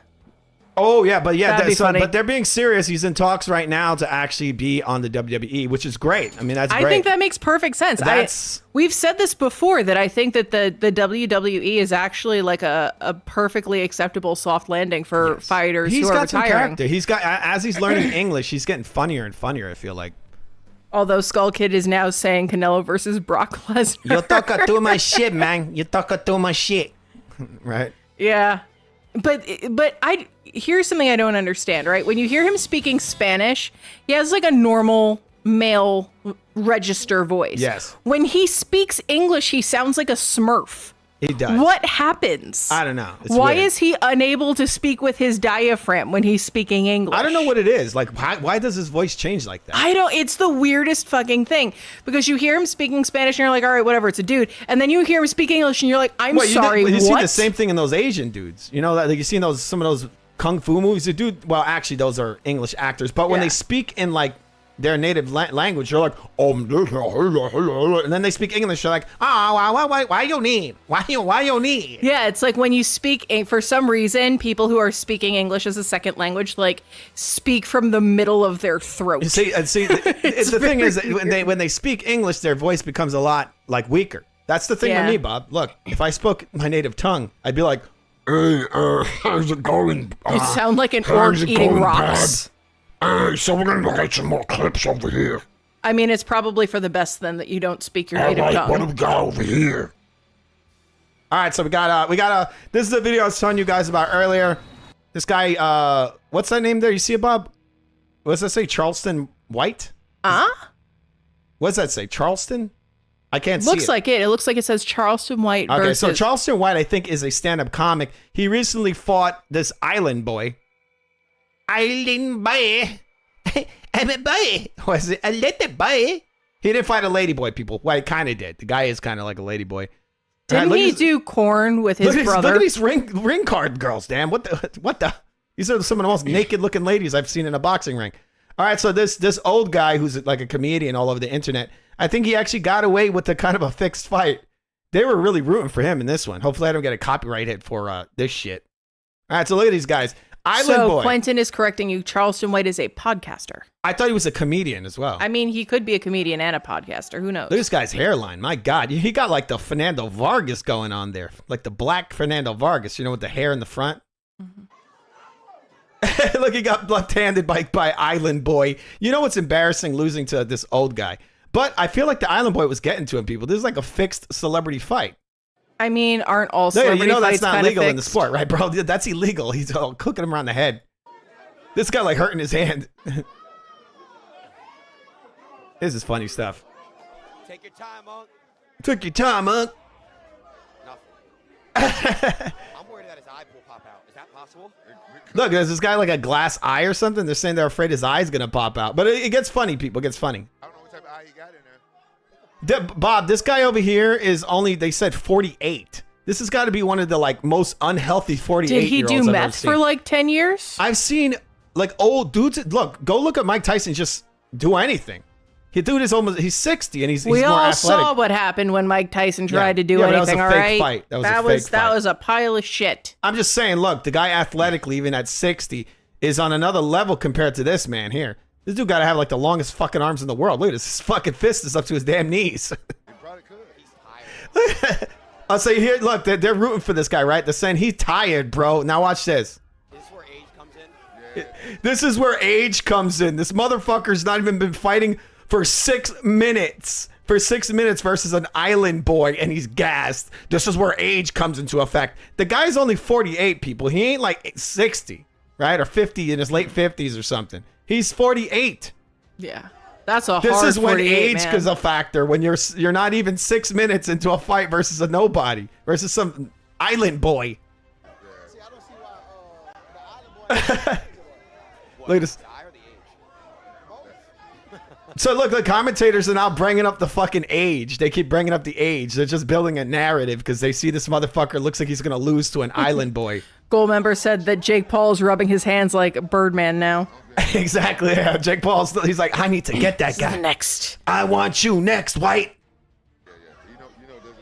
So look at this guy. Look at it. They're letting him get a timeout, which they shouldn't. He spits the mouthpiece out intentionally because he's fucking gassed versus an island boy in less than 6 minutes of fighting. Gold member is saying he does have a fake eye or like a glass eye. Either way, or see, something. like he's saying, "You okay, Unc?" So they like totally trying to help this dude out. 1 minute. Why would he? What is this? Like, oh, you got 1 more minute left, and actually, there's 2. Wait, okay, it's a minute. So this guy's so in such a bad state that they're telling there's a minute left in the round. This is pathetic. You basically got a robbery win versus an island boy. This is pathetic. I know he is. Look again. They're saying Unc is holding his own though. It's like they're all like depressed because Unc is losing to an island boy. I mean, to be fair, that is a reason to be depressed. Well, he was winning. He was winning, but then you could see it, him fading, and island boy getting to him. He's like, oh, boom! He eats a left hook from the island boy. Island boy. This dude's just trying to make it. Looks like Island Boy might have taken like a headbutt there. And look, he grabbing him, just holding him. Oh, yeah, Unc ate a left hook there. He ate another one in the right hand. He's up on the ropes now eating these little shitty punches, but still, bro. Oh! see, I told you the favoritism, right? They're all for Unc. Anytime Unc does anything, now the Island Boy's just like, he's like, Unc ain't doing too good. 30 seconds. Let's go up. He's looking at the clock. He's giving up. Oh, he's giving up. Unc has done it. Gold member is saying that Tank Davis paved the way for taking timeouts in the ring. Exactly. He got a little lotion in his eye. Right, Bob? Yep. Is that what's going on here? I need to cool myself off. His edge control stuff. got in his It's eye. very hot in this room. We can't put the air conditioner on. You know why. But I'm going to cool myself off psychologically. If I listen to this rain, I might feel a little cooler. Damn, that's helping, Bob. I can feel it already. I feel a little cooler. No, that's nice. You feel that? Do you hear that? I hear it. Damn, it's nice. New York City people, it's raining now. Great. Thank you. All right, we're going into our next story. So you guys, are you happy with that? Do you think that was a robbery? It's a robbery. Right? We have James Tony in the comments saying, how was Crawford's career weak? Explain. 3 elite. Explain. All right, elite fighters. Canelo beat. Name 3 elite fighters that he fought. Who? Elite. Sorry. Name 3 elite prime fighters that he fought. And while you're at it, tell me 5 elite fighters, prime elite fighters. Floyd fought.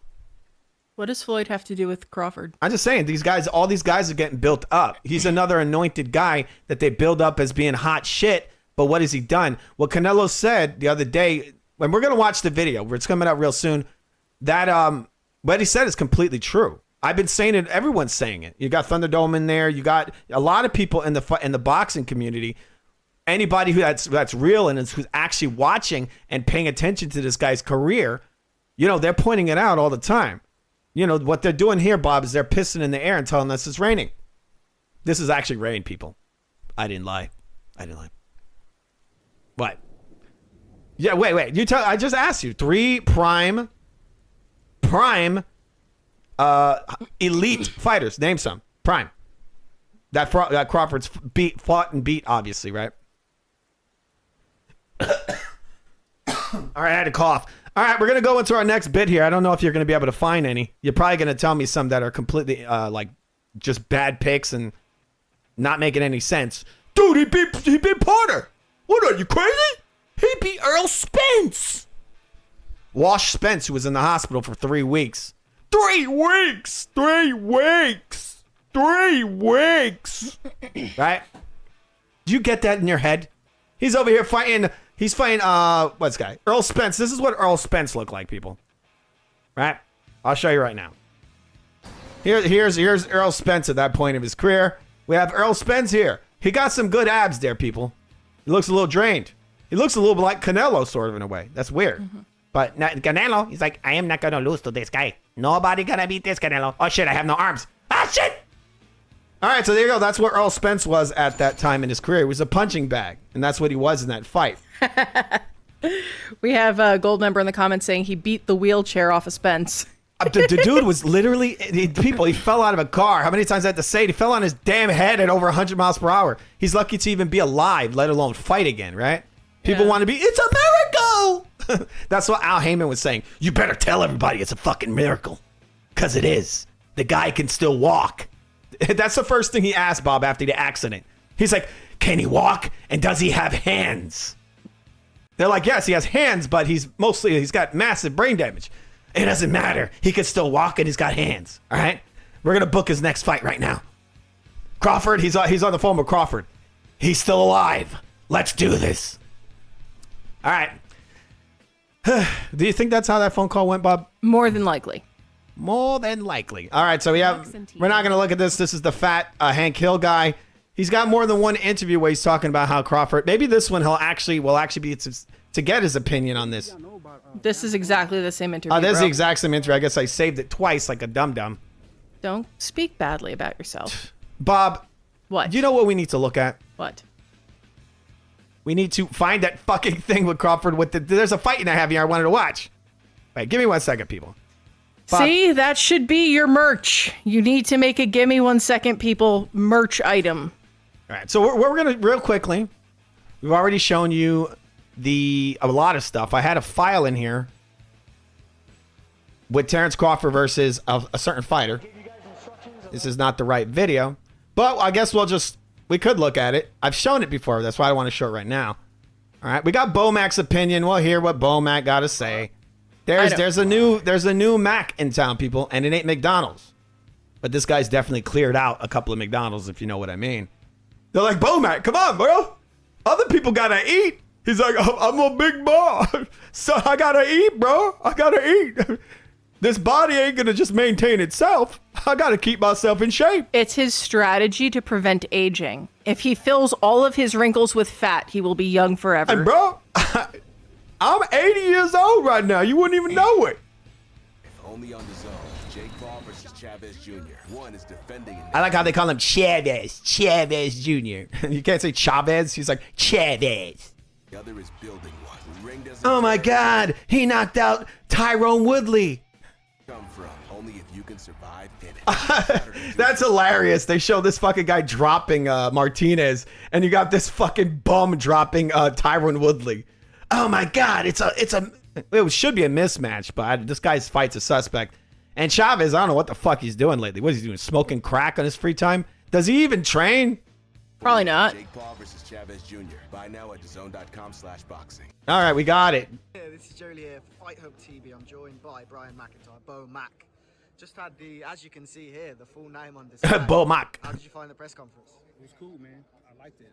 I like that he's really excited about his little name tag. He actually lays that down on his stomach. He does Wow. it. Yeah. Sorry. About everything that they put into it. This is great. This is wonderful. This is how a press conference is supposed to be. What have you found about Saudi Arabia, the culture, everything, being here on this press tour that you were surprised by? No, I've been all over the world. He's chewing that gum like a llama chews hay.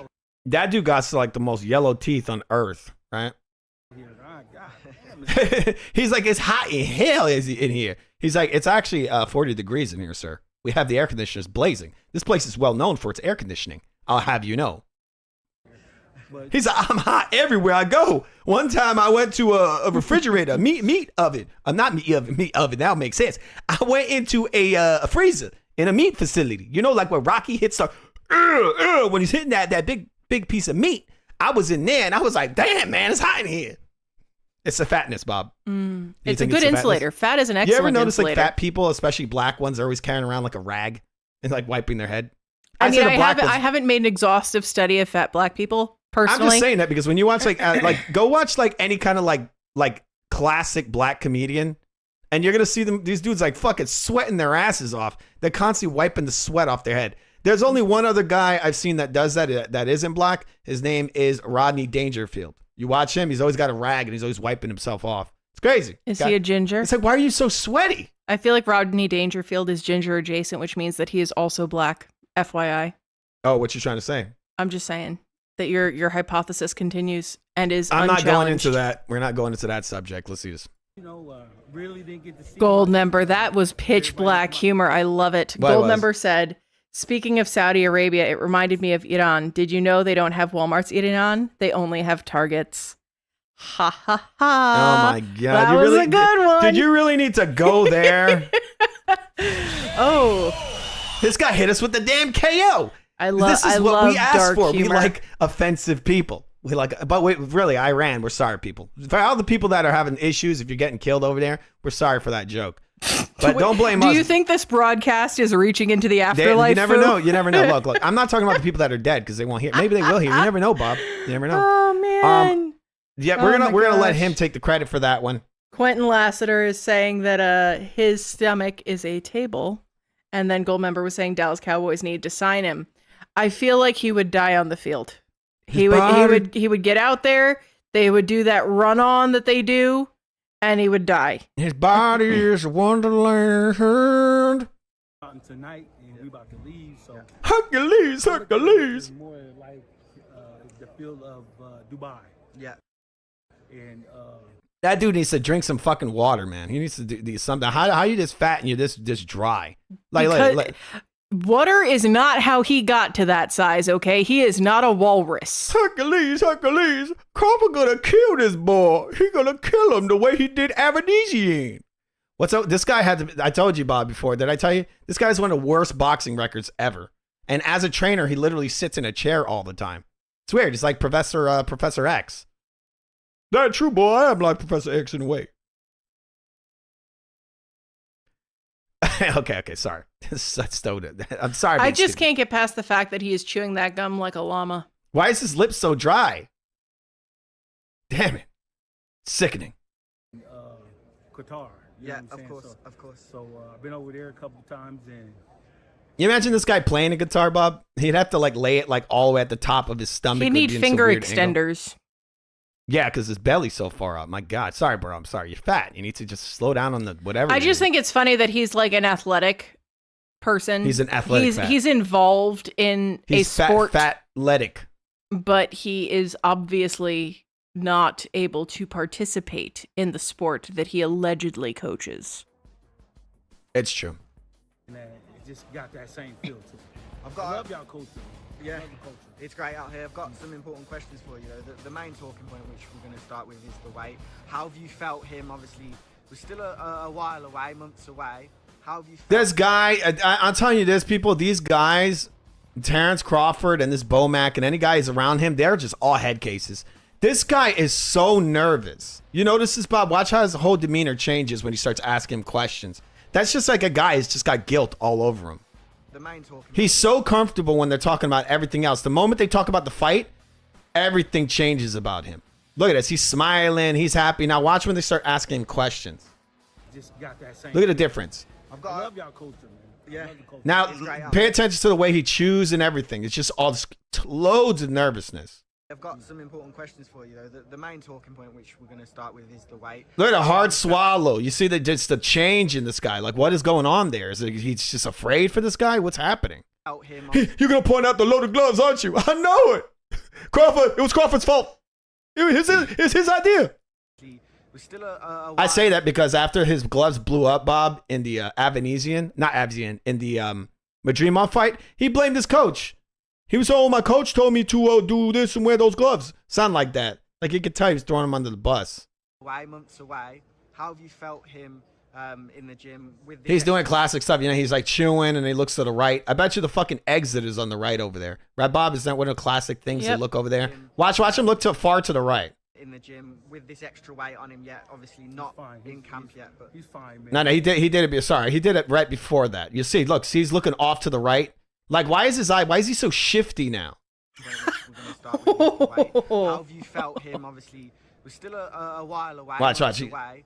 Hard right turn. You see that? He becomes all shifty. I have to interrupt for What is it? a very funny comment. Goldmember in the comments said, I can see why Bud cheated on his wife. He has to see Bomac all day and then come home and see him there too. He's like, Bomac is everywhere. Then we've got BDA in the comments saying, where did you and Bob land on the Keyshawn Davis fruit basket incident? Was it another Jussie Smollett case? I think it was fake. I think it was Jussie Smollett. I think it was fake. I think he's a fruit basket and the fruit basket was planted by himself. Yeah. That's why there was all that misspellings in there. Like, why would the guy work so hard and misspell? What was it, like energized? He like misspelled the word energized and then scribbled it out, and then wrote the Z in there. It had all of the forethought and planning of, you know. And he had the built-in story. He's like, look at the English. That got to be him. And then I would, you know what I would have done if I was that guy? I would have told him, hey, I want to see you write it, so they can analyze the handwriting. It would probably look just like Keyshawn. I think this guy, what's his name? Tiafimo. I think he just joked around and went online. He just laughed at it and ate a banana. You know, that was a joke. And then they just assumed he sent it. It's like, come on, man. I don't think so.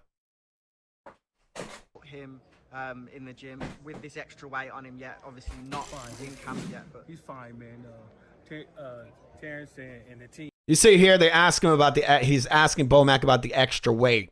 Terrence and the team, and you know. Sorry. We're going to go back just a little because we're going to analyze what he says here, because this gives you kind of an idea of what their mindset is in this camp, right? The camp hasn't started yet, so this was kind of interesting why he's saying he's fine. How do you know, bro? You haven't seen him train like this yet. So in a lot of ways, he's kind of making this shit up. This is like a lot of wishful thinking.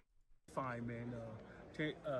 Obviously not in camp. A while away, months away. How have you felt him in the gym with this? I'll tell you this. Bob, do you see it? Do you see how nervous he is? This guy is nervous for this man. Okay? Now, he could come over there and belly bump Canelo all he wants. The fact is that this guy that works with him is nervous. This is why he loves the area they're in, right? The press conference. He was very excited about it. But the moment that this guy said, let's talk about the fight, that's when you saw his whole demeanor change. And he became nervous instantly. Weight on him yet, obviously not in camp yet, but Terrence and the team, and you know, we know where we need to be by the time we step in the ring. You know, we got the doctors and the scientists and the nutritionists and everybody that's in camp. The doctors and the scientists. First thing he comes up with, Bob, is the doctors and the scientists. That's some suspect I can't imagine shit. what you would need a scientist for unless you're trying to cycle him off of steroids. Imagine if Canelo said that. They're like, "Hey, are you concerned about Crawford, you know, his skills and this and that?" And he's like, "No, we have the scientists. We have the doctors and the scientists. Not he got the skills. First thing skills. Nope. Doctors and scientists." And I guess, you know, that's to go with the whole weight thing, but it's kind of a weird thing to say that these guys are all mixed in with doctors and scientists. Victor Conte, right? Everybody that's in camp that's going to do their part to get where we need to get. How much? Get him where we need to get, doctors and scientists. Is this chemical warfare, Bobak? Going to do their part to get where we need to get. How much more power does he have? He got some thudding power up there, and we're just gonna sustain it for 36 minutes. All right, so they know for a fact that they're not thinking they can knock him out. They're like, oh, he just needs to sustain it. That's a long time to stay in a ring with a guy who's bigger than you, and the guy really is bigger than him, and he punches harder and everything else. Again, this guy can't even knock out Amir Khan. I told you, he's got inconsistent power, very, very inconsistent. One fight, he'll be like, basically one fight he can't knock out Amir Khan, the weakest jaw in boxing. Next fight, he's just knocking everybody dead. Avanesia, boom, just one punch, dead on the ground. He threw a short right hand, blam, he's just dead. Just the dude looked like he died the way he hit him. He hit him, it was like a truck, right? And then he's fighting the next one, Spence. We know he's shot, but this guy, every punch, this guy just grazes Spence with a shot, and it's like he's getting hit with bricks. Next fight he comes in, boom, his gloves blow up. Okay, so there's some weird shit going on there. This guy knows, he's like, oh, well, he knows for a fact that there's not going to be a knockout in this fight. And also, we're going to look at we're going to analyze one of these fights. And we're going to watch that video, the Canelo Crawford fight, which is the main video of the stream, the main subject. Sorry, we've gone in a very roundabout way, but it is a show, people. It is a show. Why do you believe shit, you know, stuff happens. We get into a conversation, and we're doing stuff in a different order. you've got what it takes to come up 2 divisions? We're doing it live, people. Do you not understand? It's fucking live. Do I have to play the song, Bob? Again? A tiny bit of it? I mean, it's currently like 11, so might as well do it, right? I feel like we should just move forward with the all right. programming. Like I told the other guy, skills pays the bills. You gotta have skills, man, to be going fight going up there to fight somebody like that, like a Canelo. And not only is his offense, he's got to have defense too. You know what I'm saying? So Styles makes fights. Bud got the better skills, and he got the better mind too. Do you think with the does that make any sense to you, Bob? Because the guy, just like Canelo said, what great fighter have you fought? Like elite. This is the word Canelo used, elite. What elite fighter did this guy fight? Crawford. None. Look. Even a prime Porter is not elite. So you took a fighter that is not elite, and you fought him at the end of his career, right? This guy didn't even fight non-elite fighters at their best. And that's like I said, people have been saying that for a long time. I don't know if this guy really believes this, but maybe he does. Because I remember when Floyd, he beat Ricky Hatton and jumped on the ropes and was like, oh, God damn it, I did it. And he was like crying his eyes out. But then when Manny goes in there, a more prime Manny goes in there versus, because that was prime Floyd, and he struggled with that guy. Manny Pacquiao comes there and knocks the guy out in 2 seconds and then laughs. Why? Because that ain't Manny's level. That's the difference. That's why one of the reasons I consider Floyd, he never was elite. He was just a cheap motherfucker, cherry pick, just like Terrence Bum Crawford. In mind, but also the weight in mind, he can get that job done based on he's just so much more excelling in the skills. You know what? He gonna get the job done. I promise you that. He'll get the job done. You know, because He gonna get the job done. I tell you, I promise you that because he Crawford.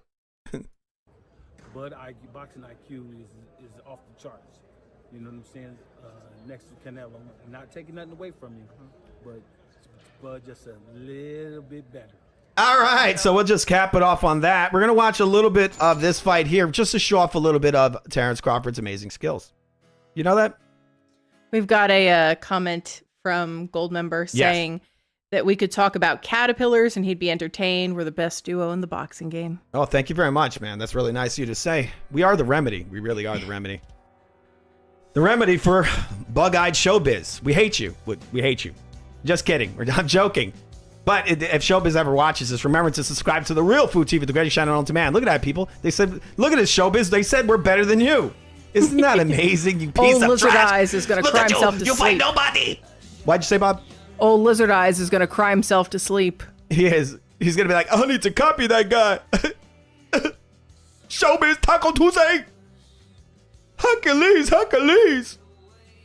I don't know. You fight with nobody, man. Nobody. You garbage. I fucking hate you. I love you, Canelo. Hold my hand. You never hold my hand, man.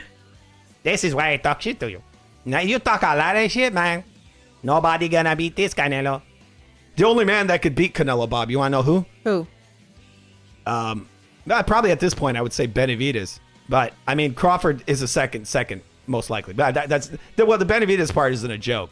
The Crawford part is very funny. But they are doing an amazing job building this up. I was actually looking for a picture, Bob, earlier of I was looking for a picture that was online of Turkey with Canelo and Crawford. It's very bizarre because there's a lot of people saying this fight could be fixed. The first picture they showed of these two guys in Turkey's house, they actually had a very famous moment from Muhammad Ali's career. I forgot who he fought. I think it might have been Sonny Liston. There was a fight that Ali had that a lot of people claim it was staged by the mob. When you look behind Turkey's back, when Canelo is posing with Crawford, in the back he has a statue of this moment of Ali. It's literally a statue of a fixed fight.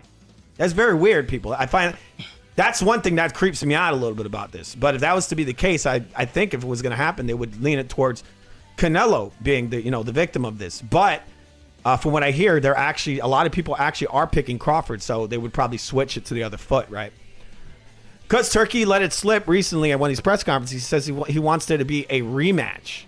Now, I'm not going to go too much into that because it's just, obviously that's a bunch of speculation and, I got no problem with conspiracy. Conspiracy is a very real thing and it can happen, but I think Canelo has a little more self-respect than that. I don't think he's going to allow this little guy to do that because I think if he did that, this guy for sure would just retire. Immediately he would retire. Not Canelo, Crawford, Crawbump. But with that said, we're going to go into, what we actually see. We're not gonna assume. We're gonna just look at this little thing here and analyze what Bomac called one of the greatest fighters, better than Canelo, actually. All right. But once again, Showbiz, remember to subscribe to the Real Food TV, the greatest channel on demand. Anybody that's been in here, if you enjoy the video, just hit the like button, please. It helps to support the page. And if you want to donate monetarily, money and shit, like Green Moolah, the carbon credits, our Venmo is in the description for the video. All right, we're going to do a small breakdown of this Avanesian fight just to show how great Terence Crawford truly is. This is the wrong video I'm clicking on. 1 second. Bob, talk while I look for this. I don't know. Yeah. I think we can read some interesting comments. Gold member is saying that he's been blocked from Showbiz for 2 years. Unsurprising. Sergeant, you're being very spicy this evening. I don't like that. What is he saying? Is he cursing me out? He's just being spicy for no reason. Sergeant, what's going on here? BDA is chanting your song lyrics. He really is committed to that song. He wants Yeah. it. He wants you to play it again. I'm jealous of Showbiz. No, I'm not. I'm incredibly attractive and way more talented. I'm kidding. You're not kidding, because that is correct on both fronts. It is. Although, But is it really that? I mean, it's not really. That's not putting the bar very high. Yeah, it is. That's like laying the bar of competition on the floor. Oh my God! Don't be mean. Dude, he's got his own look, Bob. He's got his own look. I mean, yeah, he looks like a fucking chameleon. That's one of the things that he reminds me of our chameleon Grendel. That's one of the things, Bob. That's like his gimmick is his looks. I feel like, but you know what's kind of weird, Bob? That he looks like a chameleon. Well, the fact that he looks like a lizard, but he makes chicken sounds. it's really messed up. It's very disjointed. And you never expect a chicken, a lizard or iguana to go. Like he actually does it, like clucks like a chicken on his show. But he doesn't look like an iguana. He looks like a chameleon. He does. Because they have those like puffy out eyes that like roll around independent of each other. A chameleon, yes. That's what I was thinking about. We have an iguana. His eyes. Oh, actually, he has Godzilla eyes. Now that I think about it. Yeah. The dude's Bowie has Godzilla our eyes. iguana literally like our chameleon has what's his name eyes. Yes, Showbiz he has eyes. Showbiz. He has Showbiz eyes. Yeah? It's always showtime for Showbiz. You know that guy, Bob, can actually see in 3 dimensions, like 3-dimensionally, like 360 degrees, like around his whole body. He can look behind him and in front of him at the same time. It's really bizarre. All right. So we're going to be watching the greatness of Terence Crawford. We're going to do a small Gold member says he could see the future. I mean, the guy, I'm pretty sure, again. He's like, well, we're going to get blown up. Thanks a lot, Trump. My heart goes out to you. It's going to be amazing. Boom. Sorry, I'm kidding. Oh, wait, what the hell just happened there, Bob? You pushed the wrong button. Hey, it keeps opening. I got to fix some of these buttons, Bob. Are you just pushing all your buttons now? Damn it, that was so out of sync. Yeah, you got shit everywhere, Crawford. Okay, let's see these highlights. This is what I think of Crawford's amazing skills. We're going to see just a little of this. Hopefully they don't pull us down. This is fair use, all right? You pieces of beep. Bud Crawford action. Tom, let's go back to you. Thank you, Dave. I am ringside with the Magic Men. Magic Man 1, Magic Man 2, Paulie Malignaggi, Antonio Tarver. Hey, Shakur Stevenson, Regis Prograis. They don't know who David Avanesian is. I don't know too much about him. You guys know. Oh, my God. The guy's such amazing, Bob. Is this one of those elite fighters that Terence Crawford fought, guys? This guy's over here like, I don't even know who the fuck Avanesian is. But people, keep in mind, this is the, what is it? There was Avanesian. This guy Crawford was what, 35? Isn't that fun? Look, when Terence Crawford was 35, he's fighting a guy that no one even knows who the fuck he is, right? David Avanesian. And he might actually have loaded gloves in this fight. Canelo's fighting Terence Crawford, who's they're considering one of the greatest ever, right? One of the best fighters ever.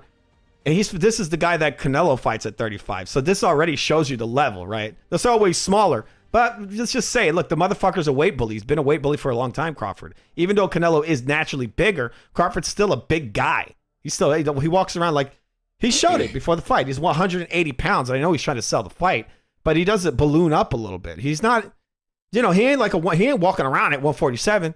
He went in when he fought Madrimov, he was 170 pounds. Okay? So he got a little weight on him. He ain't bigger than Canelo, and he's also, in my book, he's not better either. So this is the guy he's fighting. We're going to go forward a little bit to watch some of this greatness. Remember, oh, isn't it amazing how it just goes commercial like that, Bob? We've just seen an ad. We're in another ad right now. We're going to go forward. All right, so this is the guy. So he fought David Avanesian. Then he had the most amazing performance of his whole career versus a brain-damaged man. And then what? He fought this garbage fight versus Madrimov. And what people aren't really looking at is the fact that this is like baseline Terrence Crawford. What he is in the Avanesian fight is what he usually is. He's just, and this is why when I read him, I said his best shot is a chopping right hand. It really is the best he's got. Now versus a brain dead Earl Spence, yeah, he'll look better. You know, he'll look like a decent fighter. Sergeant in the comments is saying that Avanesian was coming off an upset win over Josh Kelly. So there you go. And then that's why they wanted to set that shit up, right? 29 wins versus almost nobodies, all nobodies. Avanesian just coming over here as a setup. You know, this guy's over here pacing around all nervous, right? Why you're not nervous? You're about to fight Avanesian. Wonder what's in his gloves, right, Bob? Penises. The guy's got dildos in those gloves. It's the old dildo punch. I remember that time Vanilla Ice did that in a celebrity boxing match. So there you go, Terrence Crawford. They're calling him out. We're going to skip ahead. Okay, why is the audio garbage on here? Okay, we're going to watch some of this guy's amazing skills. We're going to watch it in a small screen. We'll blow it up a little bit, actually. Just so we can get a good look on the guy that's actually better than Canelo Alvarez. Just so you guys know, if you didn't know, this guy is he's skilled. He's skilled. He got the skills. Okay, so here you go. Terrence Crawford circling. Throws that left. Take the back foot right off the ground. Absolute garbage. Look at the way he throws his jab.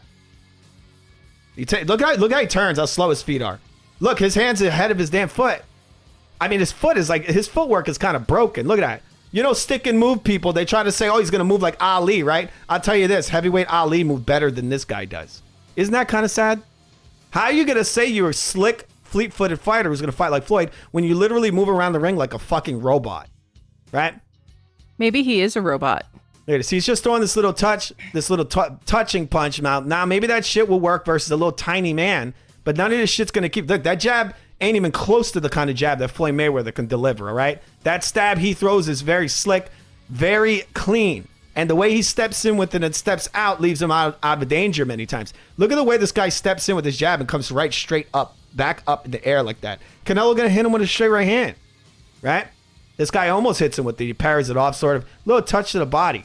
He makes a lot of mistakes over here. He takes a little step back. Yeah, he's not running away, but look, he's fighting Avanesian. We're going to skip ahead a little bit more. Slow as molasses this guy is. Now his back's almost up on the ropes. Now people are saying, Canelo's not going to be able to get this guy on the ropes. He's so slick. Boom, he hits a left hand. Now it's coming from David Avanesian, so it doesn't mean much. Now this guy's always framing with this right hand. Versus Canelo, he's a very bad idea, my friend. Very, very bad idea. He does this a lot. I'm going to see him in the right. Obviously, you guys see this. Canelo. He hit you with the left hook, my friend. That's one of his best punches. And you set it up all the time. Is this annoying, Bob? No. This guy's always open. You know, that's not a smart thing to do, people. You know that, right? To frame like that. He does it all the time. Look.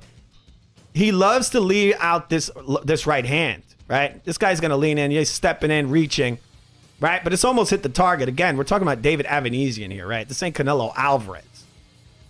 David Avanesian is almost as good as Canelo Alvarez. Now, what do you see here again, people? This guy ain't going to be letting that right hand go too much. His best shot, people, is a chopping right hand. Everything comes off of Terrence Crawford's right hand. His real skill is chopping over your left hand. Canelo Alvarez very rarely throws left hands. And if he does throw a jab, he has very good timing. He uses off timing. He feints you, and then boom, here comes the jab. Boom! And it just pop your head. He ain't going to be throwing shots where this guy's going to be able to tell when to throw this right chopping right hand. And even if he does, who's to say that he can even hurt Canelo Alvarez, which I highly doubt he can. You're talking about a guy that eats Triple G shots. A guy that is accustomed to eating shots from far bigger, stronger, harder hitting men. Okay, so Avanesian throws that left overhand. The shot is there. Look, he's always poking out his lead right hand. That leaves a good spot there, right, to get hit with this left hand. Again, look, he throws a straight left, and he brings down his other hand. Why are you doing that, Crawford? Because you ain't fighting elite fighters. He wings it out all along. Watch, he's going to do it. I'm going to try to freeze it when he does it. Watch this. Look, you see the way he throws these punches? Like, he's always dropping. Now, look, he could push over this little weak man, but he ain't going to be pushing over Canelo Alvarez. That's for sure. It's coming up in a second. Watch. Then he throws this uppercut, and he leaves his other hand down. His right hand's down. Like, you know, look, he just leaves it down. I'm telling you, I can show you this guy So many moments where this guy's getting hit by a Madrimov. Nothing's changed with him. And again, look, he eats this overhand and gets hurt by it. Look at this, Bob. You see this? Mm-hmm. He hits him with overhead through the middle. Remember, guys, this guy named Canelo Alvarez fought a guy named Charlo, and he hit him with the exact same punch. Look at it. Hits him, boom, right on his shin. He's almost trapped. Like, can you tell me where his slick footwork is? Can somebody tell me that? Because this guy is slow as fuck. I think Canelo Alvarez has faster footwork than this. He's just look, he looks like he's stupid. And look, he throws this little pawing thing and he drops his hand. How you gonna drop your hand like that, bro? You know that's a terrible move when you're going against an actual elite level fighter. These are amateurish mistakes. What do you think of that, Bob? I mean, I think it speaks directly to what we were talking about earlier in the broadcast, where this is going to be a battle of flaws. Whose flaws are more problematic? Okay, well, what we're seeing here with all the fleet-footedness, people, there's no fleet-footedness here. I don't know what the fuck these people are looking at. This guy is like, this dude is like Canelo Alvarez's doormat. And he's over here round 3 with this guy pressing in. The beast, Terence Crawford. He's a murderer. Avanesian got him on the ropes. Bro, if this guy could get, look, Canelo gonna be smashing with the right hand right here, right? Obviously. Look, he throws a little doink, and then he grabs his ass. What is this? Floyd Mayweather? the even more bum edition? Avanesian coming in to destroy you. The guy getting backed up to the ropes by Avanesian. Come on, where's the magic? I don't see the magic. Doink, doink, doink. But doink. Just a little touchy touch. Obviously, he's not trying to load up. He's just doing a bunch of touches. Maybe that's why he didn't knock him out immediately with his loaded broken gloves. As you can see, his gloves are already broken. This is round number 5. Thumb is all broken, everything broken. This is why he probably didn't knock him out immediately, because he's throwing all the badoinks, right? I mean, I don't even have to say it. This dude's technique is so poor. I don't know what it was in the Earl Spence fight. Really, what it was, I think, is just the fact that Earl Spence was absolutely shot. Here's once again, remember I told you how he lowers his hand. He throws this long-reaching body shot, and then he leaves his right hand down like that. Look, watch. He doesn't roll after the shot. He's not slick. And when he does move, it's very sluggish. He doesn't even move as quickly as Canelo does. And no way. Upper body-wise? Come on, bro. Look at this trash. Watch this body shot over here. Throw. Boom! And then he punches with him. Boom. Like I said, you see how he always has a hand down? This guy is a fucking punching bag for Canelo Alvarez. And people, this wasn't a long ago. There's a low blow. This fight was not that long ago. This was 2 fights before this Canelo Alvarez fight, I think, right? 1, 2. He had this one, then he had 2 after it. This guy, and this is a 35-year-old Terence Crawford. The guy now is almost 38. Did people used to say things about guys getting old? Do they not think this motherfucker's getting old? Oh, no, Terence Crawford don't get old. He just gets better. Wait, you get better than this? 35 and fighting like trash? People, I've seen... So people gonna tell me this guy's better than, as good as Floyd, or better than him, or this guy is better than Lara? Or any guy, almost any guy that look, even McGee's got better movement than this, all right? This guy, Bomac, is saying this guy's better than Canelo. So what we're going to do right now, hopefully this stays up. I really do hope. I really hope that this stays up, you fucking assholes. This is fair use, you pieces of trash. Bob, what'd you think about that? I agree. They are pieces of trash. All right, so what we're going to see right now is we're going to see how much worse Canelo Alvarez is than Terence Crawford in some of his recent fights. All right, we got a fight here. This is, one moment, please. Canelo Alvarez. Okay, we're going to see a little bit of the Munguia. Hopefully they don't kill the stream. All right, just give me 1 second. We're just showing how great the guy is. Don't worry, we'll be talking about some more topics in the future. This is kind of the main topic because online there's a lot of press around this fight. People, we're on fire. It's like 1,000,000 degrees over here. I'm not even kidding. I am drenched in sweat. I look like a damn meth head. All right, so here we go. Canelo Alvarez. Like I said, the guy's not in his prime anymore, and the guy had some pretty hard fights. That's why at 33, I mean, look, my God. But look, at 33, this fucking guy's fighting Munguia. Look, I'll tell you this. Crawford's never fought a guy even as good as this. Not to say that Brook and those, like, Brook is a good fighter. He is. There's a couple of guys on there that were good, but they were all washed. This guy's fighting a prime, not totally prime, but a kid that's hungry, and kind of almost close to his prime. Now they'll say he did PEDs. Well, Crawford did loaded gloves, and a lady on the side, and he most likely takes snacks. Quentin in the comments is asking if we remember before the car accident, people were saying that Spence would beat both Canelo and Golovkin. Oh, that's ridiculous. That the people saying that were just retarded. I think prime Spence would beat Crawford. I really do think it. Like, you saw him with Avanesian. He's kind of a bum. He's not a terrible fighter, but he's not a really good one. He's okay. He's a good fighter. Like Canelo said, if the guy fought anybody elite, we haven't seen that interview. We're gonna watch it after we do a slight bit of play-by-play. Right. The one I really like to watch is the what's the other fight I wanted to show? Yeah, I had a couple of clips in here. I don't know if I still so you had Charlo. All right, so we're gonna do this. We're gonna watch a little bit of this, and then we're gonna watch a little bit of the Charlo, because the Charlo is really the one I want people to see, because he's a mover, right? Okay. We'll just see a slight bit of what Canelo does on the inside, right? So he clips him with this right hand. We're gonna go ahead. Boom, right hand. This is a big, strong guy too, right? Very big. Poking in, nothing there. Another thing you see here is obviously he's eating shots from a much bigger man. This I saw this earlier. It's a bit suspect, but who knows? You know, he hit him with the shot. He kind of bent his face into it, but maybe, you know, he's green. Who knows? I'm going to go forward a little bit. We're going to show you, know, this is what Canelo does in the inside, right? I've heard people actually say that Crawford's going to fight Canelo on the inside. He's going to get inside. You guys saw what this guy was doing with Avanesian, right? They act like he's some great inside fighter. I'll tell you this.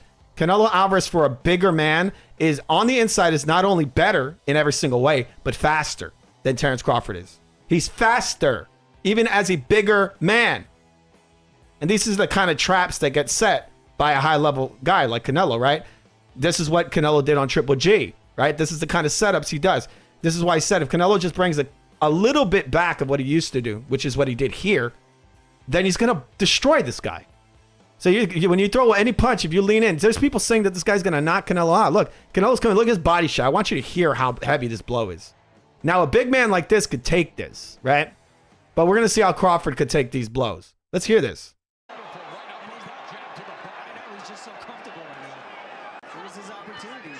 Did I skip past it, Bob? I'm going to go back a little. I don't know if I might have skipped it. I'll show you how heavy this is. Have a good night, gold member. Have a good night. All right, so we see the pull. We see the counter attempt at a counter there, right? Mm-hmm. Right, so he sees it. Here we go. Boom. Hit his body shot.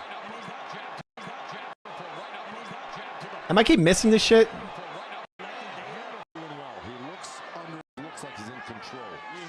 All right, sorry, people. I keep skipping. Oh, my God. So you heard that body shot, right? Right uppercut followed by a left hand. You don't even really see Crawford throw a punch like this. And again, this guy's going to be putting on weight, so he's most likely going to be more sluggish. It's a right uppercut, left hook combination. Boom. And look at that body shot, people. The way he digs that in. That's a big guy taking that. Now, you take Crawford, who's not accustomed to even being hit by anyone near to this kind of punch technique. Not those guys he's fighting. None of those guys are punching like this. This is why they have weight divisions, people. All right, so we saw it. He goes to war with this guy on the inside as well. All right, look at this punch he eats over here. Watch this shot. Canelo eats this shit, and this is a hard thumping left hook. Boom, look at that. And he eats the shit. You don't get wobbled or anything. He comes right back after it, you know? Canelo ain't, dude, Crawford ain't punching like this guy punches. This is why they have weight classes. He ain't coming in there and punching like this guy. This guy's accustomed to being hit by bigger, stronger men. And he's hurting bigger, stronger men. All right? So we're going to look at a little bit of the Charlo fight. All right? Because this is going to show you, even if Terence Crawford moves, with Terence Crawford, believe it or not, doesn't move nearly as good as Charlo. Charlo's a far better fleet-footed fighter. Okay? In my book. You know? See a little bit of this. All right, give 1 second. All right, I'm seeing, hopefully this is the right thing. 1 second. All right, sorry, I clicked on the wrong fucking thing. Bob, fill the gap. I have to look for this. Yeah, I mean, I think that this is a big mismatch. You know, it's what we've all been talking about. And if you look at their fights, it's clear. And ultimately, it doesn't matter who they've fought. It doesn't matter what their KO ratio is. What matters is the strategy, skill set, and technique that they bring to the ring. And Crawford's is lacking in really significant ways that I think that Canelo will be able to capitalize on. So there it is. Same year. Again, this is an active fighter. Terrence Crawford fights once a year. When he comes back, he fights absolute bums. Now, the hope that Crawford would have is that this guy, this out-of-prime Canelo, is at such a state in his career and so beat up from all these fights that he might have a fighting chance, right? But the way I see it is that Crawford's never been a great fighter. We're going to see the interview after this, where I saw this one clip. I didn't watch the whole interview, but he pointed out, which is what we've been saying, and I agreed with Canelo completely. He's like, bro, he's watching this guy. He's like, this guy, as much as he wants to be nice and political or whatever, I don't know, that's what it is, I think. Canelo doesn't want to be too rude. He says, you're a very good fighter. But then he came out over here and recently, and he said, you never fought any elite fighters, bro. You never did. And we'll see. Watch. All right, so we got Charlo versus Canelo. Charlo's bigger than him in a lot of ways. To me, he looked bigger, but he's soft. Canelo's a solid. This is his weight. Okay. So going back to all the people that are saying Crawford's such a big guy. Oh, he's equal size to Canelo. I don't think he really is. I think he's just a bloated up 154 pounder, which is what this guy was. Except this guy might actually be even bigger. You know, this is a blowed up 154, right? I think it is. Or this might be the 160 guy. I forget. They both look the same to me. No racist. They are twins, right? Yeah, I was about to say, aren't they twins? They would look the same. Canelo Alvarez told us as he whether Jermell Charlo wants to be more punching. So Charlo, right off the bat, is very relaxed. He fights. He's got a lot more relaxed than Bud is. You saw that couple of seconds of that Avanesian fight. Bud doesn't even move anywhere nearly as good as this guy does. This guy's got loose movement. He's very smooth kind of moving. He's very, very slick on his toes. Dude, that's like I told people, I showed earlier the Munguia fight, right? I'll show you that picture one more time. Hopefully I still got it here. You see, he's trying to trap him with his hands. That's what he did. This is what that Canelo just did there. I'll show you. That's what he did, right? That's an inside slap. That's not a punch. And what that does is that gets him set, right? And Crawford is a lighter man. There's a bigger man, right? Canelo's a bigger man. So he could start trapping him with his arms. Like, boom, slap, open palm, boom, right hand. He could set him up like with all kinds of different stuff. This is what he did there, right? Charlo's going to circle. He cuts him off with a punch and a slap. And look, he stood there for a second. Canelo should have came right at him, but, you know, he's circling out the side door. But he's got him trapped. I saw a video from this guy recently. He says Canelo can't trap. He can't not cut off the ring. What the fuck do you call this? You think this guy wants to be up on the ropes, bro? I said that in the last stream. Do you think he wants to be up on the ropes, Mr. Blue Bloods? Whatever your name is. Does this man want to be on these ropes?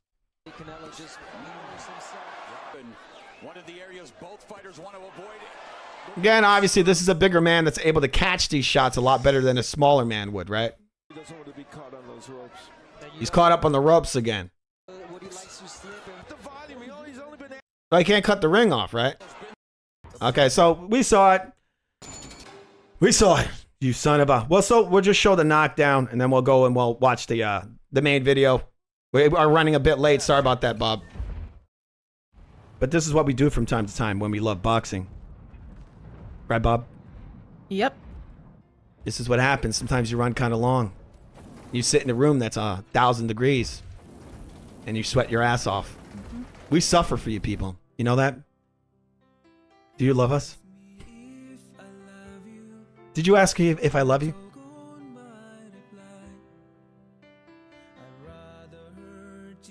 All right, people, we're going to be watching that video in a second, but remember to subscribe to The Real Food TV, the greatest channel on demand. All right, so we're going to watch this video. There was a video that was put out the other day where Terrence Crawford and Canelo Alvarez were, I guess, sort of in a way sharing jabs, but I mean, really, you cannot... Terrence Crawford doesn't really have any ammunition when it comes to what, you know, this kind of argument about who's fought elite fighters. I just think it's kind of weird that he even tried, right? All right. So give me 1 second. I'm going to get this video. I have it over here. Okay, here we go. This was a video that was put out the other day by Ring Magazine. They have a channel on U Cylinder. All right. I don't think he dug me I like that answer, but talk some shit, bud. Listen. And one of the biggest fights in the history of the sports. If you look at my career, never saying that. All right, we're gonna skip ahead just a little bit. You got Shaquille O'Neal asking questions, which is probably one of the funniest things in the world. He's like, "I'm gonna hit you with the pata," right? We should listen to that Shaquille O'Neal song while we're watching this, but I don't have it, so we'll just watch this. The fight is coming up, so we're gonna ask you a few questions. And I hope you don't mind. So, Bud, you've won at 135, 140, 147, and 154. You never fought at 168. You think you have enough power to hurt the great Canelo? Of course. I don't have to have enough power. Okay, let's see that again. Of course, it's a guy that runs around the ring versus Evanesian like a damn robot. I don't have to have enough power to hurt. Have enough power to hurt the great Canelo? Of course. I don't have to have. Well, the way he says that, he sounds unsure, doesn't he? What do you think of that? Yeah, it sounds like he is really trying to figure out how to answer the question. He just doesn't seem very sure of it. Of course. Enough power. I like how this Brady dude is like fucking bored out of his mind. You know that's rude, Brady, right? That's his name, right? Brady. I don't know. Dude is on his fucking cell phone while they're doing a damn show. They're like, "Where are you?" "I'm hanging out with some idiots." Damn this. To hurt him, I just got to beat him. That's it. If he slip up, then, he will get hurt. So yeah, there's a dream right there. Look at this guy over here. He's like as fat as he can get, I think. I'm pretty sure, people can get fatter than that, but I mean, come on. The guy's chubby. Power to hurt him, I just got to beat him. So he says he doesn't have to hurt him, Bob. He's just got to beat him, right? Which I guess is code for I'm going to run as slow as I can with my very mechanical feet. If he slip up, then, he will get hurt. So Canelo, Terrence is naturally the smaller fighter, quicker, more agile, but he does have a 4-inch reach advantage over you. How do you plan on dealing with this? I've been in this sport like so many years. I've had so many good fights in my career, and I had the experience to adapt myself to these kind of fighters. I fight everybody out there, every style, and I'm gonna do my job and put all my experience. Why does Dana White have to hold his butt cheeks when he sits in a chair, Bob? It is weird. What is up with that? That is very weird. That is so weird. Is his butt cold? Because I mean, look, you can tell it's cold out there, right? Yeah, his hands are probably cold. Like he's the only guy wearing like a short sleeve shirt. It's fucking freezing. He's got to show off his TRT gains. I always have to show my gains. He looks like Robin Williams a little bit there. Some fucked up Wish.com Vin Diesel. My talent there, and that's it. And speaking of experience, he also has experience. Yeah. What can you do that 41 other fighters could not do? I like how he has to speak for Crawford. Speaking of experience, he also has experience. I hope you know. I'm different. I'm a lead fighter. So that's the difference. Big difference. How long have you guys, obviously thinking about this fight and then fighting another great fighter like I don't think he likes that he said that, right? He's like, "Wait, I'm not elite?" No. No, bro, you're not. We saw the Avanesian fight. It happened. And that's actually usually, like I said, that's the way he usually fights. Like, Bud, how long has this fight been in the making? No, I never thinking about the fight. Crawford, I never in my Oh, life, sorry about that. Got weird shit on the screen. He's I got to turn that off. low weight than me. He's like, I never think I fight Crawford because he low life. That's what he meant to say, Bob, right? Let's see that. Definitely. Again. I don't fight low lives. Low weight than me. Yeah. So, He's but a I low life. never thinking about it. But that's the fun part of boxing. You never know what is gonna happen, right? And now we are here. And meow. I'm glad to share the That's like the perfect sound, Bob. You say he said now would almost sound like meow. Like yeah, it meow. sounded like he was meowing. Meow. I told you, he looks like Garfield, doesn't he? He does. One of the best fighters out there, and I'm just can't wait. So even though you see a small fighter, when you look in his eyes, do you see a fighter that could possibly beat you? When you see a small fighter, you look in his eyes lovingly. Never. So, Never. So he will never beat you. You know, he's like obviously. He's that's funny. One of the best fighters out there, and I'm just can't wait. So even though you see a small fighter, when you look in his eyes, do you see a fighter that could possibly beat you? No, never. I like how he laughs. You know, he laughs like Kendrick Lamar. It's just so fake. Like, you know, he's building himself up. He knows he can't beat this guy. From his own mouth, people, Crawford said that he didn't want to fight this guy. He says, like, there's no fucking chance I'm going to beat that guy. This is from his own mouth back in a few years ago. Now, out of nowhere, he's just, I could beat him. Yeah, because you need the money, probably. Well, he will never beat you. You know, he's a obviously he's a special fighter. He's a good fighter, but that's what I like about Canelo, Bob. Sometimes he's very honest. He was gonna say great. He's like, oh shit, I shouldn't say that because he's not. He's like, I can't say that because the guy's not great. He already knows this, but he's being nice. Never beat you. You know, he's a obviously he's a good fighter. Special fighter. He's a good fighter, but he's a good fighter. That's why they are good weight classes, right? Exactly. We're gonna find out September. Go ahead, Dana. I've been a big fan of boxing since I was a kid. I wouldn't be sitting here today if it wasn't for boxing. He's a big fan of sitting in chairs while holding his butt cheeks. Does he have to poop, Bob? I think he's just very cold. Put on a shirt, you idiots. I mean, he's probably on heavy levels of HGH, right? Yeah. His heart's probably about to blow up. I mean, he should need to calm down. That's probably why he's wearing no shirt to begin with, right? He's just having the tweaks. He's tweaking. The first boxing match that I'm involved in promoting is an absolute honor. Two of the greatest of all This time. guy doesn't have a fucking thing to say. Why did they bring him? Isn't Bob? Tom Brady like a football player? Yeah, Tom Brady. Yeah, he's just sitting there. Like, why is he here? And one of the biggest fights ever in the history of He's the like, sport. I have no idea what you're talking about. Oh my God, I'm blind. Very, very proud moment for me, and I've done a lot of things in my career. How do you see the TKO Boxing League being and evolving there over you go. time, and what you hope, obviously you getting involved in boxing and this being your first fight, how do you see it evolving over time? Yeah, well, I've had a lot of criticism. Is that the next question, Bobby's going to say? How do you rate Terrence Crawford's outfit? Canelo's outfit looks terrible. Canelo looks like he's a Russian mobster. Exactly. He looks like he had a nice, like, expensive looking whatever that is. Yeah, he looks like he's in a fucking Polish mob or something. And then they threw this stupid coat at him that doesn't go anything. He walked outside and was like, absolutely not. I am too cold. No, what do you say on the roof? Are you fucking crazy? That's probably Dana White's jacket. That's probably why Dana White doesn't have a jacket on. Yeah, that would make sense, right? He just said, give me your jacket. I need your clothes. Dana was like, I got it, man. I'll be fine. I'll just sit on my hands the whole time. He pulled a straight up Terminator 2 moment. I need your clothes. Give me your clothes. Dana's like, I ain't giving you my clothes. I will kill you. Years, the way that I'm looking at this. He jacked Dana's jacket. Oh, shit, a commercial. I love it. Damn it. Round one. Round one. Let's skip ahead. Oh, we're in round number two. Wait. We're in round number two now, Bob. Wait a second. We need to set this up. There's some music playing. 1 second. I got to turn this off. I don't know where the hell this music's coming from, Bob. Oh, wait. It's ending. It's ending. So that's okay. Anyway, we're going to round number two, people. Round number two of this amazing interview. Canelo Alvarez and Terrence Crawford going at it. They're going to go at it, I assume. I've never seen this whole interview. I saw a tiny bit of it earlier today. All right. Wow, it's hot. You know, it's very hot, right, Bob? Very, very hot. Okay, here we go. 1 second, please. Where the hell's my button? Fight. All right, that is not the right link. What the hell happened to the link we were watching? Did you see that turn off, Bob? All right, sorry, people.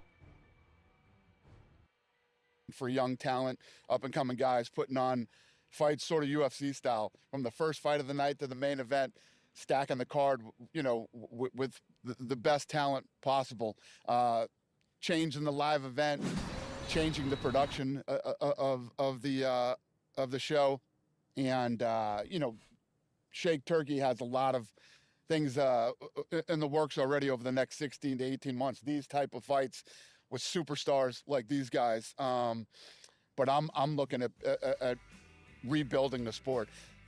Literally, this is why they waited to release this video, because you could tell this video is from months ago. It's in New York. New York is scorching hot right now. This video just came out yesterday. So yeah, there it is. I told people months ago. Me and Bob were saying it. They're going to restructure the sport in a positive direction. People were just crying and crying and crying at the start. I'm like, you guys don't know what the fuck you're talking about, all right? You want to know why? What? Because you're just a bunch of betas. Oh my God, Shakur's gonna get hurt. We need to keep the sport exactly as it was before. With that said, the sport was perfect. Andre Ward's anti-fertility clinic. Remember, go over there. This guy is the only guy in the history of the sport that has actually invested in it. Most of these guys just take. Shake Turkey in the last 2 years has invested more money in the sport of boxing than every promoter throughout history. So I'm looking at this thing completely different than anybody ever has. You know, he told me something yesterday that I thought was very profound. Like he said, every event I do, I lose money, but I just love these guys and I just love the sport. So. But obviously he loves them. That's why, Bob, that's why the other day he came out and he says, I want to see you crush skulls and give me blood and broken skulls. That just tells you love. Yeah, I guess that's how he shows love. That's like Jason Voorhees. Somebody needs to check on his wife. You remember when Jason Voorhees grabbed the people around their face, Bob? And it looks very, like, kind of friendly in a way. In the beginning, it kind of looks sweet. And then he just keeps crushing till their skull blows up. Yeah. Right? That's the kind of way I think Turkey loves them. He's squeezing them like a lemon. Give me more juice, please. Yeah. Big kudos to him. Yeah, I think for any sports fan, you want to see the best fight the best, you know, and it doesn't matter what sport I'll give him this. He definitely loves Crawford. He has a passion for Crawford, I think, right? You know, I think that's what UFC's done such a great job. When I look at the NBA, you know, it's the great teams against the great teams. It's the great fighters against one another. And then Wait, did he just say the UFC's done so great when I look at the NBA? I think he said the NBA. What the hell? Well, he's trying to fuck? reference Shaquille O'Neal. He's trying to tie it all, and he's probably going to say something about football too. Next, he's going to tell Crawford that he's got pretty hair. He said, you have beautiful hair, you know that? And I was like, what the fuck's going on here? brings everyone's attention to it. That's what you want to see. You want to see the best in what's been accomplished and what he's done and what Bud's done and say, all right, let's see what happens. That's the excitement of sports. People want to see greatness, and they want to see greatness go against other greatness and see who wins. But let's go to the future. How would you like this fight to end? I'm knocking him out. How would you like this fight to end? And after he answers, I need you to answer. How would you like this fight to end? Well, I won't say like to. It will end with my hand rose, making history. I like that answer, but talk some shit, bud. Listen. You know, I might be the smaller fighter, you know, but Canelo can testify to this. He went up against bigger fighters and been victorious. You know, so all that smaller fighter and I'm a bigger fighter, that goes out the window when you got skills. You know, but you saw this guy fight Avanesian, people. You saw that, right? That's all you need to see. He fought Avanesian in a very shitty style. They're like, oh, he knocked him out. Yeah, with possible loaded gloves. But he fought like shit. He looked like garbage. And then he goes and he fights shot Earl Spence. Done. Dead. Basically should have been in retirement. He's in retirement right now. And then he fights what is it, Madrimov, going back to the Avanesian style. The only difference now is he's getting pushed around by a guy like Madrimov with 10 fights. 10 fights. What do you think, Canelo? You think he can fight a fight better than Madrimov? And he's bigger? And he's fought more guys in the pros and everything? Come on, man. It's just like a no-brainer. Canelo, he's a tremendous fighter. He's got the skills, the experience, the power. He got everything. That's why it's so intriguing. Everybody want to know, can Terrence Crawford take Canelo power? Can Terrence Crawford deal with Canelo pressure? But Bob, this guy got knocked over by an overhand from Avanesian. An overhand. I didn't show the Charlo fight, but he rocked Charlo with an overhand. You know, this guy's got, and you see he's a punching bag. He's tailor-made for Canelo to knock out. Even if he was the same size as Canelo or even bigger, he's just tailor-made to eat those punches. Crawford deal with Canelo's body attack and his experience. And that's why everybody want to see it, because they know how great Terrence Crawford is, but they don't know how great Terrence Crawford is at 168. You know, we know what Canelo brings to the table, but nobody knows what Terrence Crawford is bringing to the table at 168. And that's why the fight is going to be so intriguing. I never thought. I like that he's not saying it's going to be exciting. He's like, it's going to be intriguing. It's interesting because he knows it's going to be a fucking snoozer. He ain't going to be able to run away. No way. They keep looking at the Skull fight. They're like, he's a better counterpuncher than Skull. Well, if that's the case, then why is he fighting Avanesian and eating shots? I can show you so many examples. The problem is that they would kill the video. This guy, he throws punches. He's ballsy at times. He was with Spence, but Spence had nothing there. But there was moments in that Spence fight where he was being ballsy, throwing one point he threw, I think, it was an uppercut. And Spence rocks him on an overhand. Just smashes him right in his face. Right? That's a Spence fight. And then he fought Avanesian. And again, he's getting rocked by punches. He's barely letting his hands go. No one even looked at that. He's getting pushed away the whole fight. And that's Terrence Crawford. The one you saw in the Avanesian fight. That's what he's been most of the time. The only difference is that he couldn't bully Avanesian. And he ain't going to bully Canelo either. So it's going to be a very similar situation. And when he eats one of those left hands or body shots, he's going to be on his fucking bike. I predict this guy's it's either going to be two things. Obviously, it's kind of obvious. It's either going to be a stoppage or him getting knocked out. I don't think he has the footwork to get away from Canelo. So if Canelo's here to actually prove something, and he ain't going to like take it easy on the guy or take a dive, if it's a 100% on the level, real fight, Canelo Alvarez is absolutely going to destroy this guy. He's going to fucking break him to pieces. Because there's a reason why there's weight classes. And not only is there a reason for weight classes, but there's a reason why guys at a lower weight who aren't that great shouldn't come up in weight. This guy literally could just get blown out the water. This actually, in some ways, is actually dangerous. That's how bad this is. Because you saw him with Avanesian. That's a small man. And he's barely able... I mean, look, even with fucking loaded gloves, he's having issues putting this guy away. They'll say, no, you don't have loaded gloves. Okay, I'll give you that. He had exploding gloves, yeah. Fighting Canelo. Never, watching him as he coming up, and rise, and me at a smaller weight class, it was never a thought of fighting him. But as I got bigger and as, the great fighters started retiring, Canelo is the last great. Terrence Crawford, the last great. So why not make it a super great fight? That's why. The last great. You know how many guys at 154 that are better than this guy? Shut up. This is why I told people, in order to be considered a great, you got to at least fight a great. You got to at least fight a great. All right? And do decently. Maybe you can even survive the fight. This guy never fought anybody great. If anything, this is the best fighter he's ever fought in his entire career. And this guy here isn't even in his prime anymore. Yeah, he's a couple of weight classes up. But, I mean, this guy is a big, fat fucking weight bully. So, I mean, I don't care too much, but I still see him getting destroyed. I chose Canelo. I love you both, but you still did not answer the question. I love you both. I told you. Don't say with your hands. I'm knock out. I'm going knock him out the ring. Listen. I never say how a fight gonna end. If you watch Terrence Crawford's whole career, I never came and predicted I was gonna knock somebody out or I was gonna do this. But every time. All right. Tell us this. Are you gonna be able to wear your magic gloves in this fight? Is that what you're gonna get to do? I said I was going to win, and I'm saying that right now. I'm going to win. All right, Canelo, how do you see this fight ending? And let me hear your prediction. I kill him. And we go to commercial break on this one. He asked a question. This is cliffhanger. He put you on a cliffhanger. Okay, look, he's an angel. This is what Crawford will become after this fight.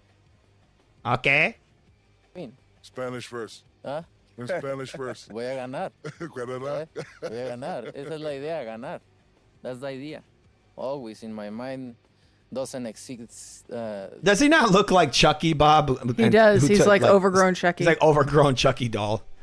And you could see, I told people that they're trying to play the part, right? You could clearly see that Canelo's a little more bloated here, right? He's eating. They probably told him, bro, be a little lean for these press conferences. You see, he's big here. When you see him he's wearing a skeleton jacket. You see that? There's like bones on his jacket. Oh, hopefully that's not some weird symbolism. And that might not be Dana White's jacket because it looks like Alvarez might be embroidered. That's really interesting. Over his heart. I remember Devin Haney was wearing the skeleton shit before the Ryan Garcia fight. That's kind of weird. A loss, I train, I put my best, I dedicate myself to this sport, and I'm just thinking about win, to make history, and this is no deception. I'm a fan of both of you guys. Listen to what you say. You said Bud only had one big fight in his career. Do you really feel that way? You know, and if you look at his career, don't get me wrong, okay? He's a good fighter, a great fighter. I always say before I see him calling me out and want the fight and everything, I say before he's a great fighter. But if you look at his career, mention one elite fighter. Just mention me one elite fighter. So Postal wasn't elite? Who? Victor Postal. Who's that guy? Oh, cause so he Who's that guy? That's funny. It's funny that people always point to Victor Postal. Victor Postal was not a great fighter, and he was 100% not elite. It's just stupid for him to always, and that shows you that even Crawford, Bob, knows that he hasn't fought elites because he's got to go dip all the way back to when he was in another weight class. Are you right? Yeah, I'm just. You've got the chat is popping off. My phone is charging right now, so I'm just. Bob's gonna look at that. You want to look at that, Bob? You want to read some of the chat? Just so we can keep the our active audience active and engaged. All right, Bob's gonna read some of the chat. All right. We've got BDA in the we've got Skull Kid actually asking to see the Crawford versus Postal fight. Yes. Quentin saying that Dana's making sure Turkey doesn't sneak up on him and clap his cheeks. Yeah, exactly. He got. You have Dana. You have not held my hand in weeks. That's why he's got his hands tucked under his ass. Yeah, he and then BDA is saying he probably jumped into a jacuzzi to boost his core temperature like Kramer. And then the dude is burning up from all the drugs he takes. BDA is saying, you ever notice they always put mics in front of people's faces nowadays to make it look like a podcast? Yeah. Why not use lapel mics? He's right. It's very weird. That is fucking weird. He's got a damn lapel mic and that mic. What? Yeah, BDA is correct. Yeah, because they have lapel mics on. You can see them. That is interesting. I wonder if those stand mics are just like a prop. You know, I recently saw an interview with that guy, Neil deGrasse Tyson, whatever his name is. And he's doing an interview with Bill Maher. And the guys are getting drunk and smoking joints. And I'm like, this Joe Rogan shit's like all over the place. Oh, these fucking idiots becoming drug addicts for their podcasts. But yeah, that's a funny observation. It's true. They got this big ass mic in his face. Oh, that looks so good, doesn't it? Have this big stupid mic. Yeah, it's cool to have a mic. You know, mics, if it's a nice, expensive, good mic, it's big for a reason like that, right? But those lapel mics work just fine. Yeah. They've been using those for decades. Now they decided, we're just going to use these big-ass, ugly mics. Yeah, and I imagine, like, out on a rooftop, right, the lapel mic would probably have less interference from, like, wind and whatever other, like, ambient noises to have to cancel out. So it's just an odd move. But it does try to... It's weird because they definitely could have done this like podcast style, like in a studio, but they wanted to be outside. So it's like they can't decide what they want to do. It's very odd behavior. They're like, by the way, we're in New York City. Did you notice? They're freezing their balls off. Yeah. Wasn't commercial. Look at Crawford's little bones. His hands are cold. That's why they got to put that crap on his hands probably. He wasn't great. Look at Canelo. Canelo's just chilling over here. This guy's over here freezing. Burns wasn't elite. What? 40 years old champion in that moment beat Mr. Poster in my gym. I saw that. So Ricky Burns wasn't elite? Ricky Burns doesn't elite. It sounded like he called him Ricky Bums. Good comeback there to Canelo. It's an unintentional comeback. Ricky Bums. It's cool. Is there a champion? I'm going to fight another elite There is a champion. September. Good fighters, but elite fighters is different. Wait. So I'm gonna fight an elite fighter in September. Yeah. Okay. Then we wanna find out. You know what? It's really funny that his big refutation to this, like, I've got a stellar career is, okay, well, I guess I've never fought an elite fighter, so I guess I'll fight an elite fighter in September. Like, Crawford out of his own mouth just said his career ain't shit. Like, right out of his own mouth. Just was like, Canelo wasn't even being disrespectful about it, wasn't being aggressive, was like, just name me one elite fighter. Like, give me one elite fighter. And Crawford was like, well, I guess I'll be fighting an elite fighter in September.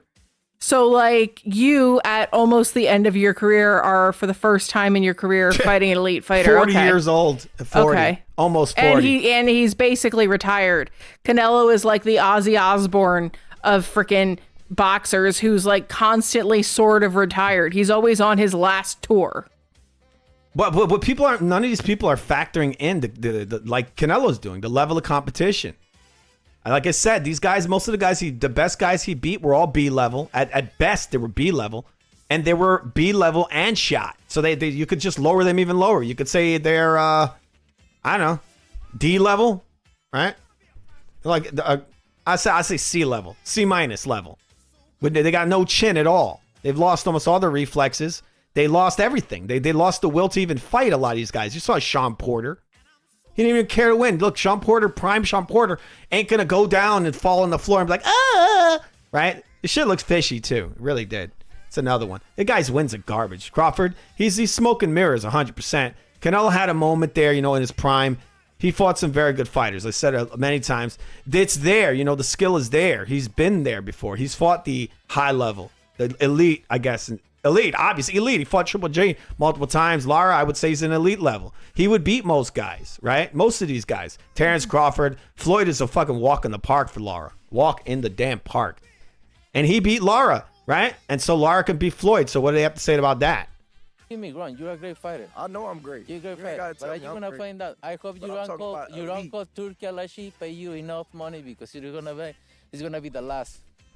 That's for sure. So he called him his uncle. So he's just trying to get this guy a payday. That's probably what it is. Turkey's just trying to get his little buddy a payday and also take most of the money from him, which he doesn't deserve to keep all of it anyway because he's built up. He's not a star, right? It may be. Maybe. I hope he pay you enough. But after fighters fight me, it's not that he's not that. It's not that he's not a star that he shouldn't be getting the money.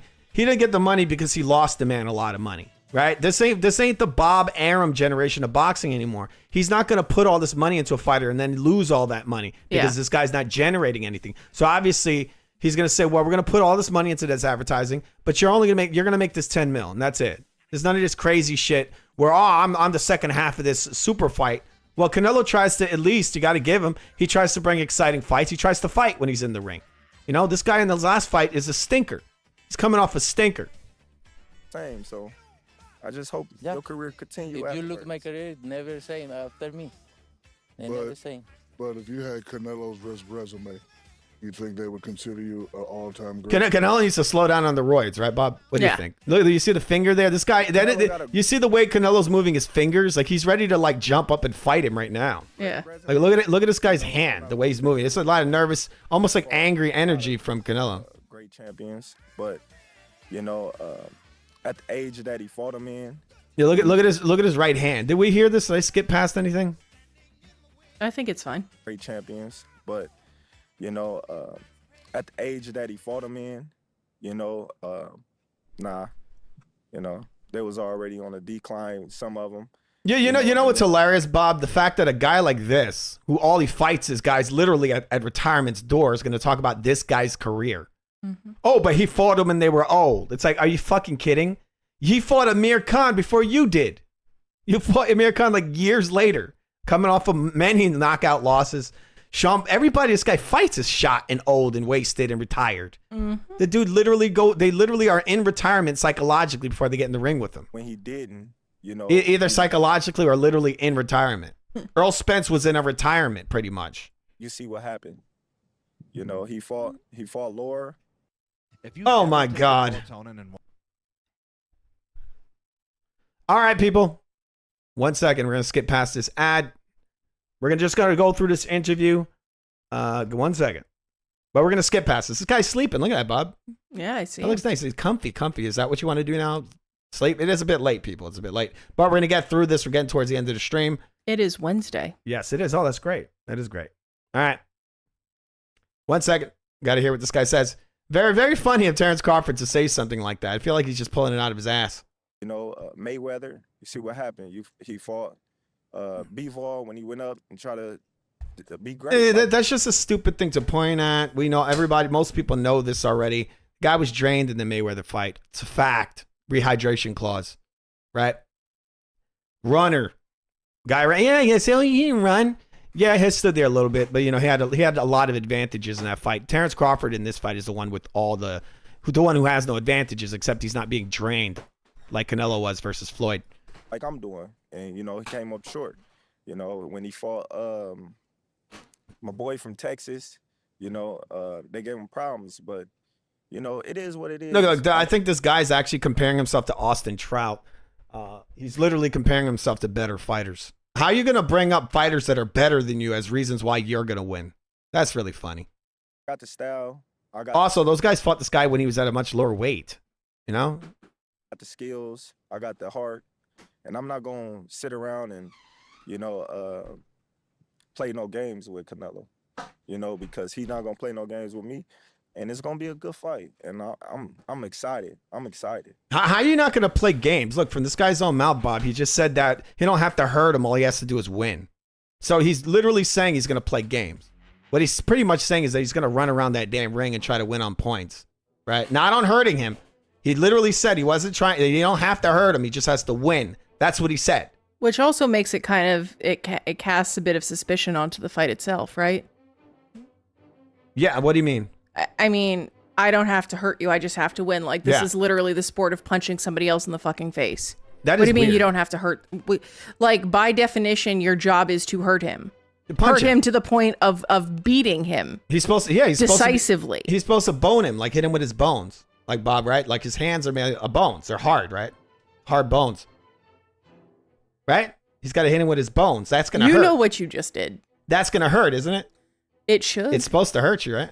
Unless you're Shakur. So, I mean, it sounds like even though he's claiming that he's got this great record, even though he's claiming that he's this elite fighter, that he's claiming he's got these skills and he's great, that he is not going to be able to actually hurt his opponent, and he's going to try to win on points. Exactly. Which is a very weird thing. Like, usually in the lead up to a fight to try to build excitement, I'm going to knock you out in the first round. I'm going to knock you out. Like, it's just this festival of KO, you know, propagandizing, right? Or it's the bravado. But, like, he doesn't even have that. He's like, I'm not going to knock you out. I'm not going to even hypothesize that I'm going to knock you out. I'm not going to hurt you either. I'm going to just try to outpoint you and survive. Like, that's a really, really weird way to frame your strategy for a fight. Yes. I mean, like, that's odd. That's the new school of boxing, right? I don't need to hurt him. I just got to beat him. Okay. Always wanted to ask a fighter this. You know the matchup is taking place. The problem is, Bob, look, if he can't put anything on this guy and get his respect, then he's just going to pressure him the whole fight and try to knock him out. How long do you hold that animosity? Does it, like, if it's announced in November, are you keeping that animosity in November, or do you chill out like a week, or does it start when you enter into training camp? It's no animosity towards Canelo at all. You know, I'm a fan of Canelo. I've been watching him for a long time. You know? I like to look at his face. He's like, yo, a fan of me? What the fuck? What is wrong with him? Why does he look like he's pissed or something? What is that face? I told you, people, he leaned out for these fucking weigh-ins. Look at him. He's all swollen up. They probably told him, hey, you need to lean out. You see him right now, Bob, at these press conferences. The guy looks fight ready almost. Mm-hmm. They probably told him, bro, lean out a little bit, you know? And for me, it's just business. But it's the competitive nature in me to, like, get, like, right now. And here, you see he's actually thinner, Bob, than the press conferences. He's thinner. Like, look at his face and everything. He looks kind of thinner. So now he's coming all bloated and Canelo's coming in skinnier. Like, you know, I'm just ready. I'm ready to go, train, and just prove the world wrong. You know, like I've been doing my whole career. You know, all the doubters and the naysayers and the people that think I can't accomplish what I set my sights on to do. And I don't know about Canelo, but I know come fight time, he gonna be in a fight that, you know, he wasn't gonna be expecting. Oh my God, that's such a weird thing to say, because this guy's fought like guys that are like better than Crawford. He ain't gonna be a fight he didn't expect. I mean, the guy fought Triple G. I mean, come on. Wait. Oh my God. Oh, Crawford's here, everyone. The guy who can't even move as well as Skull. This fight rank in your careers? It's gonna be one of the best fights in my career for sure. Like I say, he's a good fighter. He's gonna be one of the biggest fights in my career for sure. This is the biggest fight of my career. We all know that. It's no secret. You know, I'm fighting a Hall of Famer, one of the best Mexican fighters that come out of Mexico. You know, so the respect is there. You know, and I understand the magnitude of the fight, and I'm gonna give my all. Well, we saw him understanding the magnitude of the fight at the first press conference after he did the face-off. The look was in his face the whole time. Now he's trying to forget the magnitude of it, and you saw that in the next press conference after, where he's trying to psyching himself up, I guess.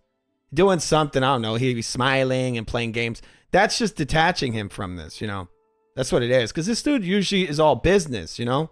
Or, That's just what it is. He knows he's a fighter. He's not there to play games. But for this second press conference, he looked detached. He's detaching himself psychologically, I guess. Maybe his brain's building up a defense mechanism, right? Because that first press conference, they had, you know, the real one when they went face to face. You could see the look in Crawford's face that he was unsure. He was actually looked kind of scared in a way.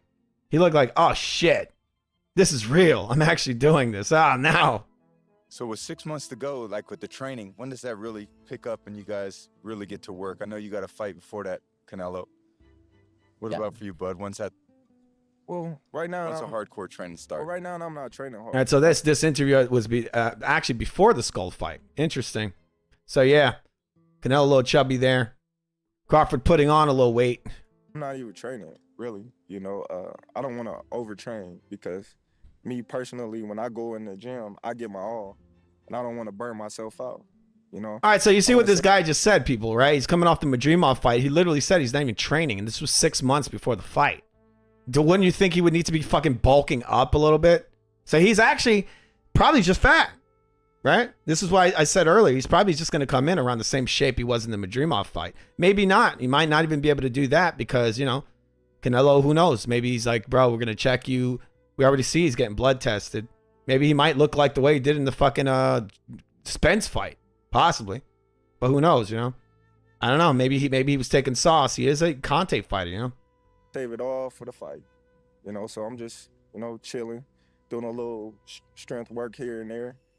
So there you go. Yeah, strength work. There you go. Strength. All right. He's lifting reporters. Ellie Setback. He's like, get over here, boy. My training haven't even started yet. Yeah. What He's wrestling Turkey Ali Sheikh. For you, Canelo? Training. You're training right now? The 6 months. I have a fight in May, and then after that, I'm gonna maybe rest like a week and then start training again for September. Focus on what I'm doing right now. Obviously, I'm focused 100% on May because I need to take care about the fight first, and then to this happen, right? And then I need to take care about that fight and training. Yeah, Quentin in the comments says he doesn't sound confident. Yeah, I don't think he does. Focus on my path. But we know your chin is battle tested, but mostly at 147. How you think you're gonna handle when he starts wheeling those 10-out cinder blocks? We don't know. That's the you know, the thing that excite everybody. We seen Terrence Crawford hurt with Gamboa. But he's saying the things that excite everyone else. He's not saying what he's excited about, right? Because he's not really excited to do this. We seen Terrence Crawford stun a little bit against Mean Machine. They would say, we don't know. That's why we fight the fight. We all want to see, you know? Do I think I can take it? Yes. Have I been in the ring with bigger fighters sparring my whole life? Yes. But have I been in the ring with a Canelo type fighter? No. That's why we Wait. So he's saying he'd been in the ring with big guys that want to knock his head off? Really? With no headgear? I mean, come on. You know he's not doing that. The fight. Also, I'm gonna go look for some of those videos of sparring. He's sparring big guys to see how he does with them. We all want to see like good fighters, good heavyweight fighters, you know? Or good bigger fighters. Yeah, B-Day Boxing in the comments says that he says speaking in the third person. He's constantly doing that. All of them do that, but he just doesn't seem confident. Not at all. And again, you look at the guys next to each other. Look at Canelo. You notice how they spaced these guys so far apart. But then when they did the Peter Moore interview, they had them like right next to each other. Is that his name, Peter Moore? Now they got him next to each other, I guess, because maybe Crawford looks the part a little bit. I heard some people, there was a person in the comments who was speculating, saying that he said that they didn't even look like they were in the same room. For all we know, maybe they weren't. Maybe they fucking green screen that shit and shrunk them or something. Did something to make this guy look a little smaller. I mean, look, they have to make him look like he's an equal size, right? And so they're doing certain things, not to say he's like ridiculously bigger than Crawford, but in a lot of the most important ways he is. He's got more muscle, he's got denser bones, and so on. Terrence Crawford.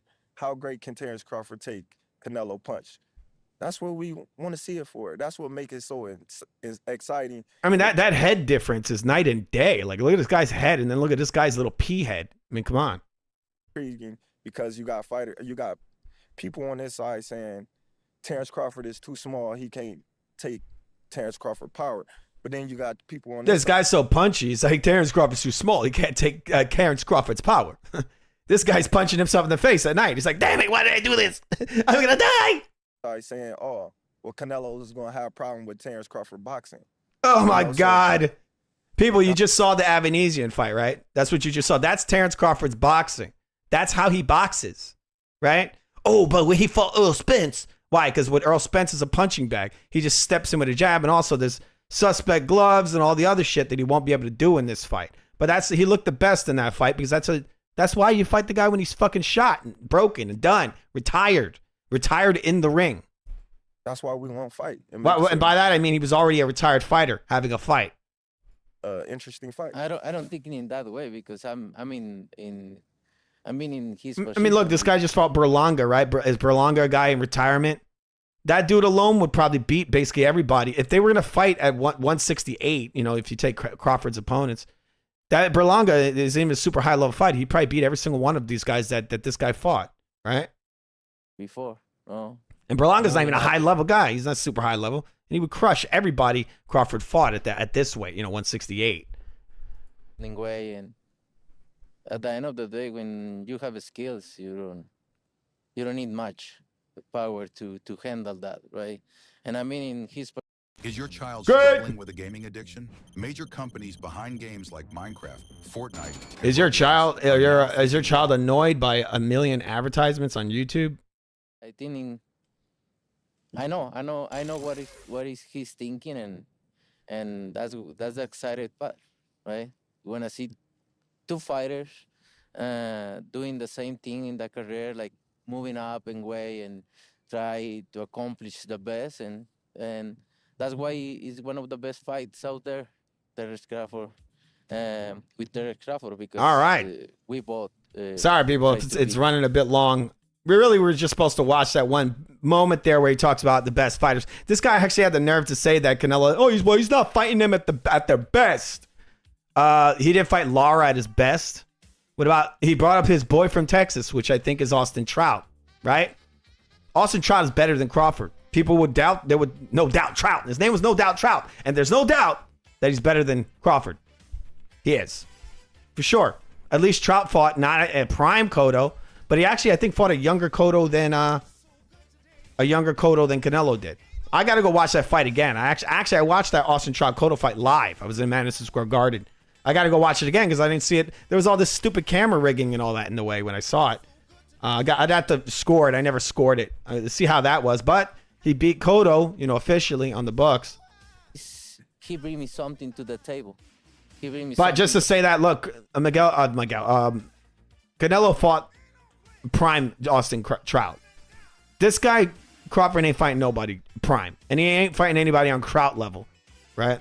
To the table for my history, and that's all about. Obviously, all of us at this round table are considered GOATs. Obviously, everybody consider GOATs. Greatest of all No, time. that's not true because Terrence Crawford ain't an all-time great. Come on. You got to at least fight a great to be an all-time great. I really think. The dudes nowadays, they just take any bum. He can have a record of all bums, nobodies. But he'll have 50 bums on his record. Now he's an all-time great. Or 50 washed guys. To you. The greatest of all time is the Me. person who has put in the work throughout their entire career, and pretty much everyone considers them the best to ever do it. Canelo, what does the greatest of all time mean to you? Now the greatest of all time. There's no such thing. Greatest of all time is a retarded thing anyway, right? The way I see it is if you've done something great, you live in history through the, you got your boxing Hall of Fame, and then you have also those fights to look back on, right? Obviously we need a visual history of it, right? And the audio works as well, right? Or written history. There's a history of your greatness, right? But one of the greatest signs of greatness when it comes to boxing is what you see in front of your eyes, right? What we're seeing. And so when I look at Terrence Crawford go round after round after round with a guy like David Avanesian while having suspect gloves, and he ain't just beating the living fuck out of him, boxing his ears off, I think there's some problems here. Like, look, this guy the other day, what's his name? I forgot this fucking guy's name. He fought a Japanese fighter. What's his name again? If you guys know Norman Jr., right? I think it's a junior. Norman. He showed some skills in that fight, even though the guy he's fighting is not the best fighter, but that guy is a ball of energy. He's actually faster in a lot of ways than Avanesian. He actually has some of his skills I think are actually better than Avanesian, right? He's a forward-coming, heavy, fast fighter. I think Norman, some of the stuff I didn't agree with what he did. I think it was shit, rabbit punches and all that. It's not right. But he showed himself to be a lot more cleaner as a boxer and a lot slicker and a lot, just picking his shots. He's just looked so much more impressive than most of Terence Crawford's fights, right? Even versus guys who aren't anything great, Terence Crawford doesn't look spectacular. He's just pawing out his lead right hand, and then boom, he shoots over your lead hand with his, his suspect power or whatever. He's shooting that right hand over your weaker hand, and then he'll hurt you a little, and then he'll finish you off. And he's usually bigger than the guys. This Norman guy is as well. He's big, but he fought in a decent way, in a way that I think is the way you're supposed to beat a guy who's a high intensity, aggressive fighter. And when we look at Crawford fighting this low level, Avanesian guy, he's not looking great, and he's having issues escaping. This guy has very slow feet. This guy is like light years behind a fighter like Canelo Alvarez. So to say, oh, he's an all-time great, even though he's having kind of trouble with Avanesian. Come on, people. And this is supposedly, 35-year-old Crawford. So, if he had any issues with the way he's blocking or his movement, he would have ironed it out at that point. I mean, come on, man. This guy can still having some decent performances versus bigger, younger men. And so for this guy to be having these problems versus a little tiny guy, I mean, come on. This shit's garbage. But everyone's all hung up on this Spence fight. I think that really is what they're looking at. The guy tried to beat himself. No, look at himself and say, I can do this. He accomplished that. Foo, what is Tom Brady doing there? I don't know, man. I asked the same question earlier to Bob. And I can do this, and he accomplished that. And he tried to do the best, and everything he do, I think for me, that means the GOAT. But GOAT means to me is... The GOAT to me means loading your gloves, cheating on your wife, and cherry picking always. A fighter that you can take and put in any era, any weight class, any division, and he's still gonna come out on top. People, that's not the GOAT. That's not the GOAT. Not really. GOAT to me is something that goes into the history books, right? They're always going to talk about this guy being great. And once again, one of the most important tests of this status is what you see with your eyes. Because for the most part, this is a visual sport, right? And by most part, I mean almost completely. It's a visual sport. This is why when you go back and you look at guys like Floyd in the future, you're always going to see a bitch. That's what people will say. They'll look at Ali and they'll say, wow, that guy could fight, right? They'll look at Manny Pacquiao and they're like, wow, that guy's amazing. When they look at Terence Crawford, they might actually not know the history behind it, but for the historians, when they look back, they'll say, well, that motherfucker was old. That guy was old. That one was old. That one was never that great. And they're going to see it. But when you look at it visually, which is obviously, this is the trick. This is the illusion, right? This is the illusion. They cherry picked them, right? They cherry picked them. But the thing with Terence Crawford, what he did well with is the fact that he could punch a lot better than Floyd could, right? So he didn't have to run as much. One of the biggest problems with Floyd is that he just couldn't pop. He didn't have any real power. If he did, these guys might have been in trouble maybe. But, Terence Crawford, he looks better on a visual level when you watch him, right? Because these guys are getting knocked out. But you have to kind of look at behind that facade, right? But that's one of the reasons why you have people like me, I guess, right? And other people that see this. Because it's not right to do that. You're just shitting on the sport. That's what you're doing. It's okay if you want to go beat up washed up guys. But what I don't appreciate is you being called the best or one of the best to ever do it when you're doing this, when you're beating washed up guys. That's what I have big problems with, right? A fighter that walks around in the world, respect them as a champion, the world knows of him as the best. They know. It's Same. No question. That's the problem. That's the problem, you see. And there are questions because you're not undisputed. Everything you've done, every title you have, many of your fights are in dispute. There's a big dispute there about your greatness. And Canelo sees it. He's like, bro, you haven't fought anybody elite. He didn't just come up with this on the spot. He already knows what you are, right? This is what he's going for. You know, in a way, he was going for greatness, wasn't he? Maybe not anymore because he feels that his career's over. He feels that he doesn't need to prove anything anymore. And that's one of my issues with Canelo. That's one of the issues. He has some fights that look a bit fishy, but I think it has more to do with the money, you know, the money of the sport. He may not know anything about these. Kovalev fight, I don't think he knows about what happened there. They're not going to tell him. But there's some weird stuff there. You know, I think that was a step too high maybe, and they wanted to generate a bunch of money maybe. I don't know how much money they made on the Kovalev fight. But he did fight Bivol. Got to give him some respect for that. And Bivol is prime. That's what I don't understand. This guy over here, Terrence Crawford, going to come over here and talk shit to this guy about, you fought these guys old. Well, the dude went up and fought Bivol, right? One of the top light heavyweights in the world. Possibly, arguably, the best light heavyweight in the world. And he fought him, right? And he's prime. He fought a prime Bivol. You're fighting old Canelo. This is an older Canelo. And I don't think for a second that this guy's going to beat Canelo. But he still is, at the end of the day, he's still fighting an older Canelo, not a prime Canelo. And people say, well, Crawford's not in his prime. Well, I don't give a fuck about that, right? I don't care what he is, but he still is fighting an older Canelo. Canelo went up and fought a prime fighter, a bigger man who's in his prime. That's the difference. That's one of the many differences. You got to give him a little respect for that, I think. What it means to me is inside and outside the ring, how the people view you, how the people respect you, how the people embrace you as a champion. To me, the greatest of all time was always an elite, untouchable status.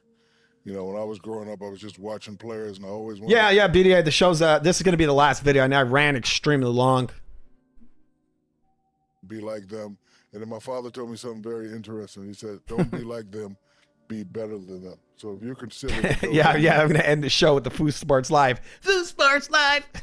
You're in the elite class and elite status. And I went before you because you are definitely the greatest of all time. What does that title mean to you? No, I think when you think about that, there's an aura to different people that when they perform what they're doing, whether it's boxing or basketball or football, or, you know, when you step to the table, then everyone's worried.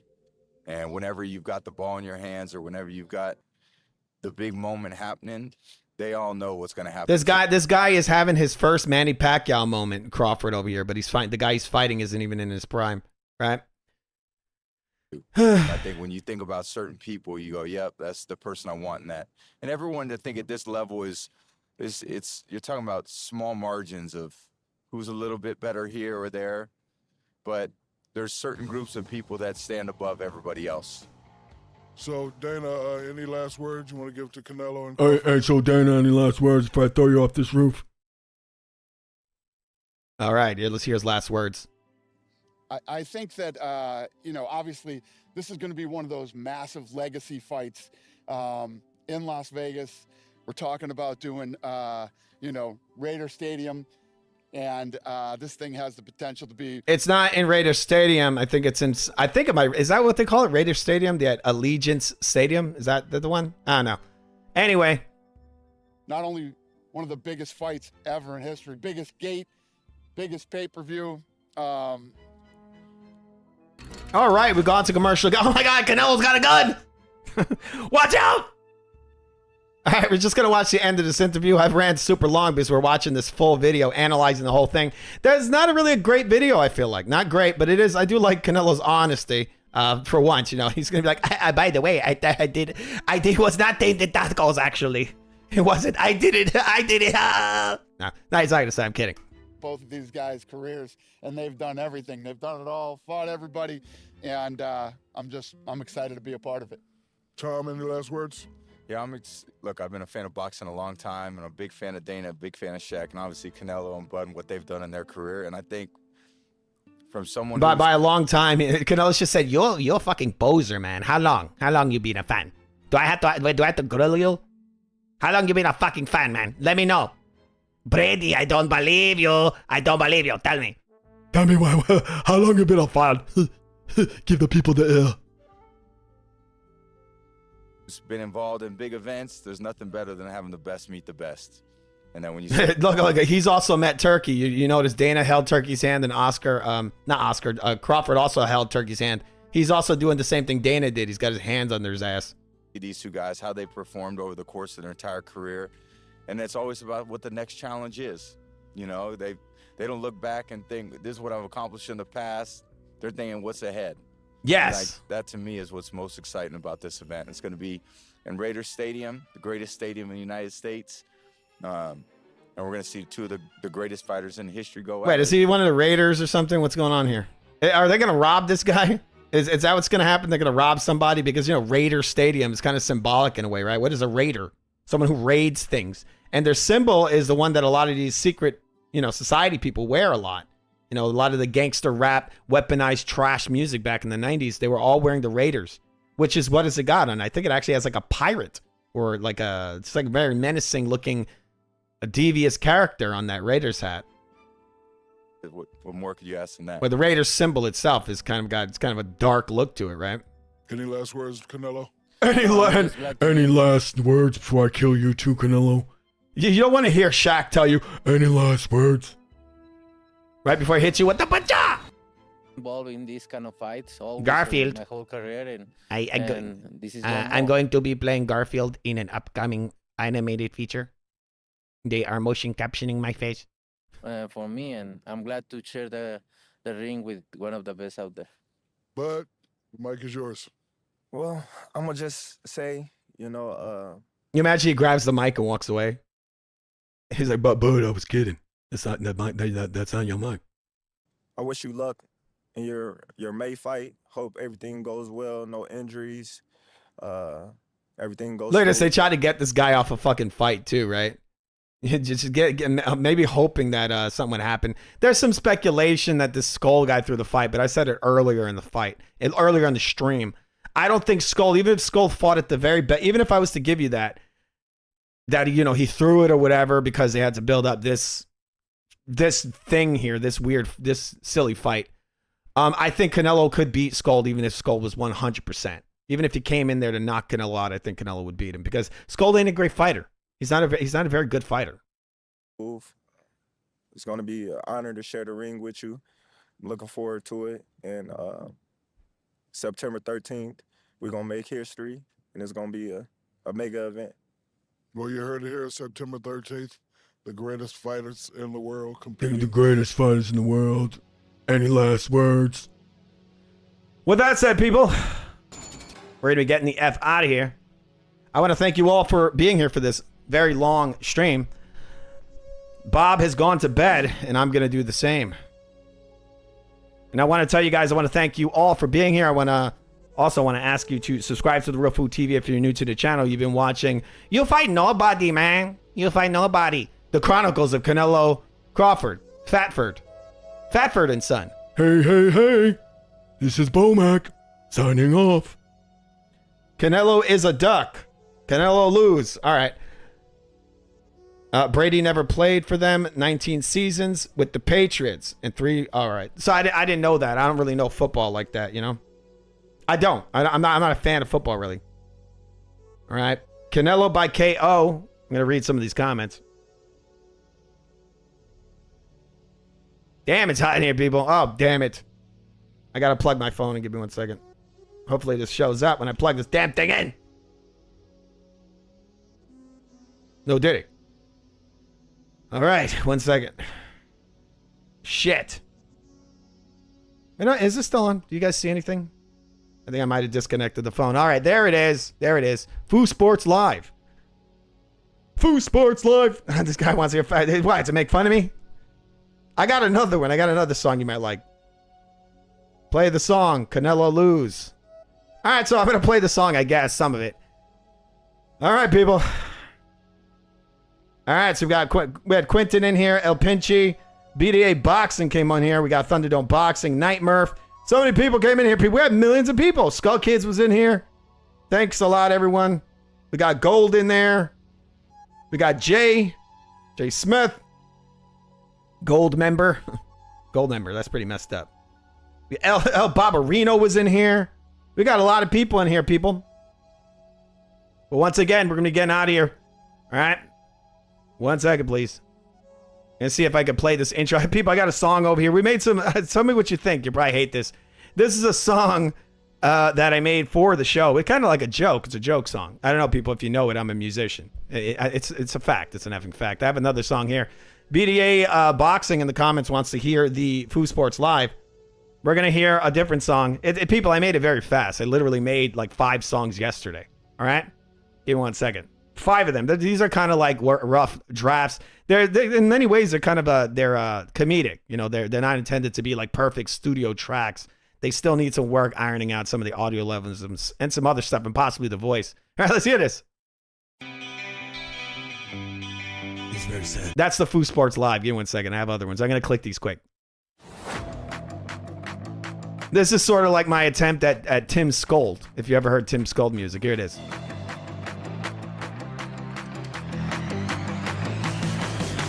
Tonight we're gonna have some fun. Tonight we're gonna watch some sports. Combat sports is where it's at. We don't give a fuck about any of that. All the shit is for pussies. We don't give a fuck about your basketball. Fuck LeBron. Fuck all that shit.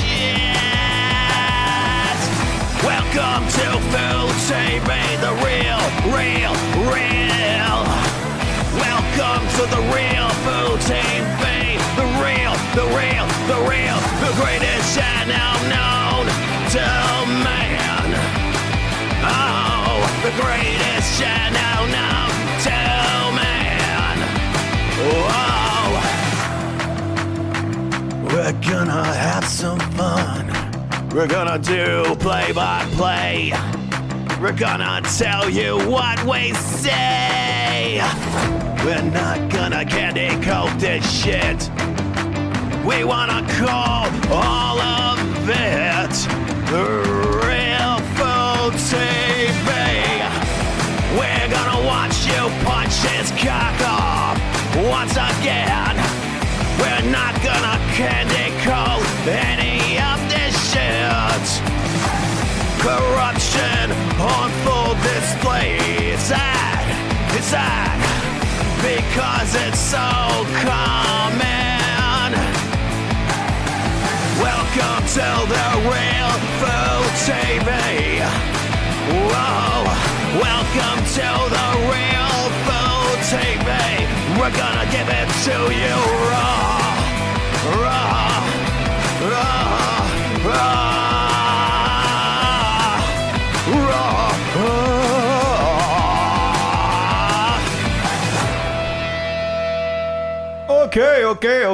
Okay. I believe you. All right, people. That's amazing, isn't it?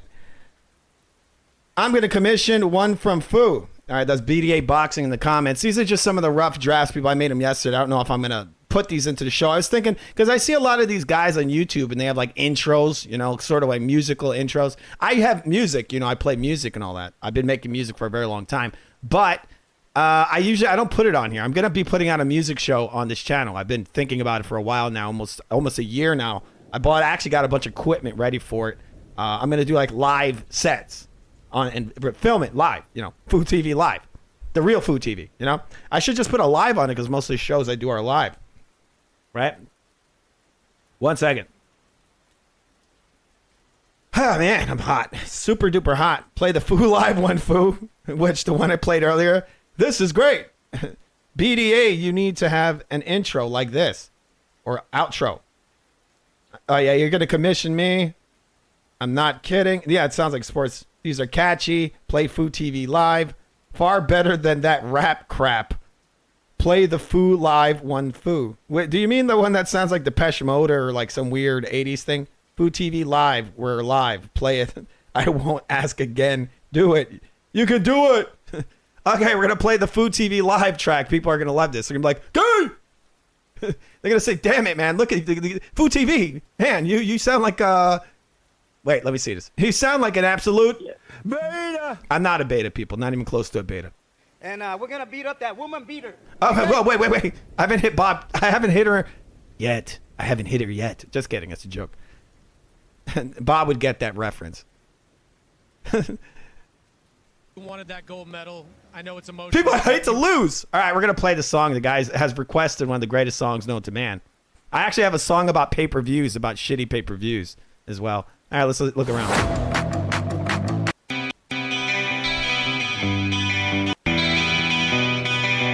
All right, people, there's a hit song. This is the big hit song. This is a Matchbox 20 song. I'm kidding. This is my emo song that I played earlier. It's sports themed, people. It is about sports. All right, let's hear this. We are here for you. We are here for you.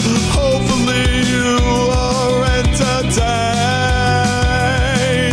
When old Lizard Eyes comes out to spit the typical narrative.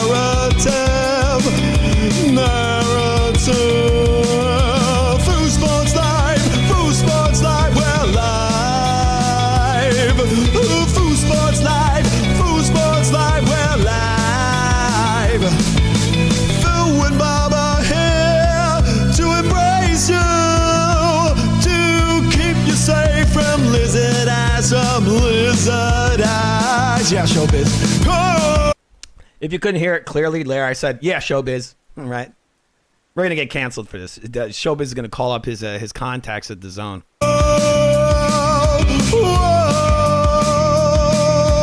Lizard Eyes is here to lead you astray. This is going to for sure get us shadow banned, isn't it? Isn't it? The Zone's going to come after us. They're going to do it. Foossports Live, Foossports Live, we're live. Foossports Live, Foossports Live, we're live.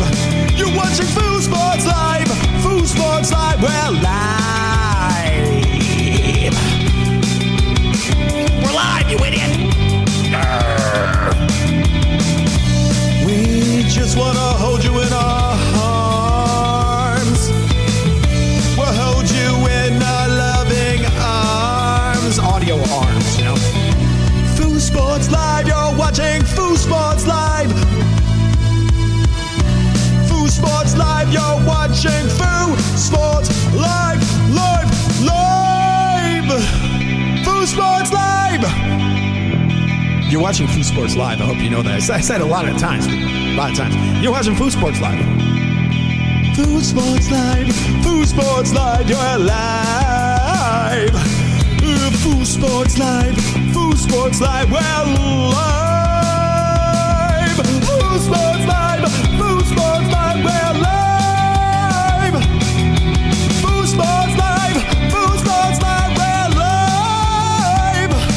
The show's live. You idiots, the show's live, you idiot. I'm kidding. Sorry, I don't want to be mean to our viewers. But it is live. It's a live show. Most of the time it's live. Sorry I lied. Most of the time it's live. Not always, but most of the time. I had to say that, people, because not all of our shows are live. But they're usually live, okay? Foossports Live. Foossports Live. Foossports Live.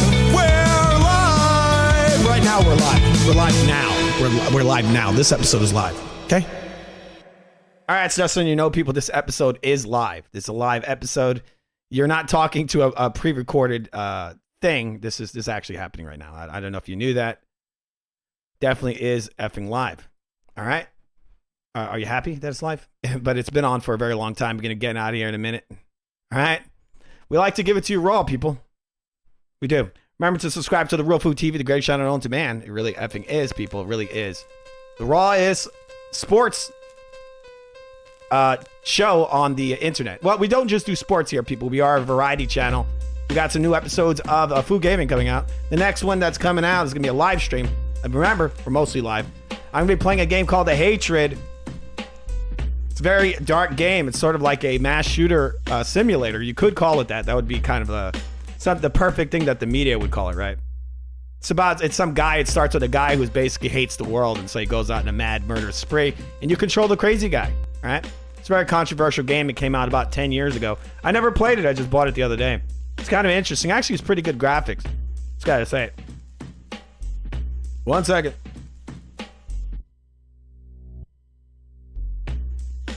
All right, 1 second. Yeah, Take care, Fu and Bob. Yeah, man. Thanks a lot. Have a good night, everyone. All right, so Bob is in the comments. This is what the youngins call a banger. Great work, Fu. Thanks a lot. Thanks a lot, guys. This is good for an 80s training montage. Yes, 80s training montage, yeah. It really effing is, people. It really effing is. But like all good things in life, I have to go away for the night. I think I might have done a marathon stream over here. It wasn't, maybe not completely intentional, but sometimes, we're doing these streams, we have little discussions and all that. It goes on a while. Bob has abandoned me, but all the people, she needs to sleep. So do I. But you know what, people? Guess what? What the hell's going on here? I'm trying to put some on. I think I'm having some technical issues here a little bit. Anyway, I want to wish everybody a good night because the show's coming to an end. All right. You've been watching another episode of Fu Sports Live. Fu Sports Live! You fight with nobody, man. You don't do nothing. All you bring is 30 extra pounds of fat on top of 147-pound fighter. He's like, bro, this fat is mighty. I got some mighty fat, Canelo. You do nothing. You do nothing. Okay? All right, once again, I want to thank BDA, Thunderdome Boxing. We got Bacon in the comments. Hopefully you guys enjoyed the show. All right, Night Murph, I called all the people. I want to thank you all for coming in here. Another amazing episode of The Real Food TV, people. Isn't it quite amazing? All right, we're not going to go through the sponsors. We already gone through that. Andre Ward, these balls punches people. It makes them where they can't have children anymore, right? We've gone through that one many, many, many times. All right, but you know what I'd like to do? I'd like to go out with a good Canelo. I'll try to put him in the ending music montage, right? All right, but again, we got to get out of here, people. Damn it. It's just so amazing. I'm sort of like Kurt Russell in Escape from New York. He kind of just goes away, walks into the distance, being all cool and shit. Like I got 2 eye patches on. That's how cool I am. Kurt Russell only had 1, right? El Barbarino in the comments says, great job, Fu. I say thank you very much to my El Barbarino. I'm sorry that I made you suffer. Even though Bob does love boxing, people, and she loves this show. We are The Real Food TV. Fu and Bob, it's in the song. Remember that. And remember to subscribe to The Real Food TV if you're coming in for the first time. If you're already here, you probably are subscribed because it's so damn amazing, isn't it? It effing is. The world is on fire. Hopefully Iran does not attack the U.S. We're going to go into that on the CW News, which is coming up soon. Might actually come tomorrow. Who knows? You never know on this channel. This is an effing variety channel, people. We also have another episode of the Fu Theater that's planned for later this week. We're going to be watching Cannibal Holocaust. We've been holding that one over for a while. And like I said, we have an episode of CW News planned. Loads of stuff to talk about. The world is insane, people. It's effing insane. But we can always go back to the world of ball punching in order to feel good about ourselves, right? And by that, I mean boxing, right? But it's getting better. And we got to thank Turkey. We got to thank Turkey. I actually have a song, people, that I have turkey in it. I talk about turkey. You say, no more Tom and Jerry shit. All right? Well, with that said, people, once again, thank you and have a good night. See you later.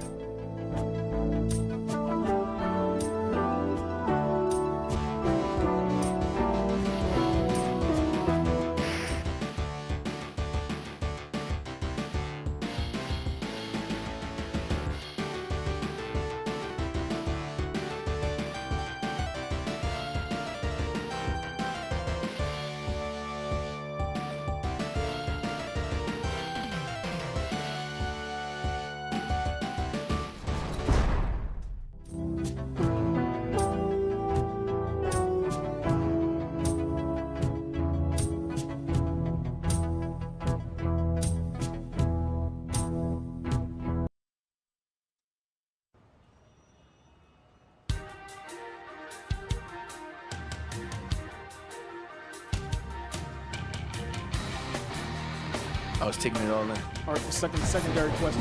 No Diddy.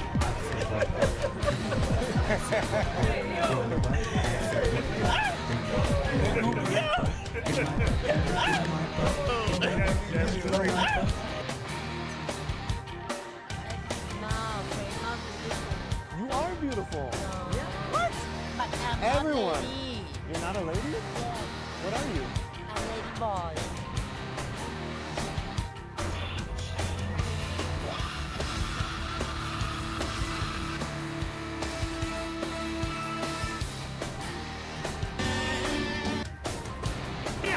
Come on, move it!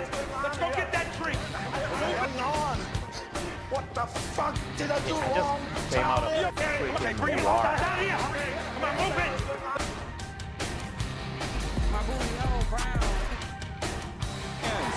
And now Mercer in the corner. And Mercer's all over. And Mercer in trouble. I just came out of freaking war. I'm God and I've killed everybody. Now what?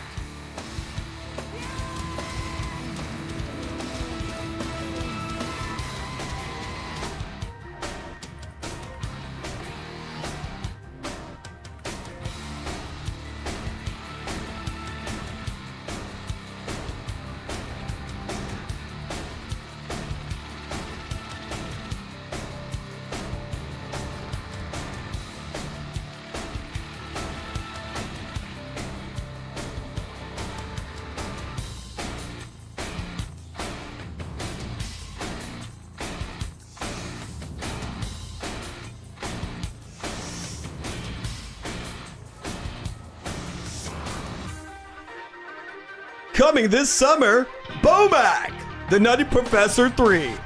Hercules, Hercules. All right. It's a good one.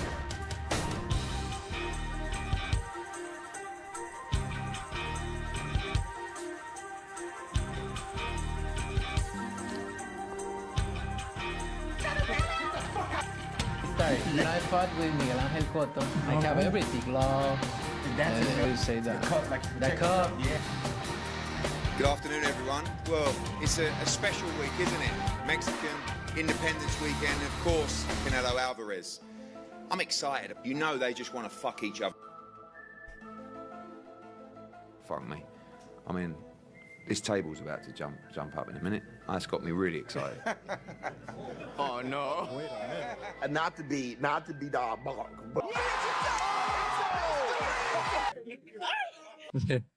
it's perfect. I like it. And he got it. He got it.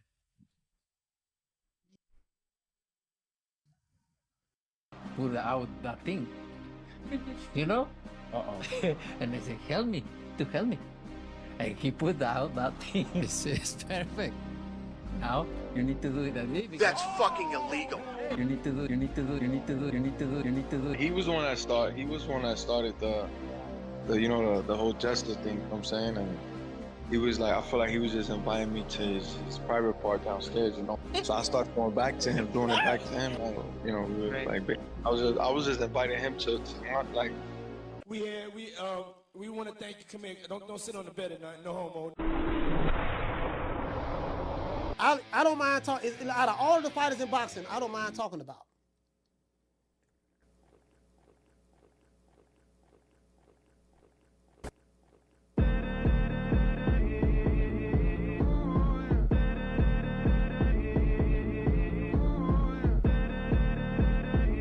That's fucking illegal.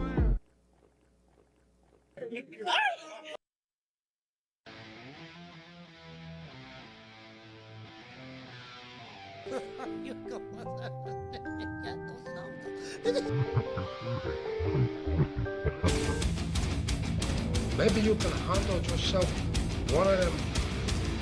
Just remember, I only tell you one time.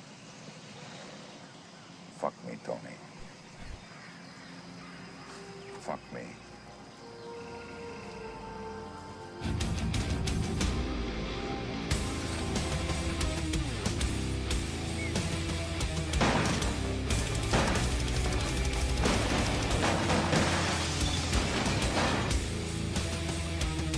You have a relationship with a I think of asses. Woman's ass. Something comes out. Get the fuck out of here, man. So can you believe how much I am in heaven?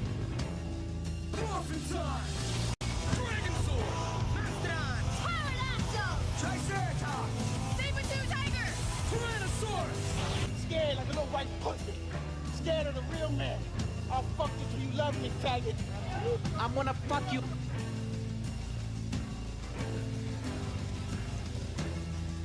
Judgment, I'll sue. All the way up it. I'm gonna fuck you. All the way up it. I'm gonna fuck you. I'm gonna fuck.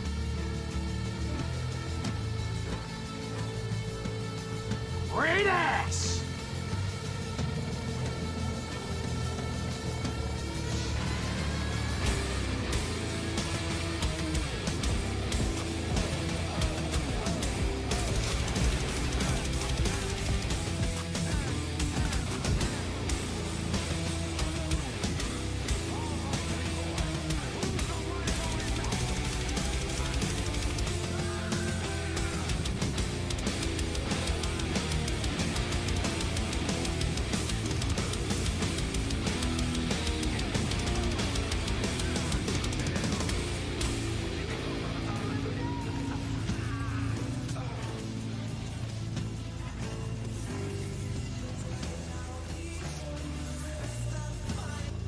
You think you're big time?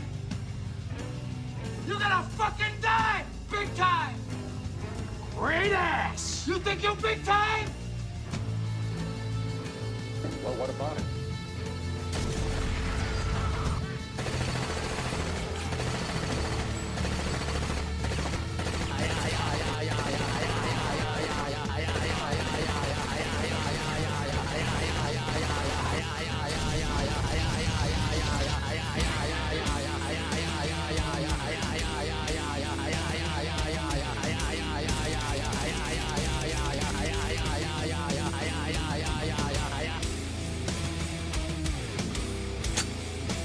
I'm reloaded!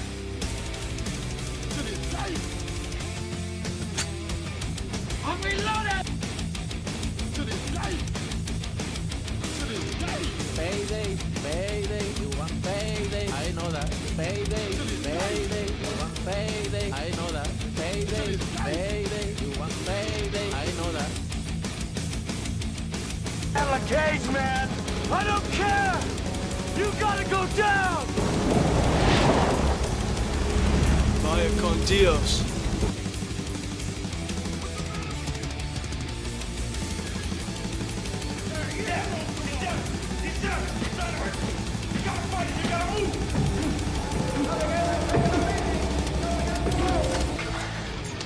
Wanna fuck with me? Hello? Is this the cocksucker residence?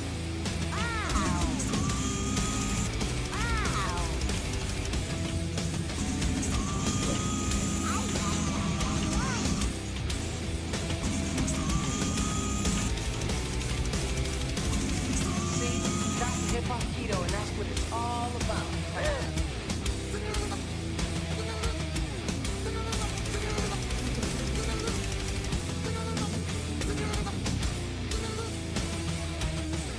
I took you off the fucking hook!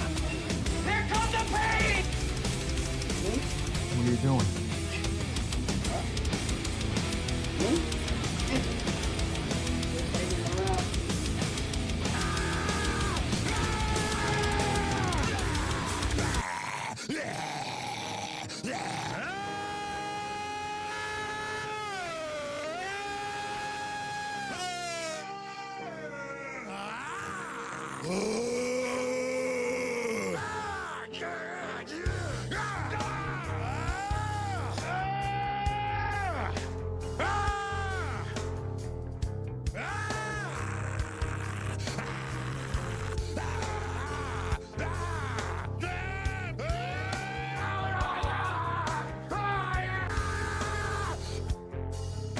Not only is there a man in his cabinet, but the man is a midget. Head move back. Head move back. Head move back. Head move back. Head move back. Head move back. Yes, move. Head down. Head down. Head down. Head move back. Head move back. Head move back. Head move back. I'm gonna straight back to you punk ass white boy. Come here and tell me that I'll fuck you in your ass, you punk white boy. You faggot. You can't touch me, you're not man enough. I'll eat your asshole alive, you bitch.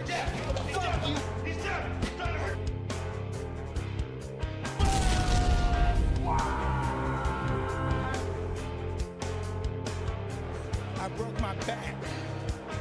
I broke my back.